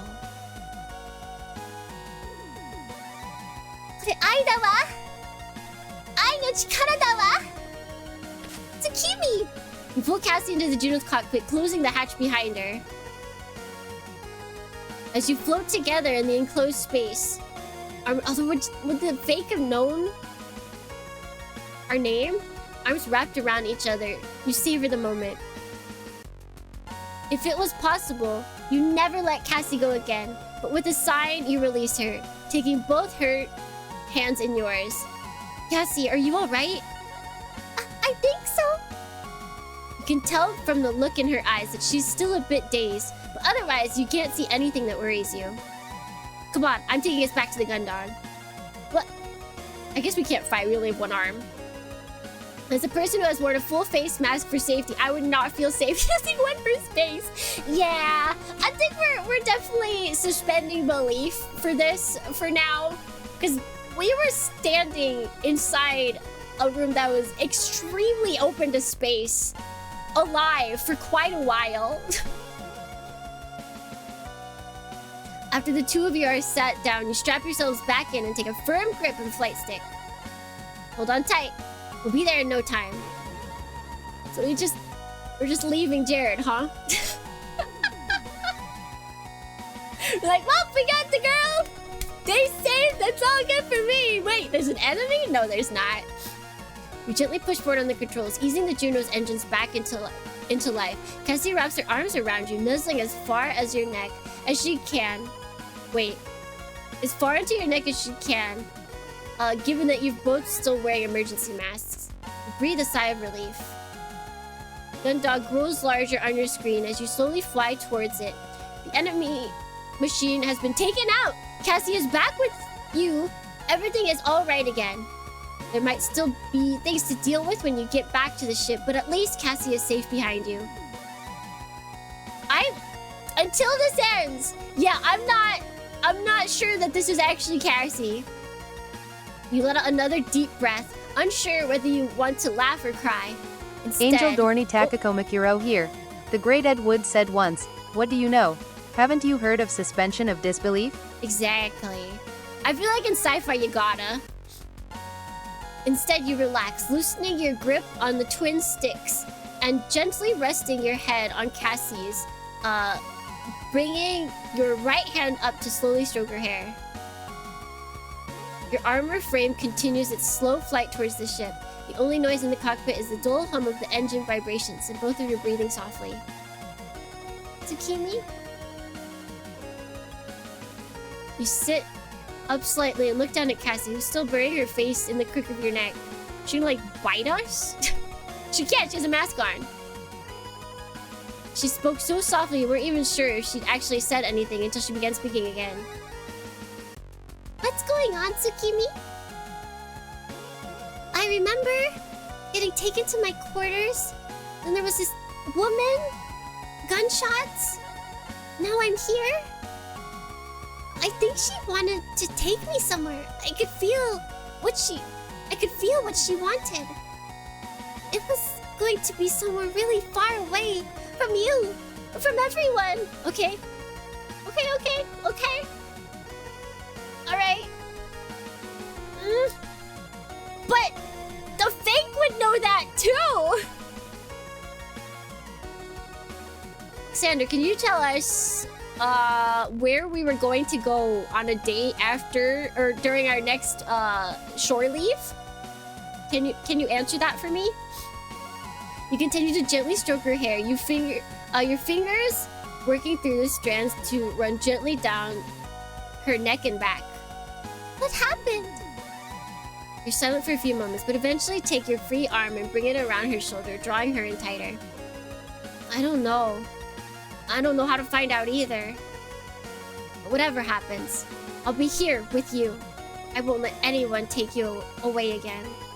I promise.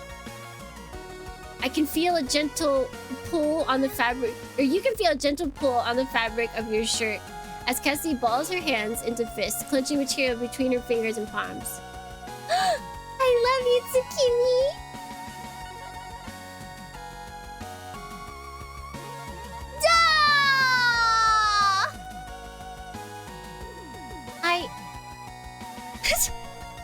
I love you too!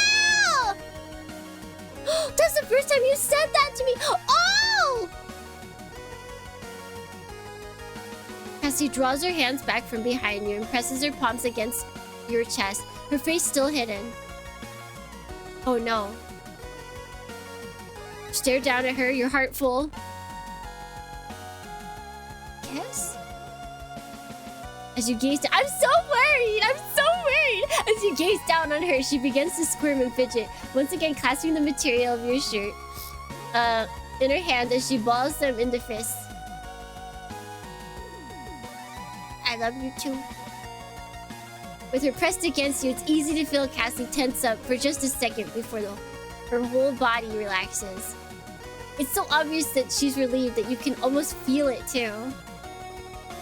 After another brief stretch of silence, she sits up, looking you in the eyes, hers moist with tears. Tsukimi!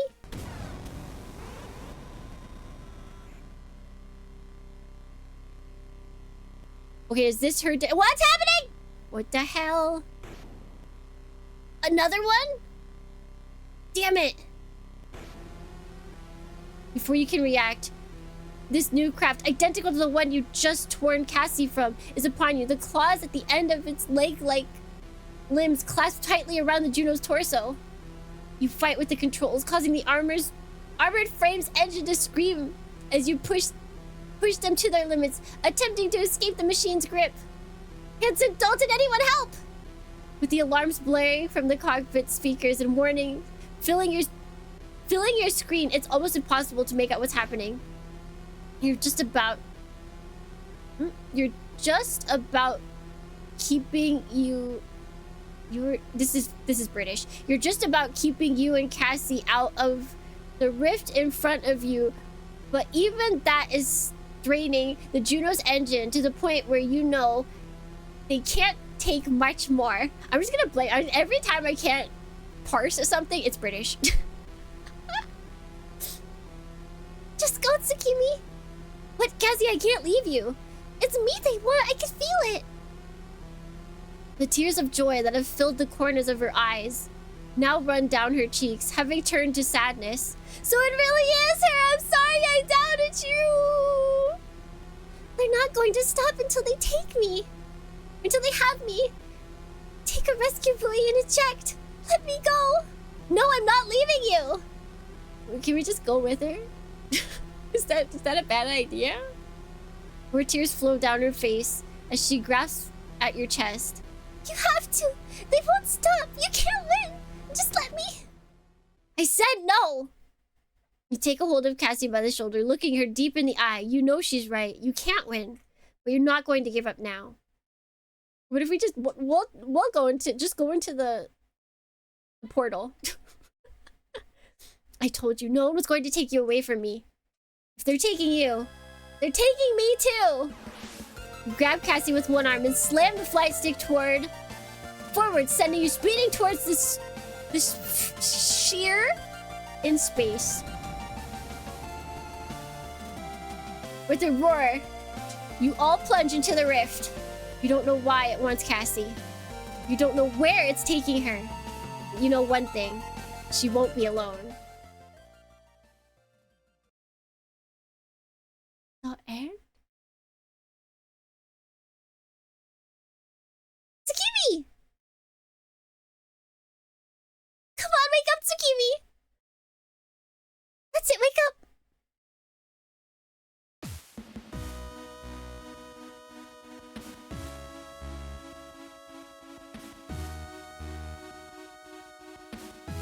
You're alive! You're alive!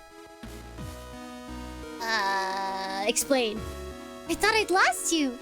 Cassie? Oh, darling, thank God! Welcome back to Land of the Living, Lieutenant. There's a whole carton of smokes you owe me. Please. Wait. Is that... I don't know who said that. What's... Yeah, whatever. Didn't think the lieutenant was gonna be this tough. Guess you're full of surprises, huh, B. Dorney? What's going on? Me and Cruz had a bet on whether you were gonna make it after we popped your cockpit hatch and found you slumped over in the controls. He figured you'd used up all your luck. Not me! Not me, Lieutenant. Oh, wait.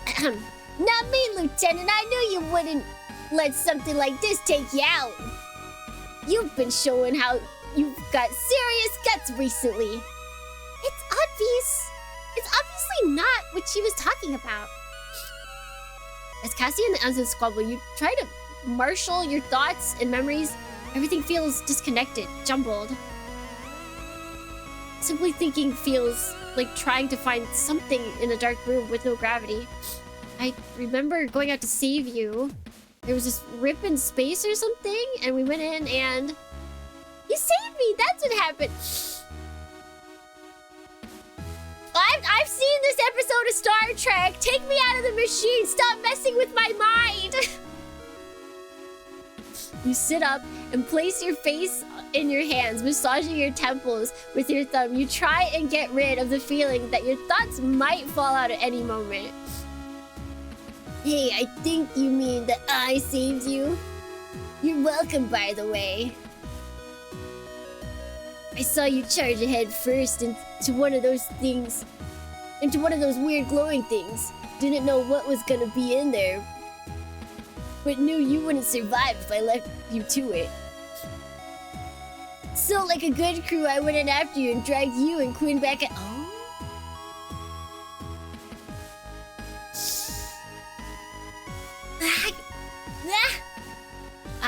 I'm not trusting it yet. You do the same for me, right? Reach out and grab the nearby railing, pulling yourself up to your feet.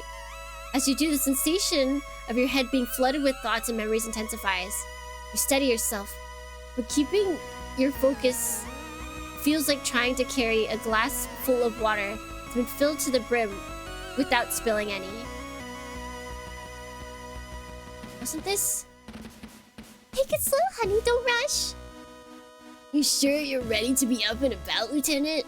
Yeah, I'm fine. I push away from where you were stood but tripped, falling unceremoniously to the catwalk and slamming your forehead and knees into the walkway.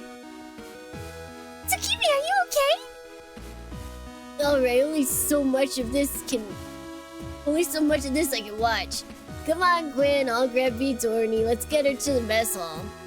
Maybe coffee will sort her out. Right, thanks. Hansen comes over to you and brings your arms up over his shoulder, hoisting you up without much delicacy. As you head towards the hangar's exit, Cassie follows close behind you, her hand resting tenderly on the small of your back. Like, listen, if this really happened, most authors, we're talking about it, most authors would show this moment. They would show the moment that we got pulled out, alright? Alright, so because we're learning this information secondhand, seems sus. It seems sus. Once you're near the stairs, you move away from Hansen. Alright, also wait, can I don't know if it's just my brain. I feel like the music got louder. Once you're near the stairs, you move away from Hansen and begin to make your way up towards the forest. Now it's like too... Yeah, I feel like for the finale, they turned it up a bit or something. Bum, bum, bum. Begin to make your way towards the four-side thoroughfare, each step becoming easier as you will yourself to walk unsupported. Cassie, what's happening on the ship? With Lord and... Hey, Tsukimi, let's talk and we're walking. We'll fill you in later. Don't worry about that right now, honey. Did she always call us honey? I can't remember. It's been so long since she's been conscious. Look around the four-side thoroughfare and see everything looking shockingly normal. You didn't know what you were expecting to be out of the ordinary, but seeing the thoroughfare as it had always been, its same liminal peacefulness, soundtracked by a gentle hum of the ship system, made you feel reassured. Maybe it wouldn't be so hard for things to go back to how they were. Takes you longer than usual, but Cassie follows patiently behind you until you reach the mess hall. Looking for any signs of something being off. Alright, take a seat, you two. I'll grab some coffee. Sit down, still woozy, as Hansen orders 2 coffees from the vendmate. I still have a choco. I still have a choco. As he sits behind you, gently rubbing your back as you try to get your head to stop spinning. There you go. Take it easy and drink up. I'm sure Captain Bartimeus has a lot of questions for you. Captain Bartimeus? What about... Ah, there you are, Lieutenant Commander Quinn. Lieutenant B. Dorney. Ah, ma'am! Ah, ma'am! At ease, you two. But, Captain, what are you doing here? What about the ensigns? What about Lord? Lord? Ah, yes. Lieutenant Lord's little... dalliance with command. Thanks to Chief Katniss, that's been dealt with. The chief? Something I can help you with, Lieutenant? Captain Barnaby said that you dealt with Lieutenant Lord? I resent being made to sound like an issue on the daily maintenance log. Thank you very much. Lord! Spring to your feet, your head snapping back between two ensigns, trying to see who make the first move. What are you... Honestly, Lieutenant, don't make this so awkward. I'm here to... Get on your knees. Get on your knees and say it. To... Come on now, Lieutenant. Let's hear you say it. Apologize! Doggies on now!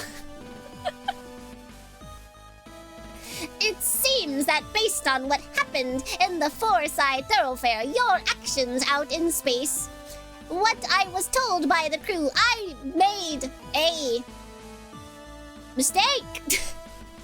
Doggy! Doggy. We need to teach her how to doggy. So I thought I'd apologize. Sorry, Captain, Lieutenant Quinn, everyone. Oh, it's okay. I didn't even realize anything was going on. I've been so zonked out on painkillers. I've slept through almost everything. What has been going on? Well done, Lieutenant Lord. That was very big of you. So then, I'm sure we can all agree to put this matter behind us. Put this behind us? The sensation of being lost in a shoal of your own thoughts returns to you and can barely grasp the situation. Was that it? For everything that had happened, Vanessa apologizes? The captain agrees to move on? Really? Are you alright, Lieutenant B. Dorney? You're not looking very well. Captain, what is going on? This is also... I think you should calm down, Lieutenant. Whatever happened to you out in space seems to still be having something of an effect. You could probably Devil Dorney do with eating Takakomakuro here. something. No, Captain, I won't leave this shit. She's a traitor.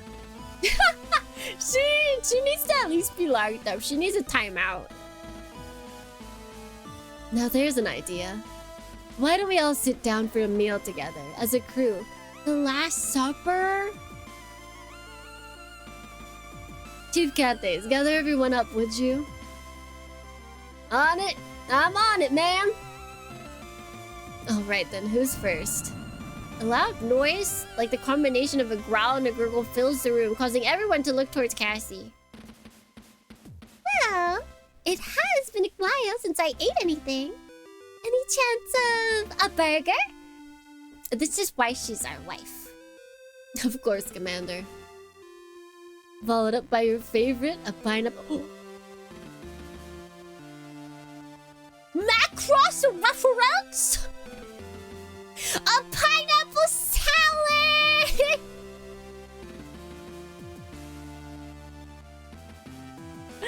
Unless I'm mistaken. Angel Dorney Higunner here. If evil, why attractive? Make it make sense. No, the captain was 100% good. She was fine. Oh, wow, I didn't know you knew. That's perfect, Captain, thanks.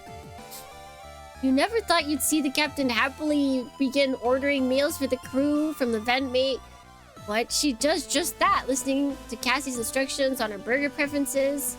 You slowly slide back into your chair, cautiously eyeing the two ensigns and Vanessa. There's no way she wasn't planning something. This had to all be... Hey, Lieutenant. Good to see you. Oh, Dylan, hey. Pretty crazy watching you go toe-to-toe with that thing out there. Fought almost as well as Hansen. No way. I mean, not bad for an amateur, but Lieutenant's got nothing on me. Lieutenant B. Dorney, Commander Quinn, you're safe!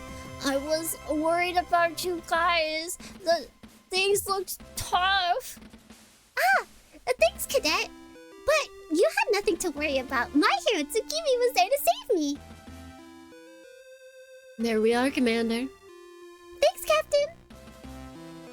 With the noise of the entire crew's chattering filling the mess hall, you find it hard to think. Your thoughts remain difficult to line up, instead flowing like mercury. As you watch Cassie raise the burger to her mouth, a memory does bubble up to the surface. Wait, Casey, you can't. Huh? What do you mean? Your stomach, remember? The doctor said.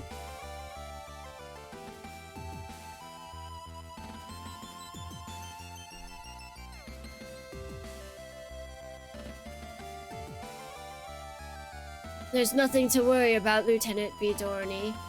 I made a mistake in my diagnostics. Synthetic food was not the issue. Dr. Rosarium, thank you for joining us. Doctor?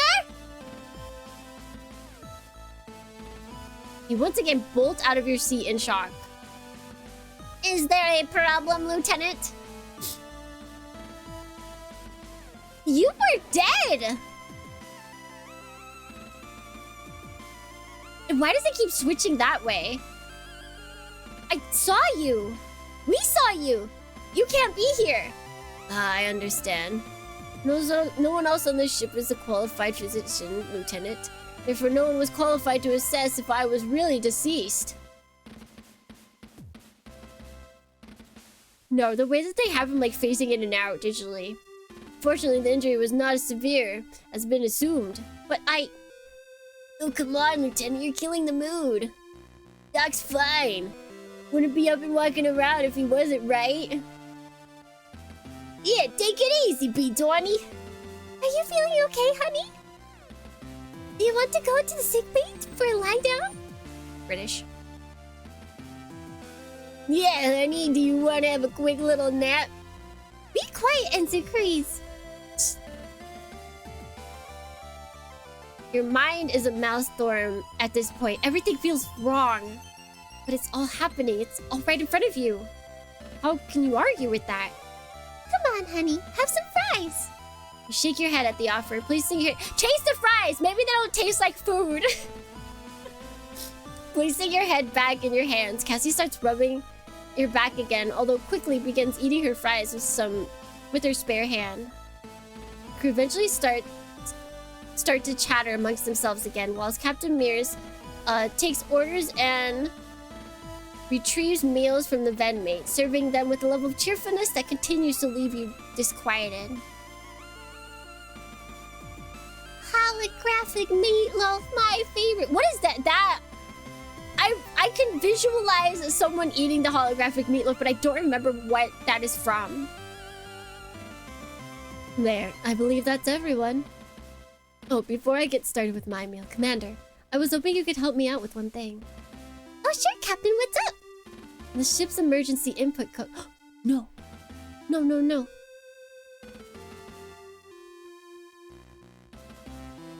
Are they generated and adjusted regularly, or is it specifically prior to departure? Are they adjusted regularly, or is it specifically prior to departure? Why would she ask that? Oh, come on, Captain, you know that. Don't tell her!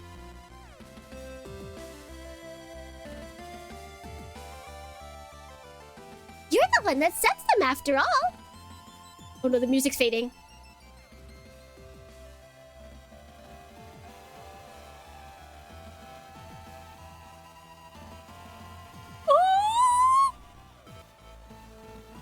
No! Well, it's initially prior to departure, then every 5 days or so per enemy encounter. No! Whichever comes first.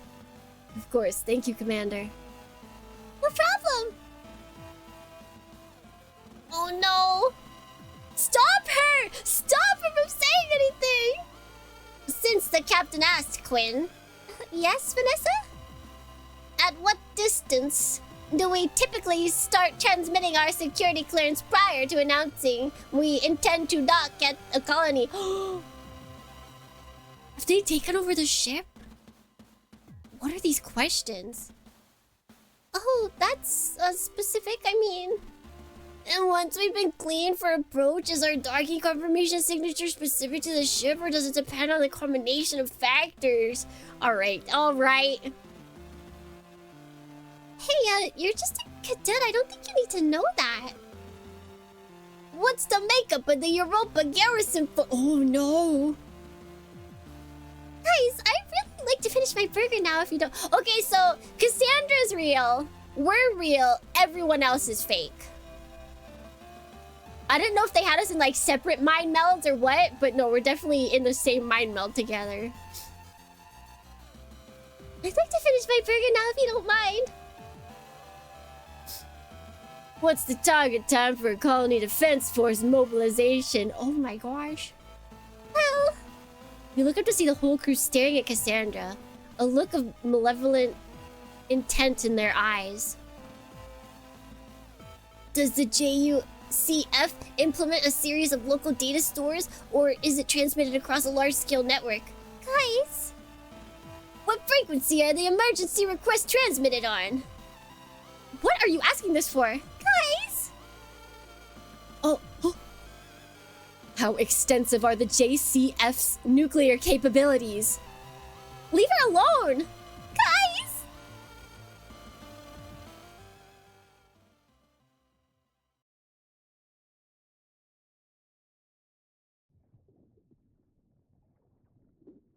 Another failure. Which incompetent calibrated this engram harvester? It's not subtle enough. We've been having difficulty with ensuring that the harvesting process is suitably... I don't care what you're having difficulty with. Rewrite the program to be more congruent with the query content, then run it again. Understood. We've had enough time to develop this. These failure rates are inexcusable. We've got these gathered clones' neutral pathways mapped out. This should be simple. It's bad enough that Unit 00's jump drive malfunction. Are you telling me we can't even get the information out of a gather reliably? Well, she'll keep for the time being. At least, we'll have time to finesse the system before we start receiving more. What about the other one? The other what? The other sample. The one the hunter captured alongside this gather. Oh. Her. Oh, we're in a bubble. Oh, we're like in a tube! I'd hoped that having her in the simulation with the gather might help, since they seem to have some sort of relationship. Unfortunately, since her data isn't compatible with Mother AI, we can't run a specific engram harvester. Shouldn't we be able to run a linear review in real time? If you want to waste your time, be my guest. Hopefully going through recent events again from her perspective could uncover some more information.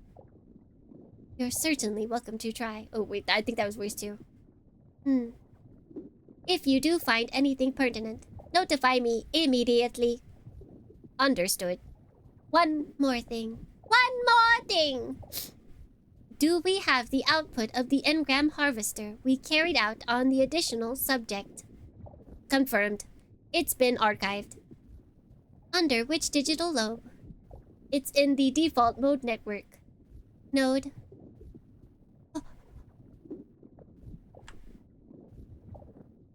985615027.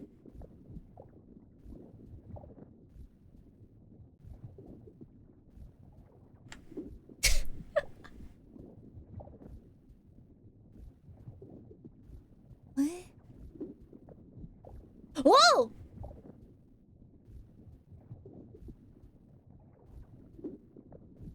Oh, wait, is this? This is the game. This is the paths that you can take throughout the whole game. There's so many branches.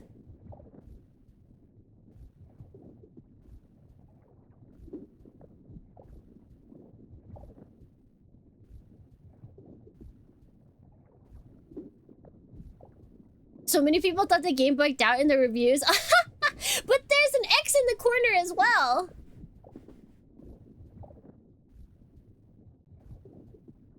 Yo! And there's 4 paths here, but then they all lead to the same thing. This is crazy. This section is crazy. There's one different ending. I guess if we don't go save her...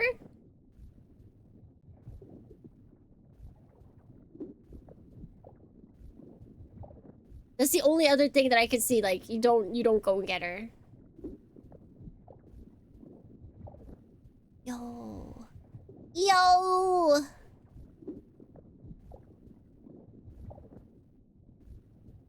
But so, okay, so if they have this diagnostic on us... Was this whole playthrough and all subsequent playthroughs... was us getting caught? This is all post getting caught, and it's just, you know, it's just them running experiments on us. Wow. Because there's, at least there's one part, like, if this is, like, Chief versus Dalton kind of thing. And then, like, gun, no gun, use gun, who knows? The neural pathways.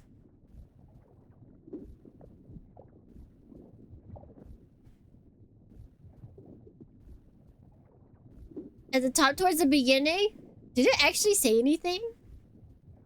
I thought it was just meant to look like alien garble. I did take a screenshot though, so I can I can look at it later. Excellent. Send me that reference. It might be useful for review later. Some of it's readable, most not. So there might be a clue hiding there. Now, run this once again. Once you've started their engram harvest, you can do the same with the others. Understood.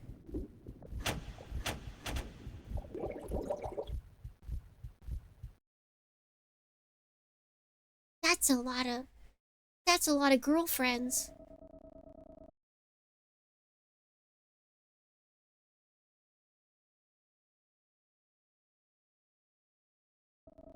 Didn't this just start up from the very beginning of the game? No! Jovian Colony Fleet 2nd Military Court.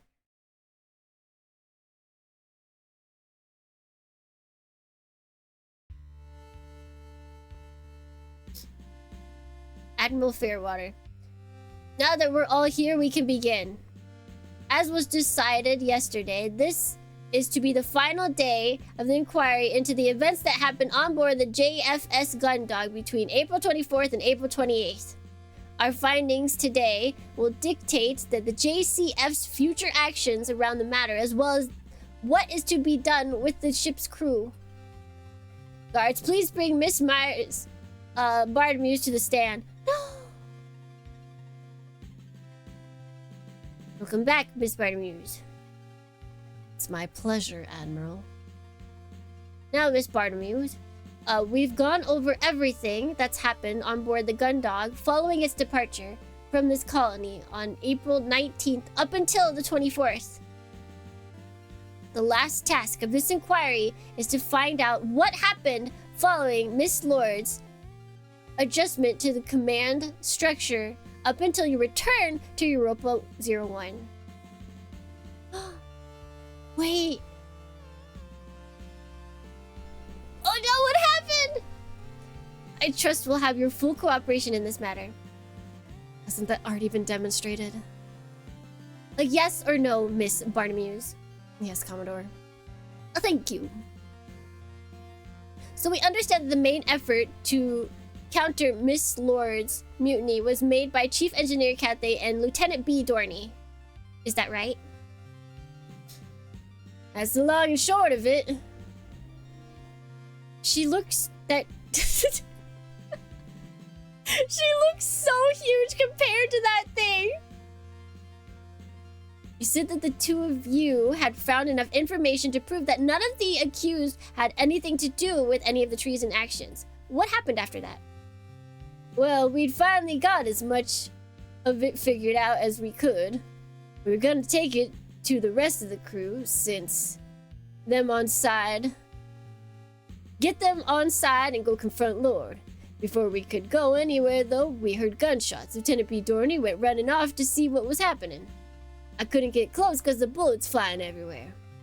Things calmed down for a second, and I saw Lieutenant and ensigns running into the hangar after whoever had been shooting things up. From your perspective, would you tell why the attacker wasn't apprehended by security? It's like I told you already. Quinn's weird twin was packing some serious firepower. When me and I were pinned down, we could barely get in a shot. And I know I got some shots in. My aim's good. Okay, so it's everything that we saw happened.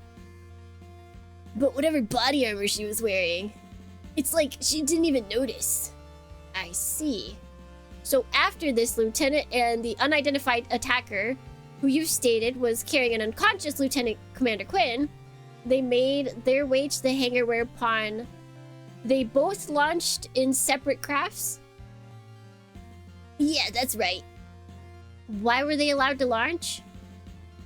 It wasn't my fault. I did everything I could to stop them from launching, but none of my controls were responding. They must have hacked the system to override my authority or something. It's the only explanation. I bet they did it ahead of time. There was no other way I could have known. Or no way I could have known. Even if you had lost control of the systems, we were under the impression that the hostile craft had been secured. Was this or was this not the case? Well, the thing is that, Guard, please get him off. Don't let this boy into your podium. Do not let him. He's not stable enough to answer questions. He's gonna piss himself. Cadet Grange, can you answer the question? Why hadn't the craft been secured? Thank you. Mama's here. The craft had been secured. Until it managed to break out. I'd bet my life that nothing could get through Cadet Grange's compound. That stuff's almost impenetrable. I'd be surprised if the team working on the Gundog right now had gotten anywhere near removing the cargo crates that were stuck in it. If that stuff didn't stop it, then there was nothing else on the ship that could have. So the enemy craft was able to escape the restraining compounds and leave the ship after the hangar controls were overridden. Considering that Lieutenant B. Dorney was, at the time, supposed to be confined on suspicion of treason, how were they allowed to board the Juno? Well, yeah, I don't know how that happened. Oh! Haru crushed their glasses. Hey, we don't know the lieutenant. We didn't know the lieutenant had gone anywhere until she came running down the hall in the middle of a firefight. Oh, no, the glasses are okay.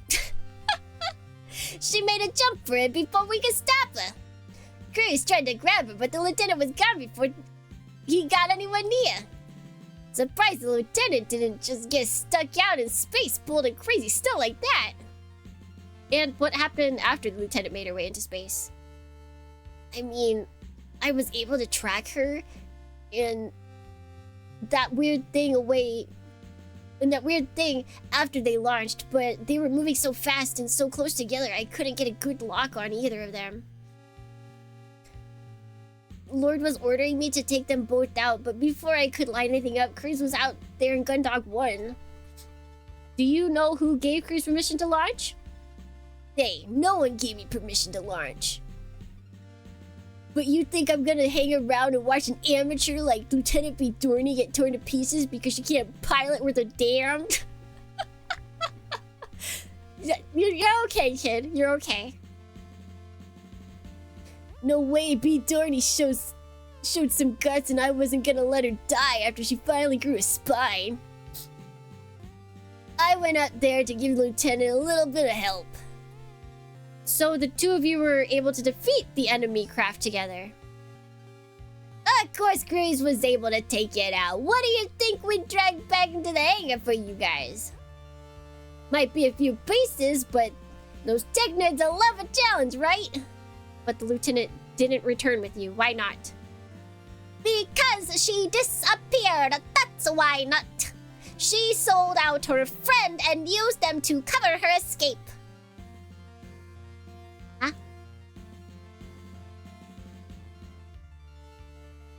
The lieutenant and Quinn are probably— Can you shut up, Vanessa?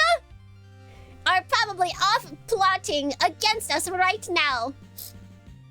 We're not here for speculations, Miss Lord. We're here for facts. I think Vanessa absolutely is that one meme of that guy that's got conspiracy theories all around. That's her. She cannot live without a conspiracy theory going on in her head. You're confident they disappeared. They didn't disappear. Our records show that shortly after retrieving Lieutenant Commander Quinn, they were prepared to return to the Gundog when another enemy craft appeared. Gundog 01 was still busy with the original craft, and with a damaged Juno, the lieutenant was in no position to fight back. Then what happened? Where did they go? Well, I can't say for sure, but it was like they were dragging off. It was like they were dragged off somewhere. But Dragged off? that's what it looked like, but I think it may have actually been a bus and jump. That word again, that's come up multiple times. A what? Oh, thank you. A bus and jump, Commodore. If you think about how our HFDD works by warping the space around the ship, it allowed it to move significant distances. Then a bus and jump does something similar, but connects two unique points in space, letting a craft move directly from one point to another. All theoretical, of course. The engine energy requirement alone would. All right. Thank you, Chief Engineer Cathy's. Yeah, I keep wanting to read it as bosom jump. It's so close. Should we just call it that? It's easier. It's like it's warping from one bosom to the other. Yeah. But if you were able to detect indications of a space warp, even if it was non-standard, why did the Gundog not head out in pursuit? Well, see, that's when the power went out again. It was like what happened on the 23rd with the Gundog and O'Brien. If we'd been any closer, the electromagnetic pulse would have overloaded our key systems if we'd have been fried. So the ship was immobilized. What did you do then? Guess I was lucky holding on to the trashed machine. Must have shielded me or something. Once the lieutenant disappeared into the freaky light show, I dragged the wreckage back to the Gundog. We got the power back online, then slunked back here, tail between our legs. Who ordered the return to Europa 1, Miss Lord? No, it was my idea. How were you able to regain command from Miss Lord? Chief Engineer Cathays took the opportunity to free me from my quarters whilst the ensigns were distracted. I helped her reactivate the engines, and then after that, I met with the crew and informed them of the original command structure was back in effect. After that, I had a polite discussion with Miss Lord where I informed her that I was resuming control of the ship. Like Higgs boson. Oh, maybe if I look up the... It probably is that. But I still see that and I just want to call it Higgs boson. See, I can't escape. And she was receptive to this? Well... Aside from her use of physical force, it was an abuse of power, plain and simple. I wasn't given the opportunity to state my case. There was no hearing. I was immediately confined to quarters. You mean like you did to Vanessa? Or not to, like you did to the captain and Casey? Sounds really familiar. It's almost like you're getting what you deserve, Vanessa. As soon as the inquiry is over, I want to open a grievance against Mayor's Bartomeu. Thank you, Miss Lord, but at the moment, we just want to know if you're aware of what happened after you were confined. I'm sure you must all have You must have all the information you need on that from the ship's log, Commodore. For the benefit of the inquiry, Miss Bartolomew's. From that point on, the Gundog's journey back to Europa 1 was uneventful, and everything occurred as expected. We returned to the colony, immediately notified command of the craft in our hangar. I submitted my report on the event that had taken place since our departure. And here we are. Thank you, Miss Bartolomew's. Blah. The Inquirer will be adjourning whilst we go over our findings. You will be notified as soon as we've come to an agreement on our verdict. Guards, please escort Miss Bartolomew's back to the holding cell. They know something. They know something! With the exception of some spurious accusations from Miss Lord, it seems that the crew are all giving relatively consistent testimonies. What do you think, Admiral? Losing someone like Cassandra Quinn is a catastrophe. She was only a lieutenant commander, but she worked on a multitude of different ships, bases, and installations. In terms of her institutional and process knowledge, if she was interrogated, there's no saying just how much the enemy would be able to learn from her. They might already have done that. We've been getting reports of attacks on various frontier outposts with similar patterns to what happened on the Gundog. Loss of power, sudden illness among the command structure, attackers appearing out of nowhere. The list of officials we've lost is already too long. Female officers.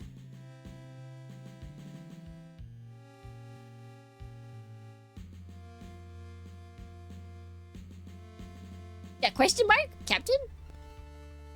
Just something I noticed, Admiral. All the officers missing are women. Women?! Whatever is going on, we can't let it continue.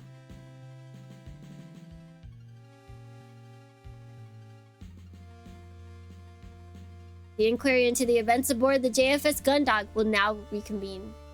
Guards, please bring back Miss Bartolomew's. Well, that's quick. Happy International Women's Day! Welcome back, Miss Bartolomew's. It's once again a pleasure, Admiral. We'll be brief.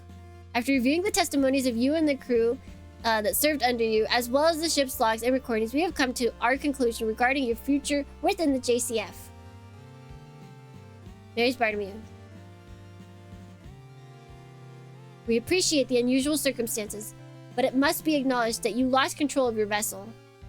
Because of this, we will not be kill Vanessa! Reinstating your rank as captain. I see. What? There's a but still kill Vanessa. Due to your experience with the issues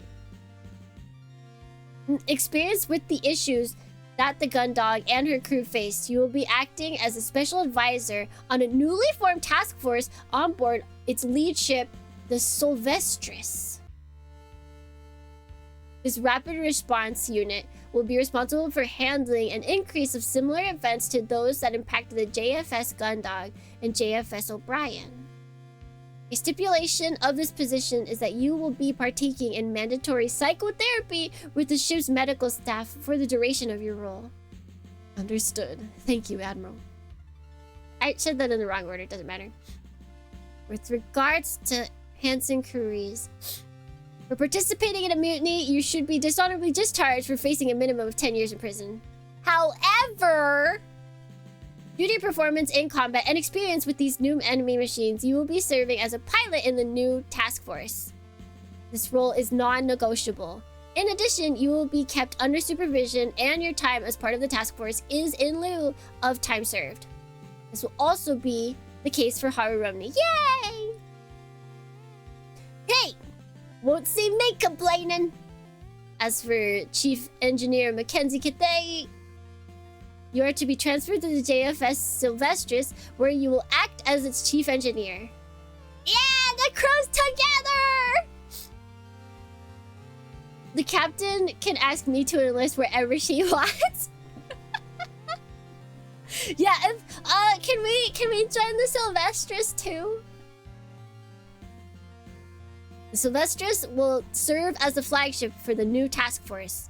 Because of this, we are removing Cadet Dalton Grange from your instruction. No, Dalton. But instead, Cadet Grange will be transferred to the JCF R&D department, where you receive appropriate support to develop your. Yay, Dalton! Wait, okay, that's kind of the best. He's really not suited to be like on the field. He should. Oh, baby! He's growing up. Our little boy's growing up.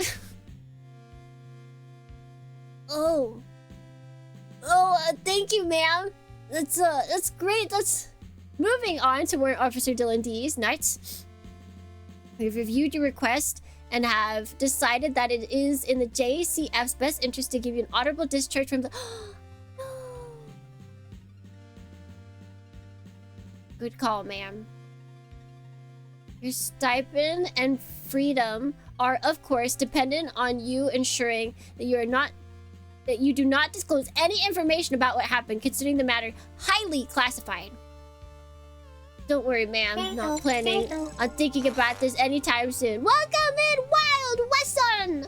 Welcome in. We are towards the end of Stories from Soul the Gun Dog. So if you want to play the game, get out of here. No harm, no foul. If you don't mind, then join us on seeing the fates of all of our friends. Putting spoilers. Actually, this is a perfect frame. You have no idea what's happening. Nothing on here can actually explain anything. Did you look into how old everyone was when you were looking at... No, I didn't actually. I also don't know what... I think it's because it showed birth dates, but I didn't actually know what the current year was. I didn't remember. And that would require math, so... I did not. How old is he? Do we know? He's in his mid-30s?!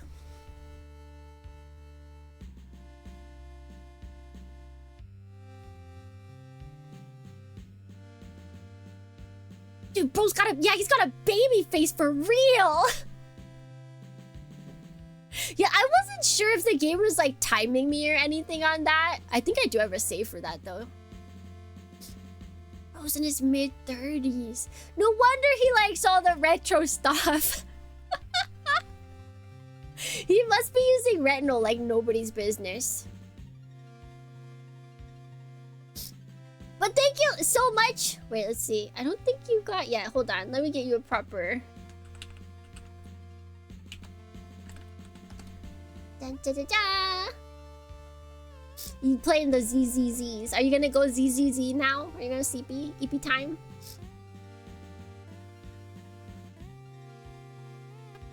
Okay. But return. Don't worry about that, ma'am. I'm not planning on thinking about this anytime soon.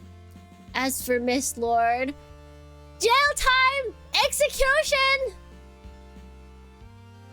Oh god, please don't put her on the Sylvestris. Please. Please, anything but please! Typically, a mutiny against your commanding officer would result in your execution. But I didn't... All the evidence is... Quiet, please, Miss Lord. However... We do understand that due to the rapid development and confusing nature of the events, it did appear that the crew of the ship could have been involved in the conspiracy. Had that been confirmed as the case, you would have followed the appropriate protocols by removing Bonneville from the command. Given this, the inquiry has decided to be lenient. You will instead be placed under house arrest pending further information. Okay. At least she's not on the Sylvestris. I would have cried. Unless she's under house arrest on the Sylvestris, in which I will cry. I'd throw her in her tiny apartment. She probably lives in a boring apartment. Can't do nothing. Understood. Thank you, ma'am. What? Wait. I almost forgot Dr. Silver Rosarium. Oh, okay, I was like, he's not gonna appear. What? He's actually alive? No, he's dead. Due to his death in the line of duty, he will be given a posthumous 2-rank promotion. As we have been unable to contact any next of kin, the doctor will receive a public service before his ashes are spread into the Europa Military Memorial Garden. This judgment hereby concludes the inquiry into the events that happened on board the JFS Gundog between April 24th and April 28th. All decisions are effective immediately. You are not the father! One question before I leave, ma'am. Oh, pardon me, go ahead. What is the plan regarding Lieutenant B. Dorney and Lieutenant Quinn?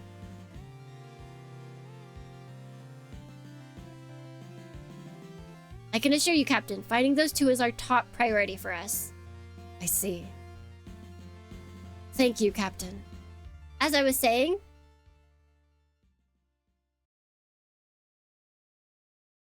you are dismissed. Finish mission log. Yeah, Lord is the only one that got in actual trouble. Oh. Yippee! Thank you!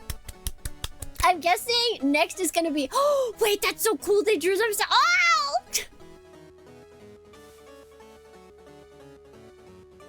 As you should. You absolutely should give yourself a in-sprite or in-game character sprite. Oh my god, that's what that's what Dylan's gonna look like in a couple of years.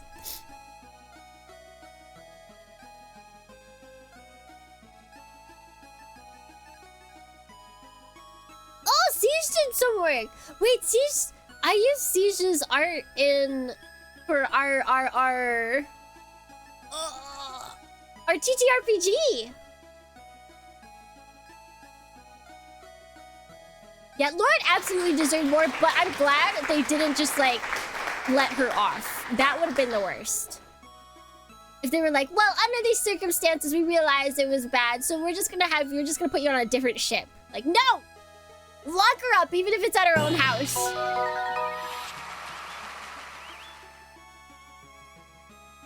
That's it. So I guess now we just eagerly wait for stories from Seoul, the Sylvestris.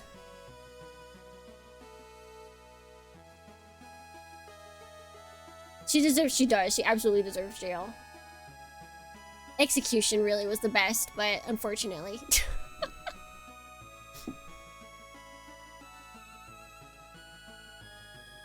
We'll have to wait until the next game, yep. We'll be waiting with bated breath.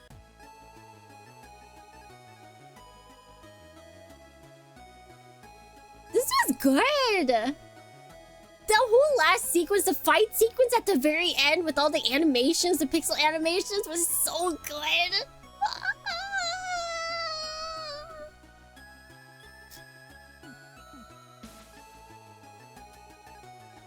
Character talked like the military was very strict with the execution. But it seems fairly... I think because... If all the events weren't centered around a third-party force that was coming to kill us, I think they would have gone with regular protocol. However, I think they realized that there's an enemy that is currently trying to destroy them. So they're like, you know, maybe we need more people available. We can't jail her in case they could bring her back. We could lose someone and they'll be like, we don't have anybody on hand, so we're going to put her back on your ship. I'll cry. But you know, like in times of need, you need capable people, even if they are a pain in the booty.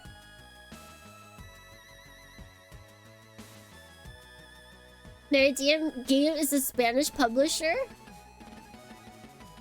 I mean, they had a lot of... I mean, look at all this localization. They had Spanish, they had French. German!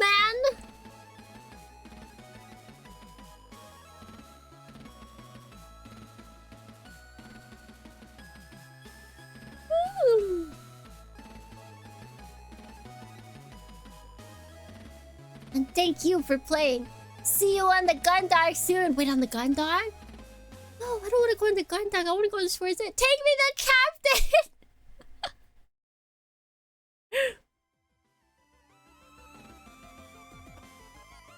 Anyway, I got a achievement for teaming up with the captain to see her ending. I was faithful to the captain.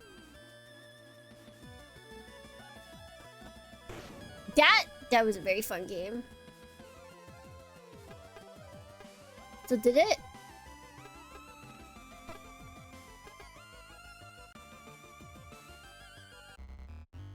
Okay, we can read all these now. Okay, so how old is Haru? What is the current year? Faithful till the end! Yeah, I never doubted them. Wait, was Dojima there? Meridian Games is the one who handled the... Oh! So 2014. That doesn't help me. Somebody do math. 19 to 119. Or 2. God, I hate triple digit years. How do you say it? 214. That takes so long. 192.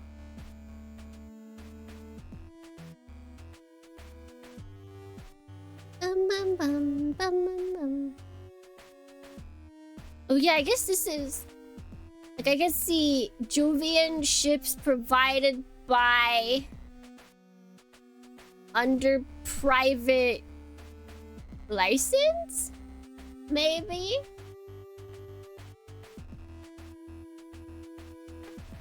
So we read Haru's... Oh, shoot.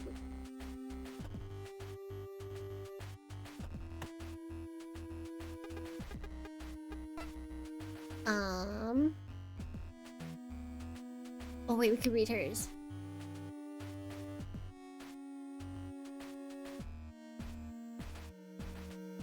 Let's see. Left shoulder injury internally augmented following injury sustained in 2009.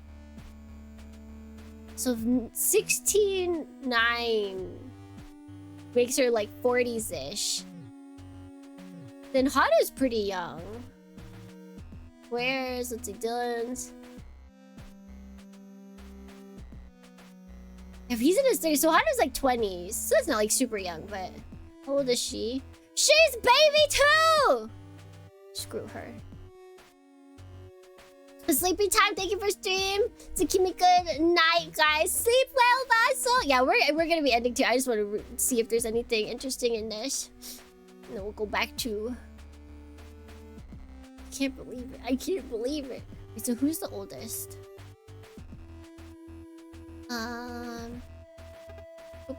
Dadorny? Too many Raptors! Thank you so much for the follow. You're a Dornian now. Up.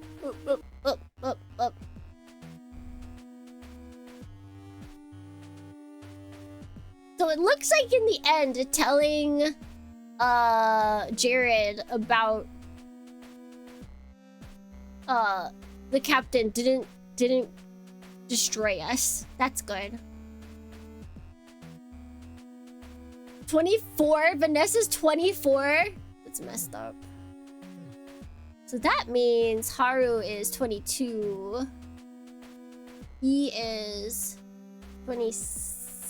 Wait, 24 as well? Yeah, 24. Oh, she's 25.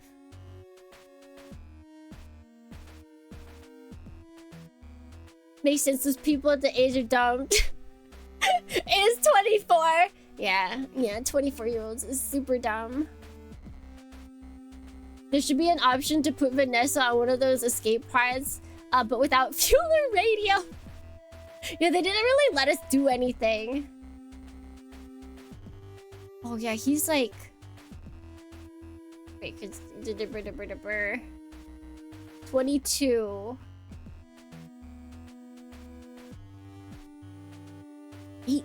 22. 20. Baby. Generalized anxiety disorder. So real, my child. So real. Ongoing treatment. ongoing counseling. What a poor child. Secret ending to fix, quote unquote, fix Vanessa. Yeah. Real. Definitely real.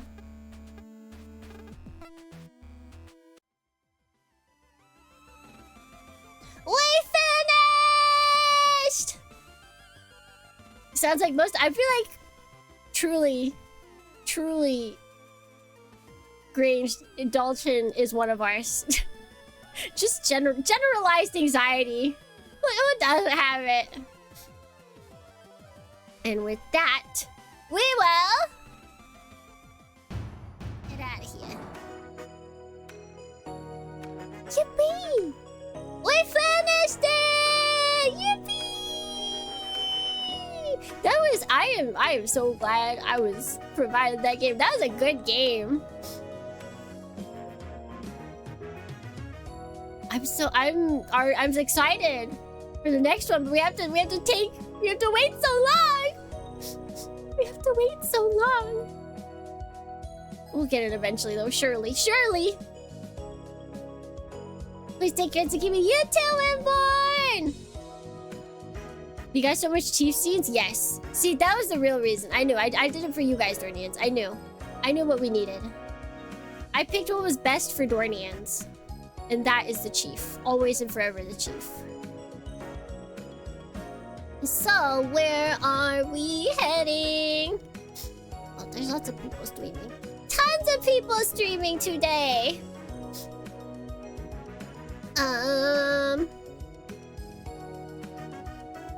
Oh wait, is she...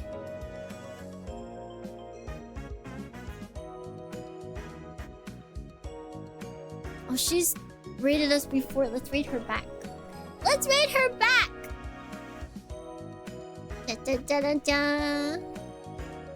Start raid. I see, she's sick. But she looks very cute, so it's fine. If you're going to be sick in stream, clearly the best way to remedy that is to look extremely adorable. Bum bum bum, ba-da-dum bum bum. Okay, let's see, I can close this. Rubbing a Bandai to get Miku Gunner. See you in next stream, 15 to 25 years. I'll still be streaming, don't worry. I'll be here. I'll be waiting for you. Bum, bum, bum, bum, bum.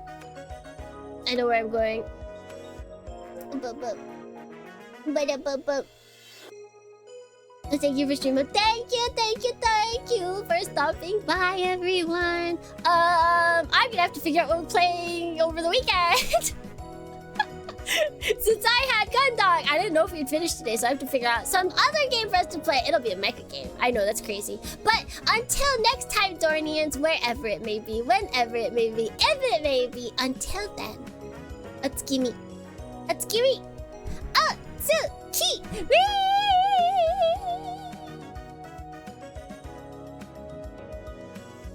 We're jumping